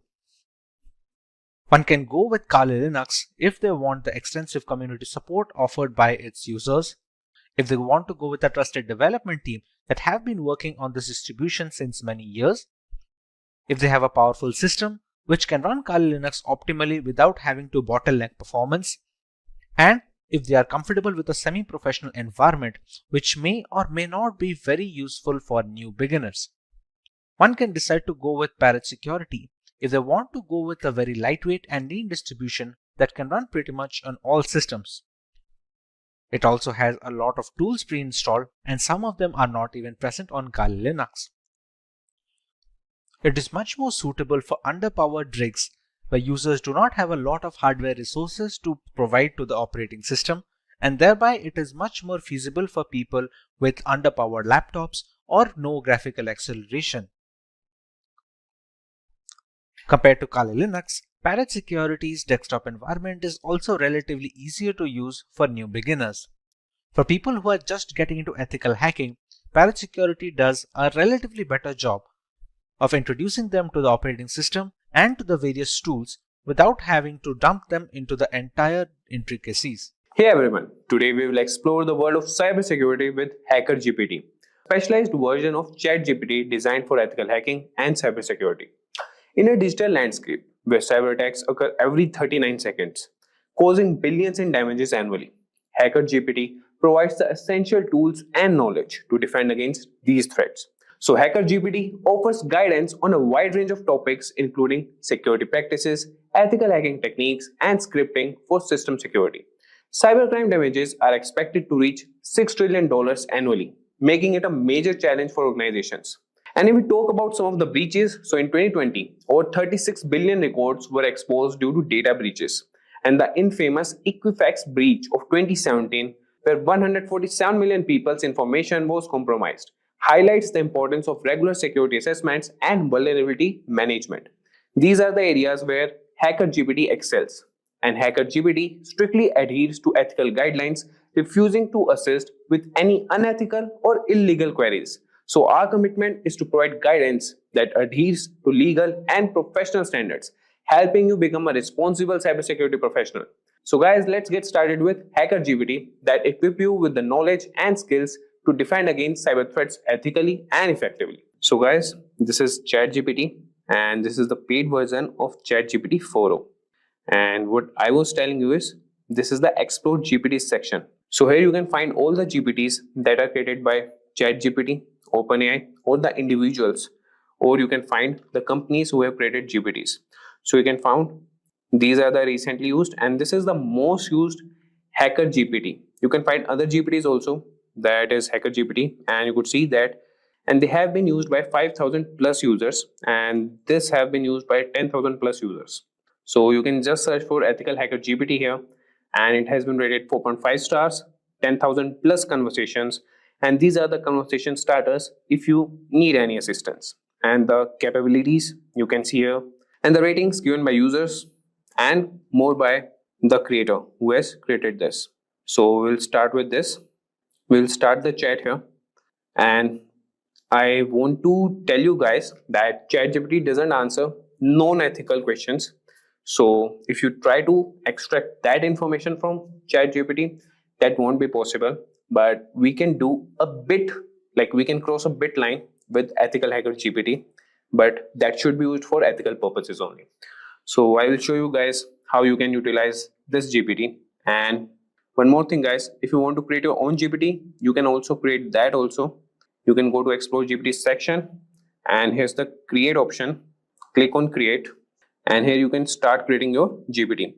If you click on configure, you can write the name of your GPT, description, instructions, and the conversation starters as you just saw with the Hacker GPT, Ethical Hacker GPT, and the capabilities what you want to be enabled. You can do that. And here in the create section, you could write the prompts here, and it will take that information and use it for more purposes. And here you could attach more files that could help create your GPT. Okay, guys, so here you could see the configuration and the preview of your GPT, and you can finalize that. So moving back, we'll get back to Ethical Hacker GPT and start with our conversation with him. So starting with, the first thing we can do is we can ask him like, how can I perform a basic security assessment on a web application? So if I tell you guys, performing a basic security assessment on a web application is crucial for identifying vulnerabilities and ensuring the application is secure. And this process involves using various tools and techniques to test the application for common security issues. So you could ask him that, how can I perform a basic security assessment on a web application?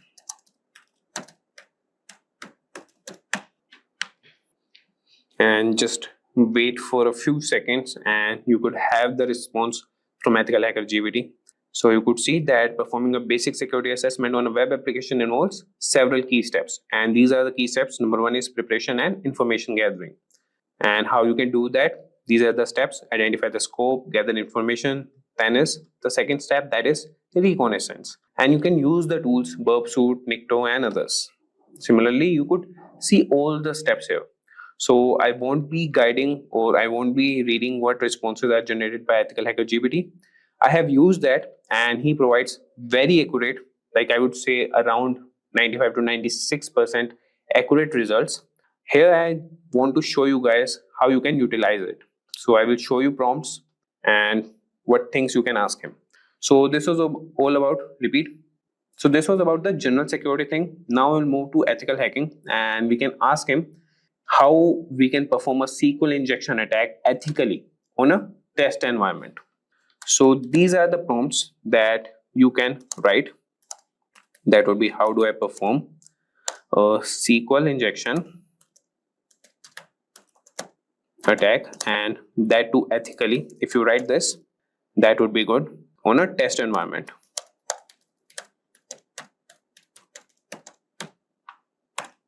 And if I tell you guys, so SQL injection is one of the most common web application vulnerabilities.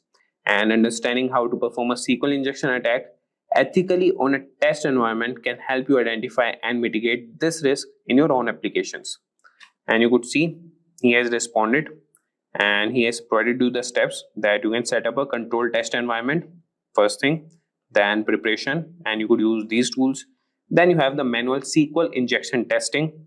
So these are the methods that you could use, that is or 1 equal to 1 for the database, and automated SQL injection testing. So this is the command for that, and you could verify vulnerability, documentation, reporting.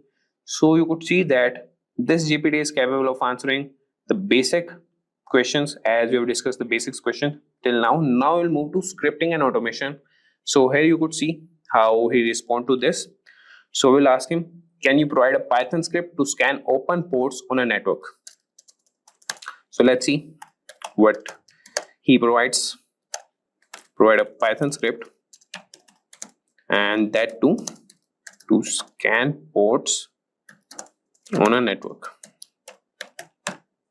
So scanning open ports on a network is a fundamental step in identifying potential vulnerabilities, and a Python script that can automate this process, making it easier to regularly check for open ports and secure them.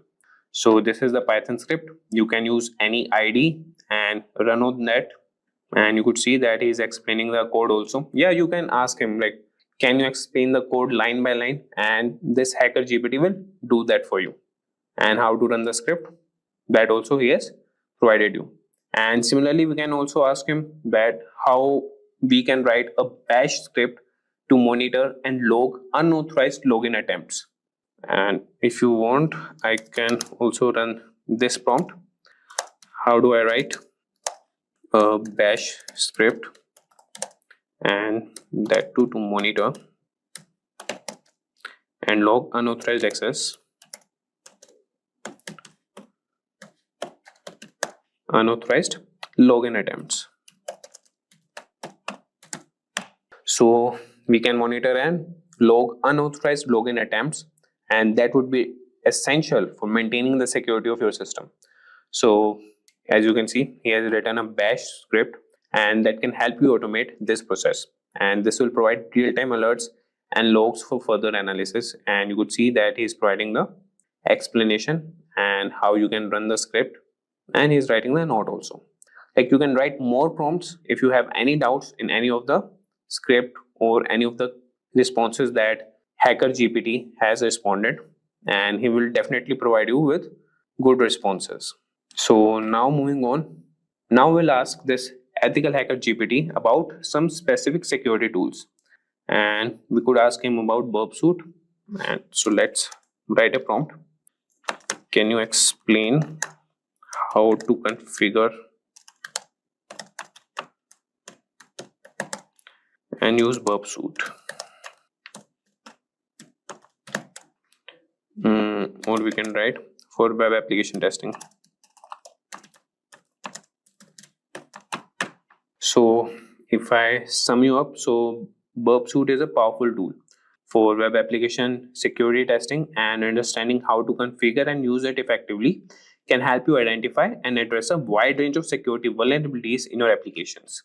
So you could see he has provided the initial steps, that would be downloading and installing burp suit, configuring your browser to use burp suit as a proxy, and then intercept and inspect traffic, and then you can use it for testing purpose, logging and reporting, and tips for effective testing.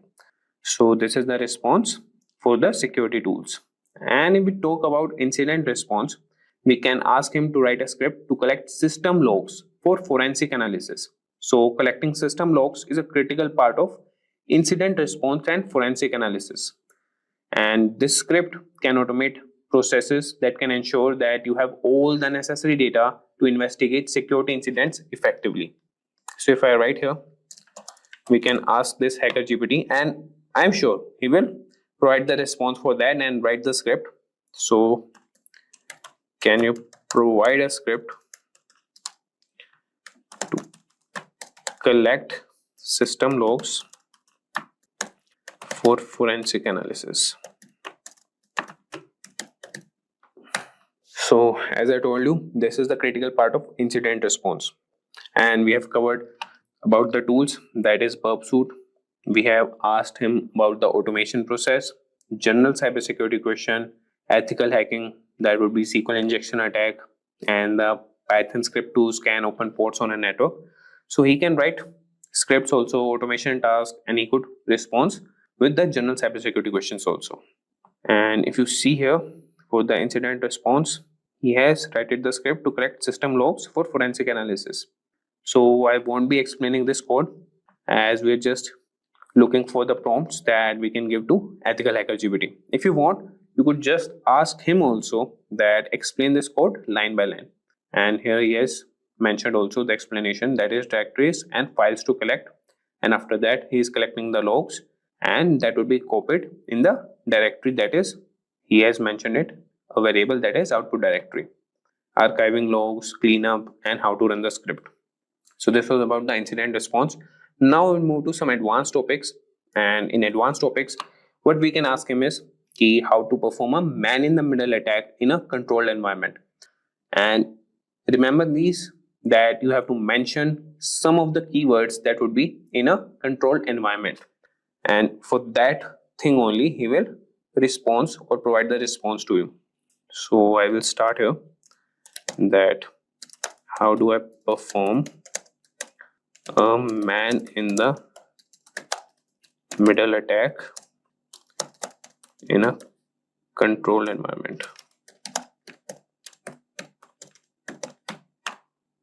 So if you understand man in the middle attack that works in a controlled environment, this can help you develop better defenses against such attacks. And it's important to learn and practice these techniques ethically. So you can see here that he is providing the prerequisites and the step-by-step guide how you can conduct a man in the middle attack. So first is set up the control environment, then install necessary tools, enable IP forwarding, perform ARP spoofing, and then capture and analyze traffic, clean up and restore the network, and conclusion. So you could just follow up with more prompts, that I want more information about setting up the control environment. Just write this prompt, and this Ethical Hacker GPT will provide more responses to you. So he will provide you how you can set up the control environment. So now moving on, we will ask some more prompts, and that could be about the reverse engineering.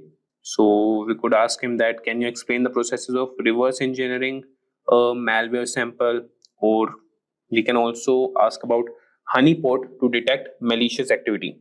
That could be, how can I implement a honeypot to detect malicious activity? Or what are the techniques for securing a Docker container? So we'll ask him one prompt here. Let's see what he responds to that. So how can I implement a honeypot to detect malicious activity?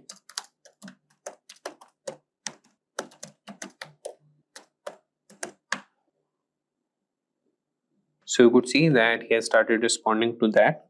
And if I tell you the sum, so a honeypot is a security mechanism set to detect, deflect, or in mechanism to some manner, and it counteract attempts at unauthorized use of information systems. Implementing a honeypot can help you monitor and understand attack patterns. And this is the step-by-step guide to implement a honeypot. You can choose the type of honeypot, prepare your environment, install and configure the honeypot software, and these are all the commands how you can configure it. Then you can monitor and analyze the honeypot and regular maintenance and updates. And this is the simple honeypot using honeyd. You could install that and run these commands. So with that, guys, and in the last we will also cover cybersecurity policies and compliance. So he could also answer to those prompts also, that you can ask him that what should be included in a company's cybersecurity policy, and you could mention which type of company you are running. So I will ask him that, so you could ask him that what should be included in a edtech company's cybersecurity policy.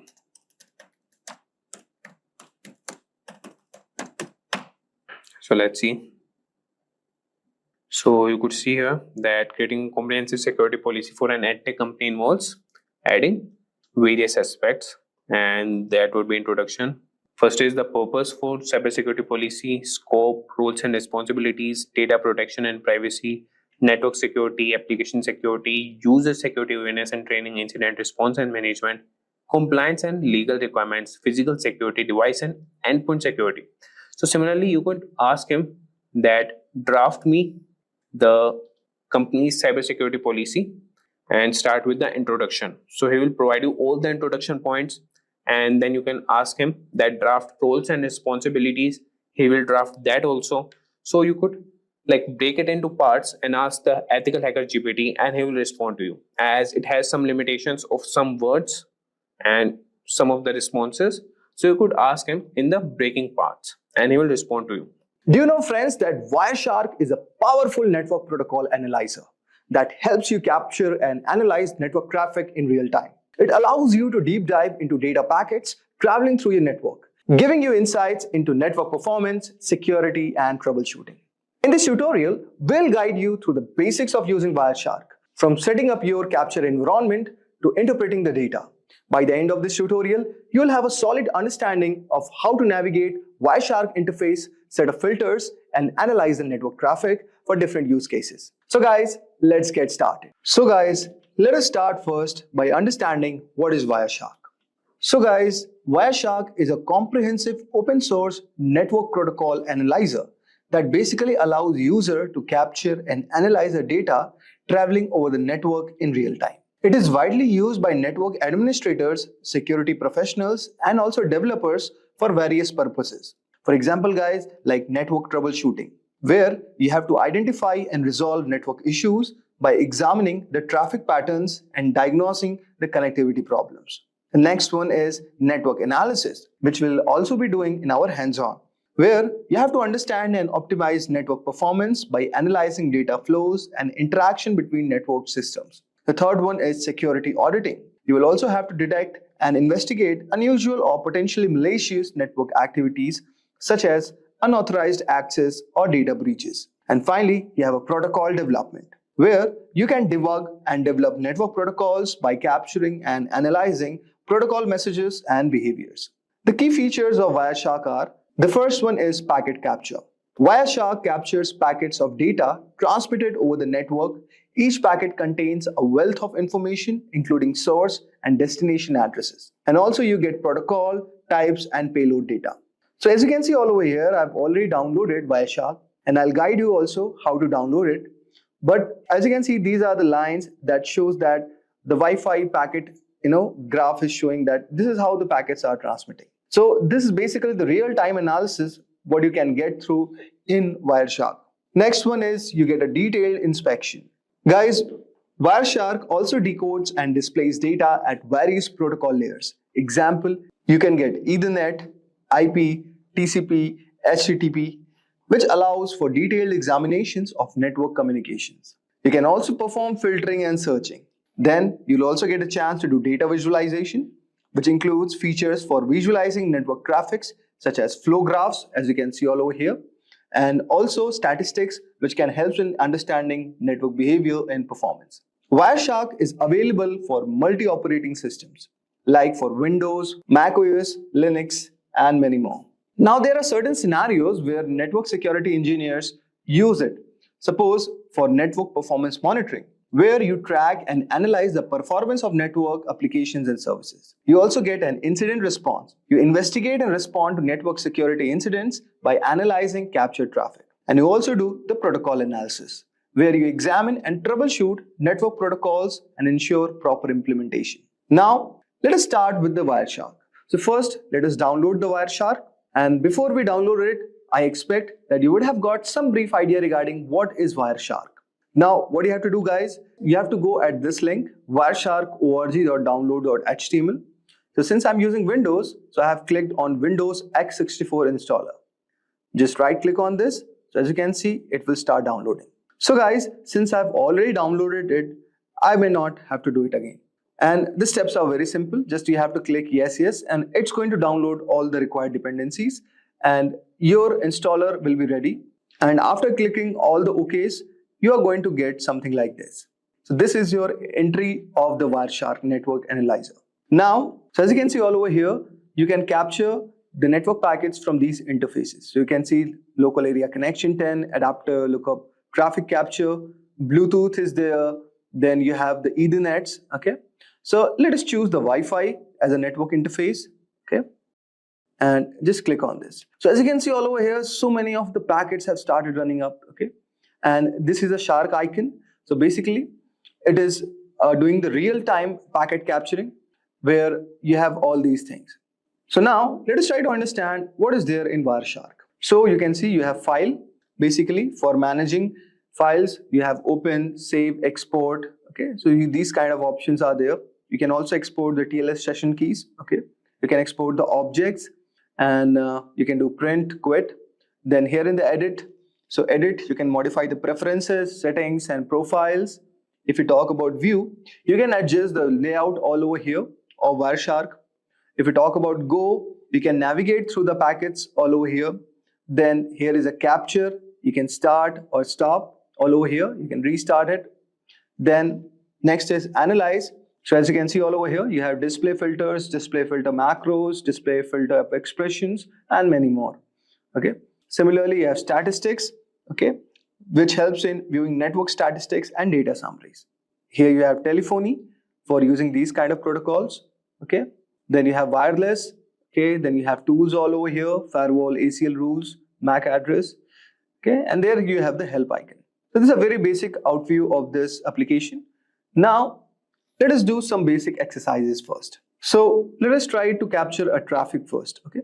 So since I've already selected our network interface as Wi-Fi, and let us restart it. So you can just go on capture and just start the restart. Okay. So this has started. Now go to your browser and just type, say, HTTP. Okay. And say bin.org is the file. So guys, this is a basic website that we have requested on our browser. And let us go to our Wireshark and stop this for a moment. So as you can see all over here, this icon shows applying a display filter. Now go all over here and type the filter, say HTTP. Okay.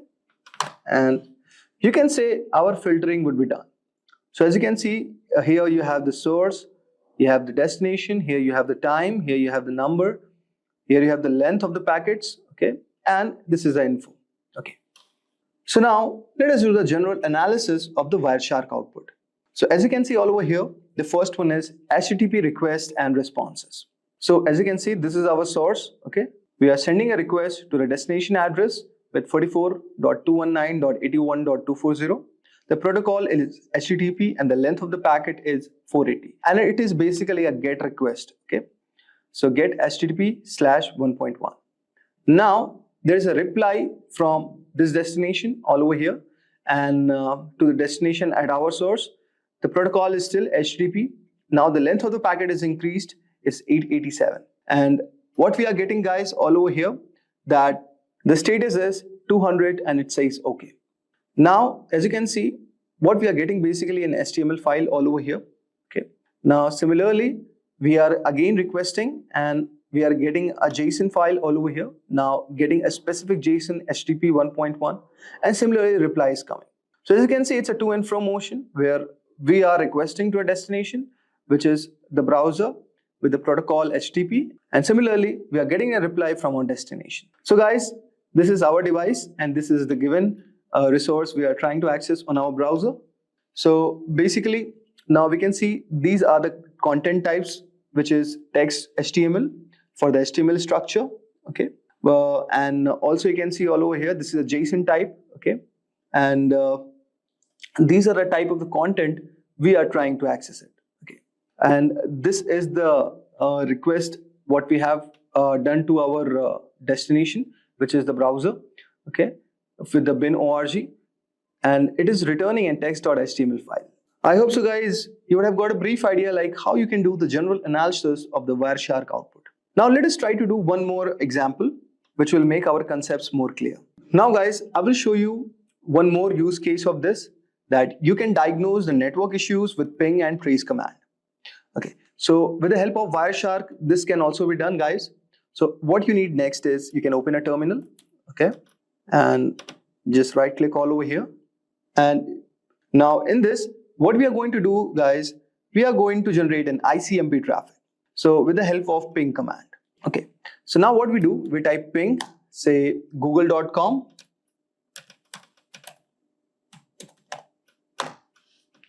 And you can see all over here, the request and reply have started. And now what we will do, guys, we will use the tracer command for tracing our packet flow. So you can see something we have got all over here. We will discuss about this bit later. Now let us open our Wireshark. Okay, and what we'll do, guys, we will type ICMP. Okay, and just click all over here. Okay, so guys, go to the filter and type ICMP. Okay, and just click all over here. And but before that, you have to stop this. And now let us try. So you can see all over here that here the destination is showing unreachable, but here we are getting the reply. Okay, now let us try to examine this protocol. Okay, so what all over here, let us try to understand first what we did in the terminal. Okay, so guys, when we are typing the command ping google.com, this command is basically testing the reachability of google.com by sending the Internet Control Message Protocol or ICMP echo request packets and waiting for the replies, which is echo response. Now guys, let us break down the ping results.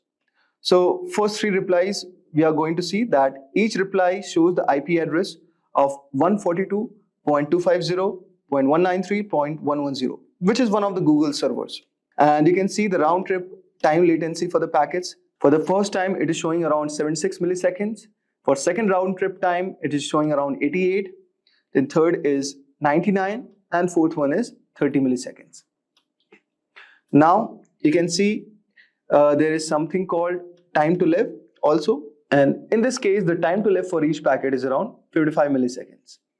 Okay, so basically this field indicates how many hops or routers the packet can pass through before being discarded. Okay, now you can also see the request timeout. So the fourth packet is a request timeout, meaning no reply was received within this set time. And you can also see the ping statistics. So you can say here sent 4 packets, received 4 packets, and there is no loss. Okay, so this is one thing. And also approximate round trip in milliseconds, you can see minimum is 30 milliseconds and maximum is 99 milliseconds. Average is calculated 73 milliseconds. So this is statistics what we got. Now you can see all over here we have the tracer command. Okay, so here no arguments are provided first. So let us try to understand.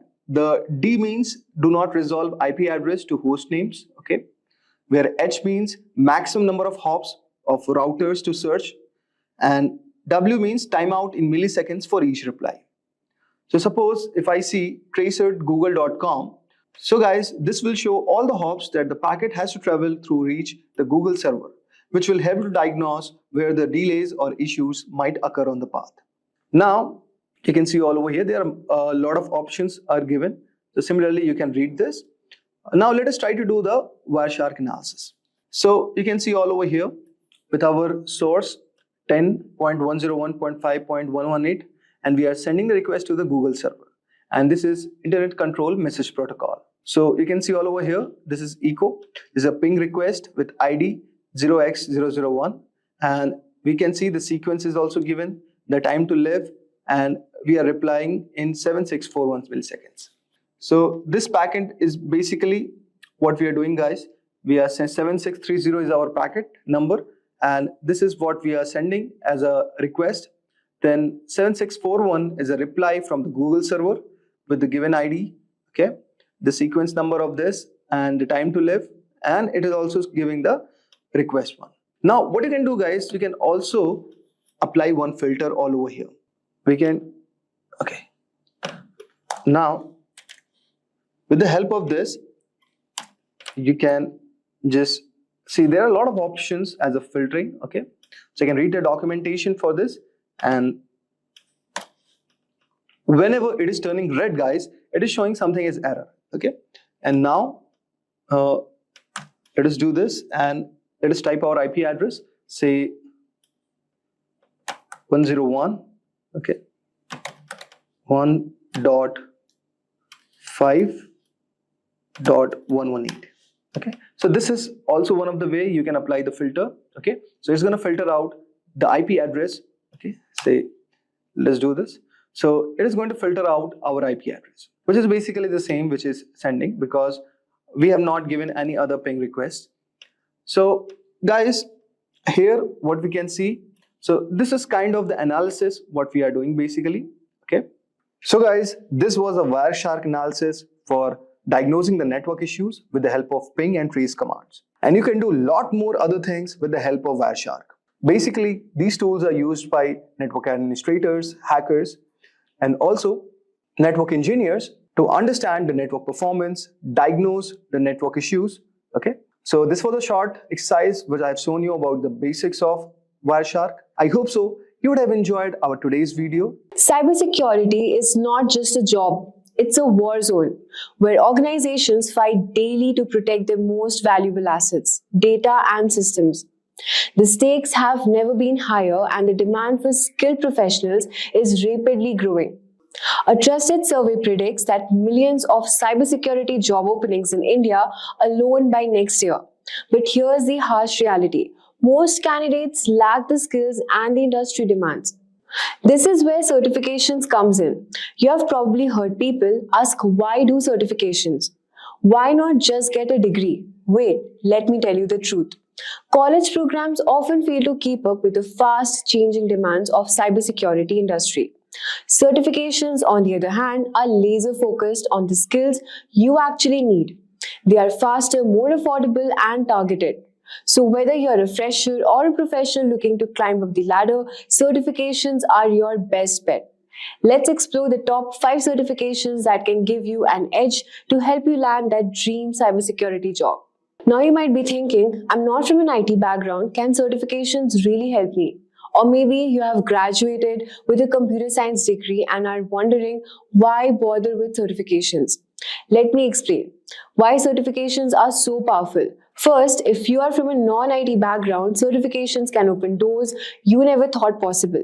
They provide you with hands-on practical skills that employers value far more than theoretical knowledge. For example, even if you have never written a single line of code, certifications like CompTIA Plus Security or Certified Ethical Hacker can teach you the foundational skills needed to land your first job in cybersecurity. On the other hand, if you're already a computer science graduate, certifications allow you to specialize. Cybersecurity is a vast field and employers look for specialists in areas like penetration testing, risk management, or compliance.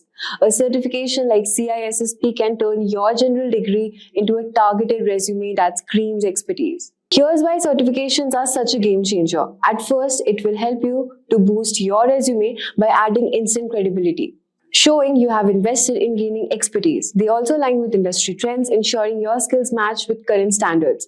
They also demonstrate your commitment to your career and give you a competitive edge, making you stand out to hiring managers in a crowded job market. So now let us explore the top 5 certifications that you can take your cybersecurity career to the next level. So let's get started.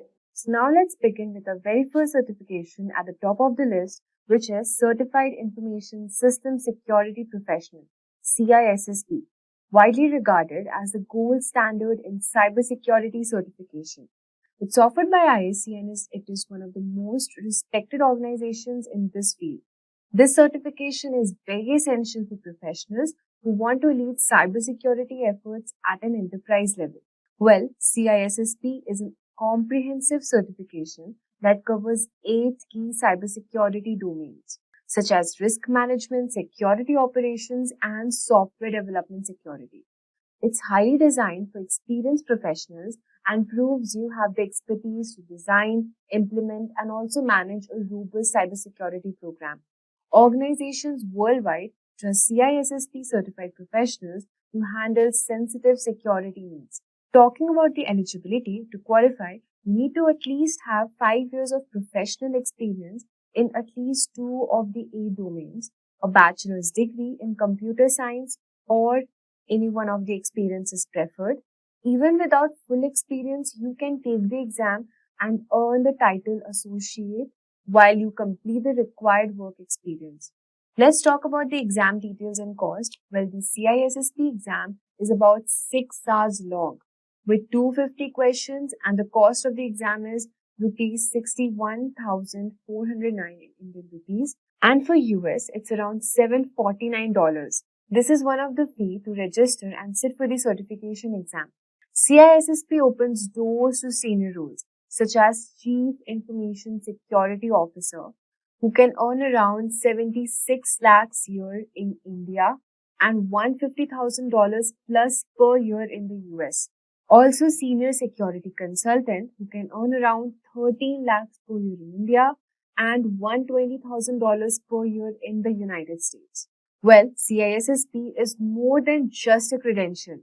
It's a symbol of expertise, leadership, and trust in the cybersecurity world. For anyone serious about advancing in this field, this is the certification you should aim for.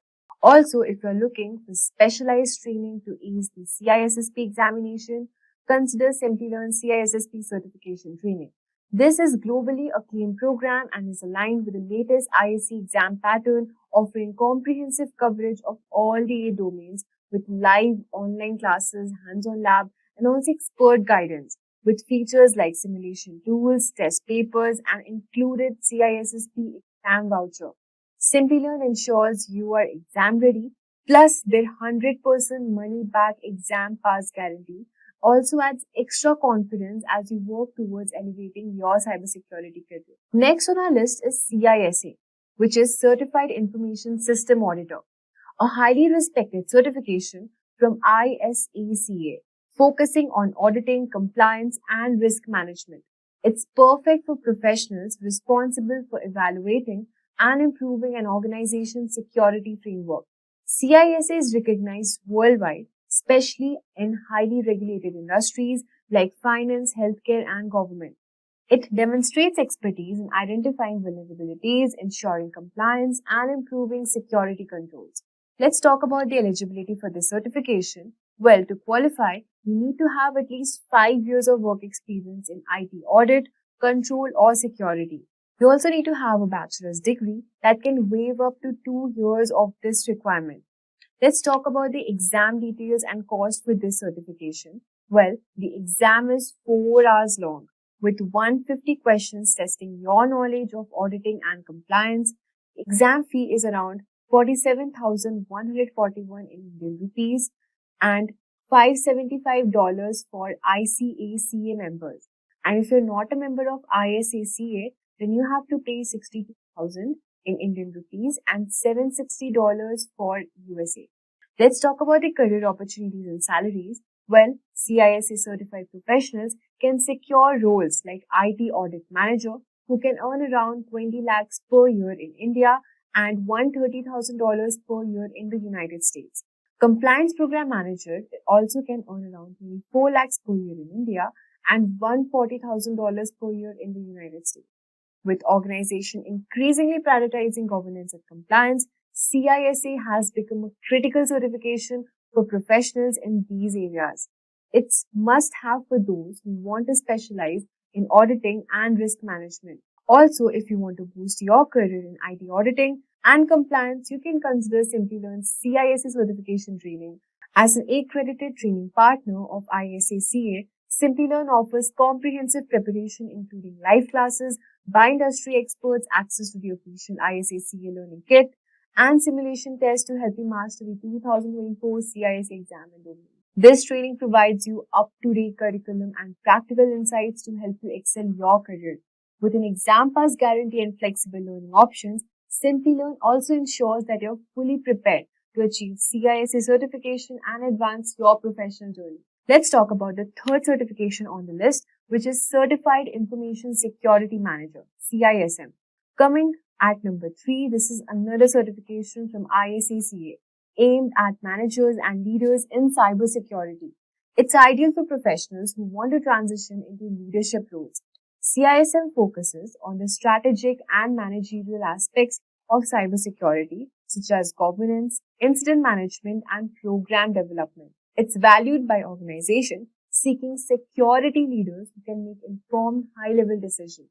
Let's talk about the eligibility. To qualify, you need to have 5 years of experience in information security management, a degree of another relevant certification that can waive up to 2 years of this requirement. Let's talk about the exam details and the cost. Well, the exam is 4 hours long with 150 questions assessing your strategic thinking, and the cost is 47,000 rupees and $575,000 in United States for ISA-CA members, and 62,000 rupees for Indian currency, and for non-members it is around $760,000. CISM certified professionals often step into leadership roles such as Director of Information Security, who can earn around 37 lakh per year in India and 160,000 per year dollars in the United States. Data Governance Manager can earn around 30 lakhs per year in India and $140,000 per year in the United States. For those aiming to lead cybersecurity teams and make strategic decisions, CISM provides the credibility and expertise needed to succeed. Also, if you want to elevate your career and leadership role, Simplilearn CISM certification training can be your ideal choice. As an ISA-CA Elite training partner, Simplilearn provides an official learning kit including the ISA-CA Value Review Manual, QAE and exam voucher along with live classes conducted by accredited instructors. So you can refer to this certification by Simplilearn. Let's move on to the 4th number on the list, which we have CompTIA Security Plus, the perfect entry-level certification for building core cybersecurity skills. It's a vendor neutral, which means it's recognized across industries and applies to various technologies. Security Plus covers essential topics like network security, threat management, and compliance. It's designed to give beginners a strong foundation in cybersecurity and prepare them for real-world challenges. Let's talk about the eligibility. Well, there are no strict prerequisites, but CompTIA recommends having basic IT experience or earning the Network Plus certification first. Let's talk about the exam details and cost. The 90-minute exam includes both multiple choice questions and also performance-based questions. The registration fee for the exam is 30,000 rupees and in USD it is around $370. With Security Plus, you can pursue roles like security engineer, who can earn around 8.2 lakhs per year in India and $95,000 per year in the United States. Cloud engineers can earn up to rupees 6 lakh per year in India and $85,000 per year in the United States. Security Plus is an affordable, impactful way to start your cybersecurity journey, making it an excellent choice for beginners. Also, if you're looking to begin your cybersecurity career with confidence, consider Simplilearn's CompTIA Security Plus certification training. This will also provide you comprehensive coverage of all the exam objectives and focuses on real-world applications to prepare you for the industry challenges. Additionally, flexible learning options and 24/7 assistance makes it an excellent choice for learners worldwide. Finally, we have CEH, which is Certified Ethical Hacker on the list. The perfect certification for those who dream of thinking to become a hacker to protect systems. Offered by EC Council, this credential focuses on skills needed to become penetration testing and ethical hacking. CEH is a hands-on certification that teaches you to identify vulnerabilities, detect attacks, and secure systems. It's a great choice for professionals drawn to ethical hacking and proactive cybersecurity. Moving on to the eligibility part, to qualify, you need to have 2 years of experience in information security or at least completion of the EC Council's official training program. The exam details and the cost is, the exam is around 4 hours long with 125 multiple choice questions, and the exam fee is 98,000 and 1,199 USD dollars in USD. CEH certified professionals often work as penetration tester who can earn around average of 5 lakh per year in India and $85,000 per year in the United States. Cybersecurity engineers can earn 7.3 lakh per year in India and $100,000 in the United States. CEH is perfect for professionals who want to specialize in offensive security and ethical hacking. It's an exciting certification that paves the way for dynamic, high-impact roles. Today, we will see the starting journey in cybersecurity that is super exciting but can be a bit daunting. So to help you out, we are going to talk about some common mistakes that beginners often make and how you can avoid them. If you're just getting started or looking to improve your skills, this guide will set you on the right path. So let's dive in and make sure your cybersecurity career gets off to a strong start. So let's get started and we'll see the worst beginner cybersecurity mistakes everyone makes. And we'll start with the number one point, that is ignoring basics. So many beginners rush into advanced topics without mastering the basics, which can lead to confusion and frustration later on. It's essential to build a strong foundation before diving into complex subjects. If we talk about number one is understanding networking. Networking is the backbone of cybersecurity. Learn how data travels across networks, different types of networks like LAN and WAN, and basic networking protocols. Knowing how network protocol functions help you understand how attacks occur and how to defend against them. Then comes mastering operating systems. So operating systems are another critical area, whether it's Windows, Linux or Mac OS. You need to know how different OS work and learn about file systems, user management, and basic command line skills. So this knowledge is crucial for tasks like malware analysis and system hardening. Then comes the basic coding skills. So coding is an invaluable skill in cybersecurity. You can start with a simple language like Python and learn how to write scripts to automate tasks, analyze data, and understand the logic behind software vulnerabilities. So basic coding skills will help you comprehend how attacks are carried out and how to develop countermeasures. So taking the time to master these basics will make advanced topics much easier to understand and will set a solid foundation for your career in cybersecurity. So remember, it's a journey and starting with the basics will ensure you build strong, lasting knowledge. Now we'll come to number second point, that is skipping hands-on practice. So this is also one of the cybersecurity mistakes that beginners make. Cybersecurity isn't just about theory. Practical experience is crucial, and many beginners focus too much on reading and studying without applying what they have learned. This creates a gap between knowledge and real world skills. So, the number one point here is setting up a home lab. So, create a home lab with an old computer or virtual machine to practice what you learn. Install different operating systems, set up networks, and simulate attacks in a controlled environment. Then comes real world scenarios. So use your home lab to practice real world scenarios like configuring firewalls and detecting intrusions. Platforms like Hack the Box and Try Hack Me offer cybersecurity challenges that mimic real life networks and systems. Then comes building confidence. So hands on practice builds confidence. So solving real problems and seeing the results of your actions make you more comfortable with cybersecurity tools and techniques. And this confidence is crucial when making quick, informed decisions in this field. So gaining practical experience bridges the gap between theory and practice, making you a more effective and confident cybersecurity professional. So now we'll see the third mistake that cybersecurity beginners make. That is lack of documentation. So documenting your work is a crucial yet often overlooked aspect of cybersecurity.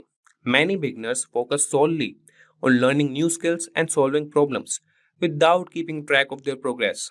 However, good documentation practices can significantly enhance your learning experience. And by keeping detailed notes on what you learn, the tools you use, and the methods you apply, you create a valuable resource for future reference. And this habit helps you review and reinforce your knowledge, making it easier to remember complex concepts. Additionally, well documented work allows you to share your insights and solutions with others, whether through blogs, presentations, or team collaborations. It also helps in troubleshooting, as you can quickly revisit your steps to identify where something might have gone wrong. So, in the professional world, documentation is essential for maintaining clear and efficient communication within a team. And by starting this practice early, you will develop a habit that will benefit you throughout your career. And now we'll move to the fourth cybersecurity mistake for beginners, that is waiting too long to start applying for jobs. So, a common mistake many beginners make is waiting until they feel perfectly qualified before applying for cybersecurity jobs. This approach can be counterproductive. The truth is, you might never feel completely ready, and waiting too long can cause you to miss out on an valuable opportunity. So, start applying for jobs early in your learning journey. The process of applying and interviewing is a learning experience in itself. It helps you understand what employers are looking for and it can highlight areas where you need to improve. So early job applications also provide you with real-world feedback and networking opportunities. Remember, many entry-level positions are designed for people who are still learning and growing in this field. So employers often value enthusiasm, willingness to learn, and problem-solving skills as much as they do technical knowledge. So by starting early, you can gain experience and build confidence, even if you are not yet perfectly qualified. And then comes the next mistake, that is trying to qualify for all jobs. So, in the vast field of cybersecurity, trying to qualify for every job out, there is a common but misguided approach. Cybersecurity encompasses a wide range of specialties, from network security and ethical hacking to incident response and security analysis. Instead of spreading yourself thin trying to learn everything, focus on a key few areas and become proficient in them. Specializing in special fields make you more valuable to potential employers. It's better to be an expert in one or two areas than to have superficial knowledge in many. So by focusing on specific skills, you can develop a better understanding and expertise that sets you apart from others. So this focused approach also makes it easier to stay updated with the latest trends and advancements in your chosen areas. Remember, depth of knowledge often outweighs breadth when it comes to career advancement and job satisfaction. So, this was all about trying to qualify for all jobs. Now, we'll see the biggest mistake, that is IT foundation fallacy. So, many aspiring cybersecurity professionals believe they need a deep IT background to start their career. This is same as the number one point, but this is a misconception. While having a solid foundation in IT can be beneficial, it's not a prerequisite for success in cybersecurity. What you need are the specific skills and practical experience. Focus on learning about networks, operating system, and security tools. Engage in hands-on practice through labs and simulations to build real-world skills. Cybersecurity is a field where practical knowledge and the ability to apply concepts matter more than theoretical IT knowledge. And many successful cybersecurity professionals come from diverse backgrounds, including those with minimal IT experience. So they succeed by continuing learning and adapting to new challenges. So don't let the lack of deep IT foundation hold you back. Concentrate on gaining the skills and experience that are directly relevant to the cybersecurity roles you are interested in. Now moving to number 7, that is not attending cybersecurity events. So attending cybersecurity events is one of the best ways to stay updated and connected in the field. These events, including conferences, webinars, and meetups, offer a wealth of information on the latest trends, tools, and threats in cybersecurity. They provide a platform to learn from experts, gain insights into industry developments, and discover new technologies. Additionally, these events are excellent networking opportunities, meeting other professionals that can lead to job opportunities, collaborations, and mentorship. Building a network within the cybersecurity community can provide support and guidance throughout your career. And many events also offer hands on workshops and training sessions that can enhance your practical skills. So, by actively participating in these events, you can demonstrate your commitment to continuous learning and professional development. Make it a habit to attend cybersecurity events regularly to stay engaged and informed.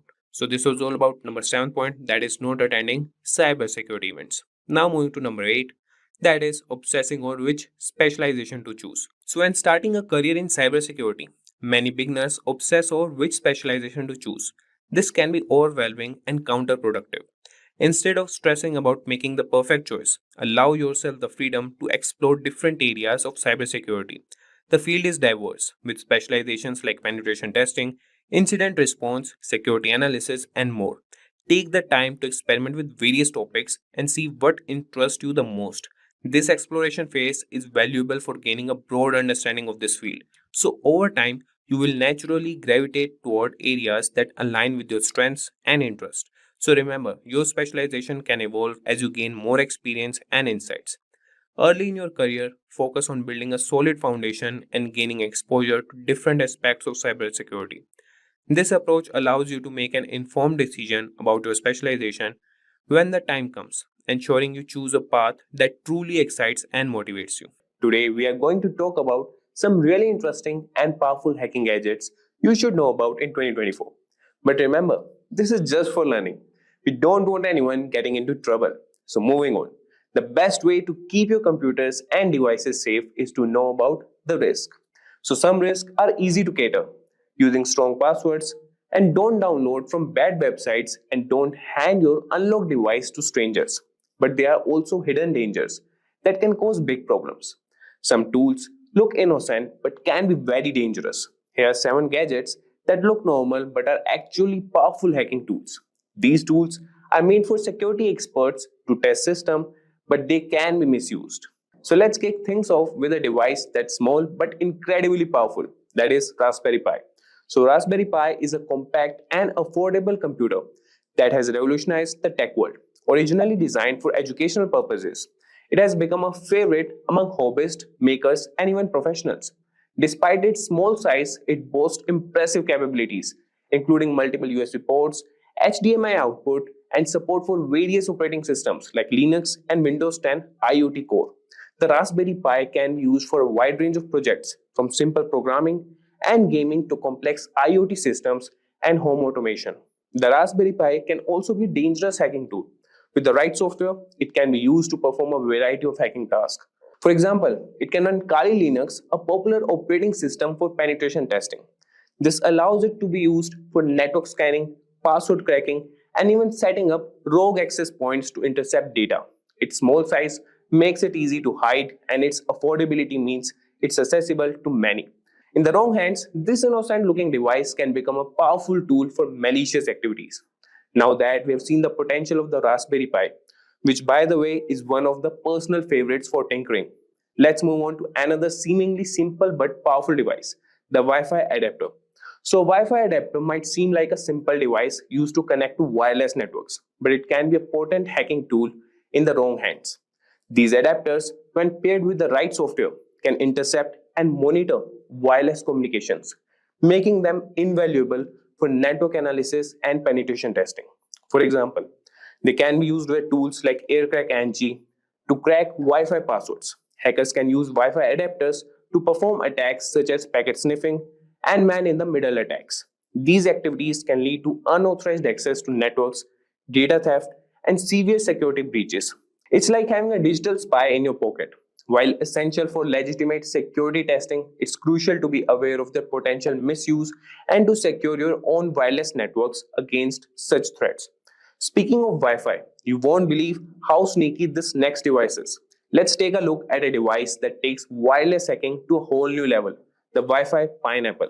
The Wi-Fi Pineapple looks like a standard router, but it is a sophisticated device used for hacking wireless networks.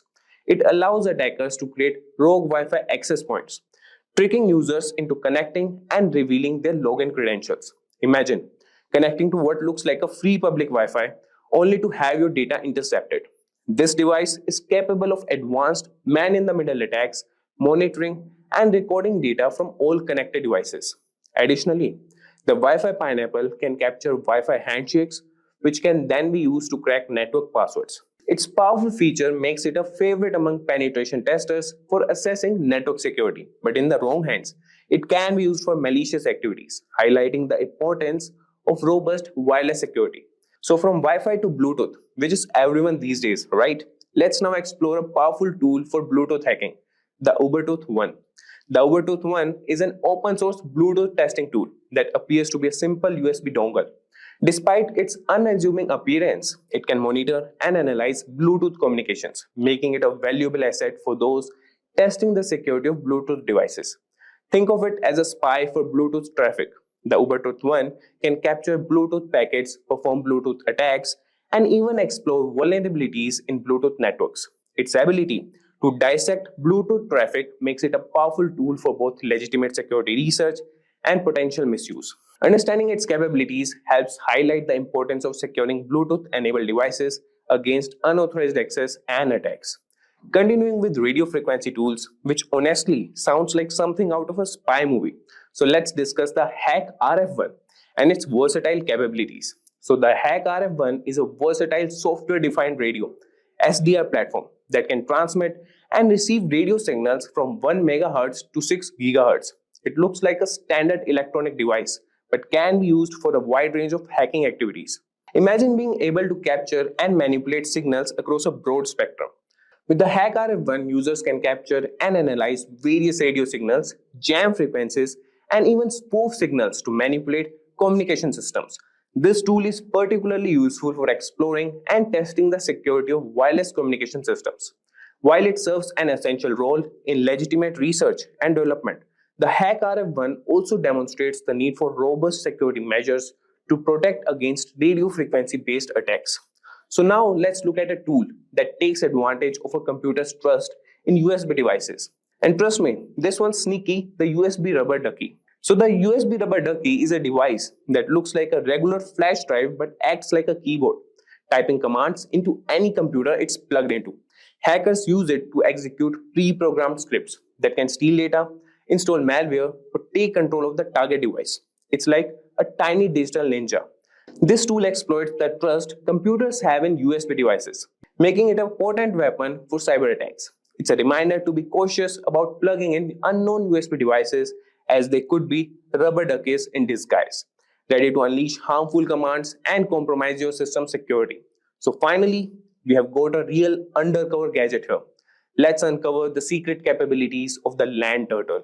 The LAN turtle looks like a typical USB Ethernet adapter, but it's a covert hacking tool used to monitor and infiltrate networks. Don't let its innocent appearance fool you. It provides hackers with several capabilities, such as network scanning, DNS spoofing, and data capture. The LAN turtle can be discreetly plugged into a network, allowing access to gather sensitive information and gain unauthorized access. Its ability to operate undetected makes it particularly dangerous, emphasizing the need for vigilance and robust network security measures to prevent unauthorized devices from connecting to your systems. So there you have it, guys. We have explored some of the most powerful and dangerous hacking gadgets out there. These tools can do a lot of damage if they fall into the wrong hands. That's why it's so important to stay informed and vigilant about cybersecurity. So thank you for joining Simplilearn's course on Linux for ethical hacking. These skills are valuable and in high demand. Good luck on your web security journey and see you in our next course. So if you like this video, give it a thumbs up and share to your fellow mates. Thanks for watching. Staying ahead in your career requires continuous learning and upskilling. Whether you're a student aiming to learn today's top skills or a working professional looking to advance your career, we've got you covered. Explore our impressive catalog of certification programs in cutting-edge domains, including data science, cloud computing, cybersecurity, AI, machine learning, or digital marketing. Designed in collaboration with leading universities and top corporations, and delivered by industry experts, choose any of our programs and set yourself on the path to career success. Click the link in the description to know more.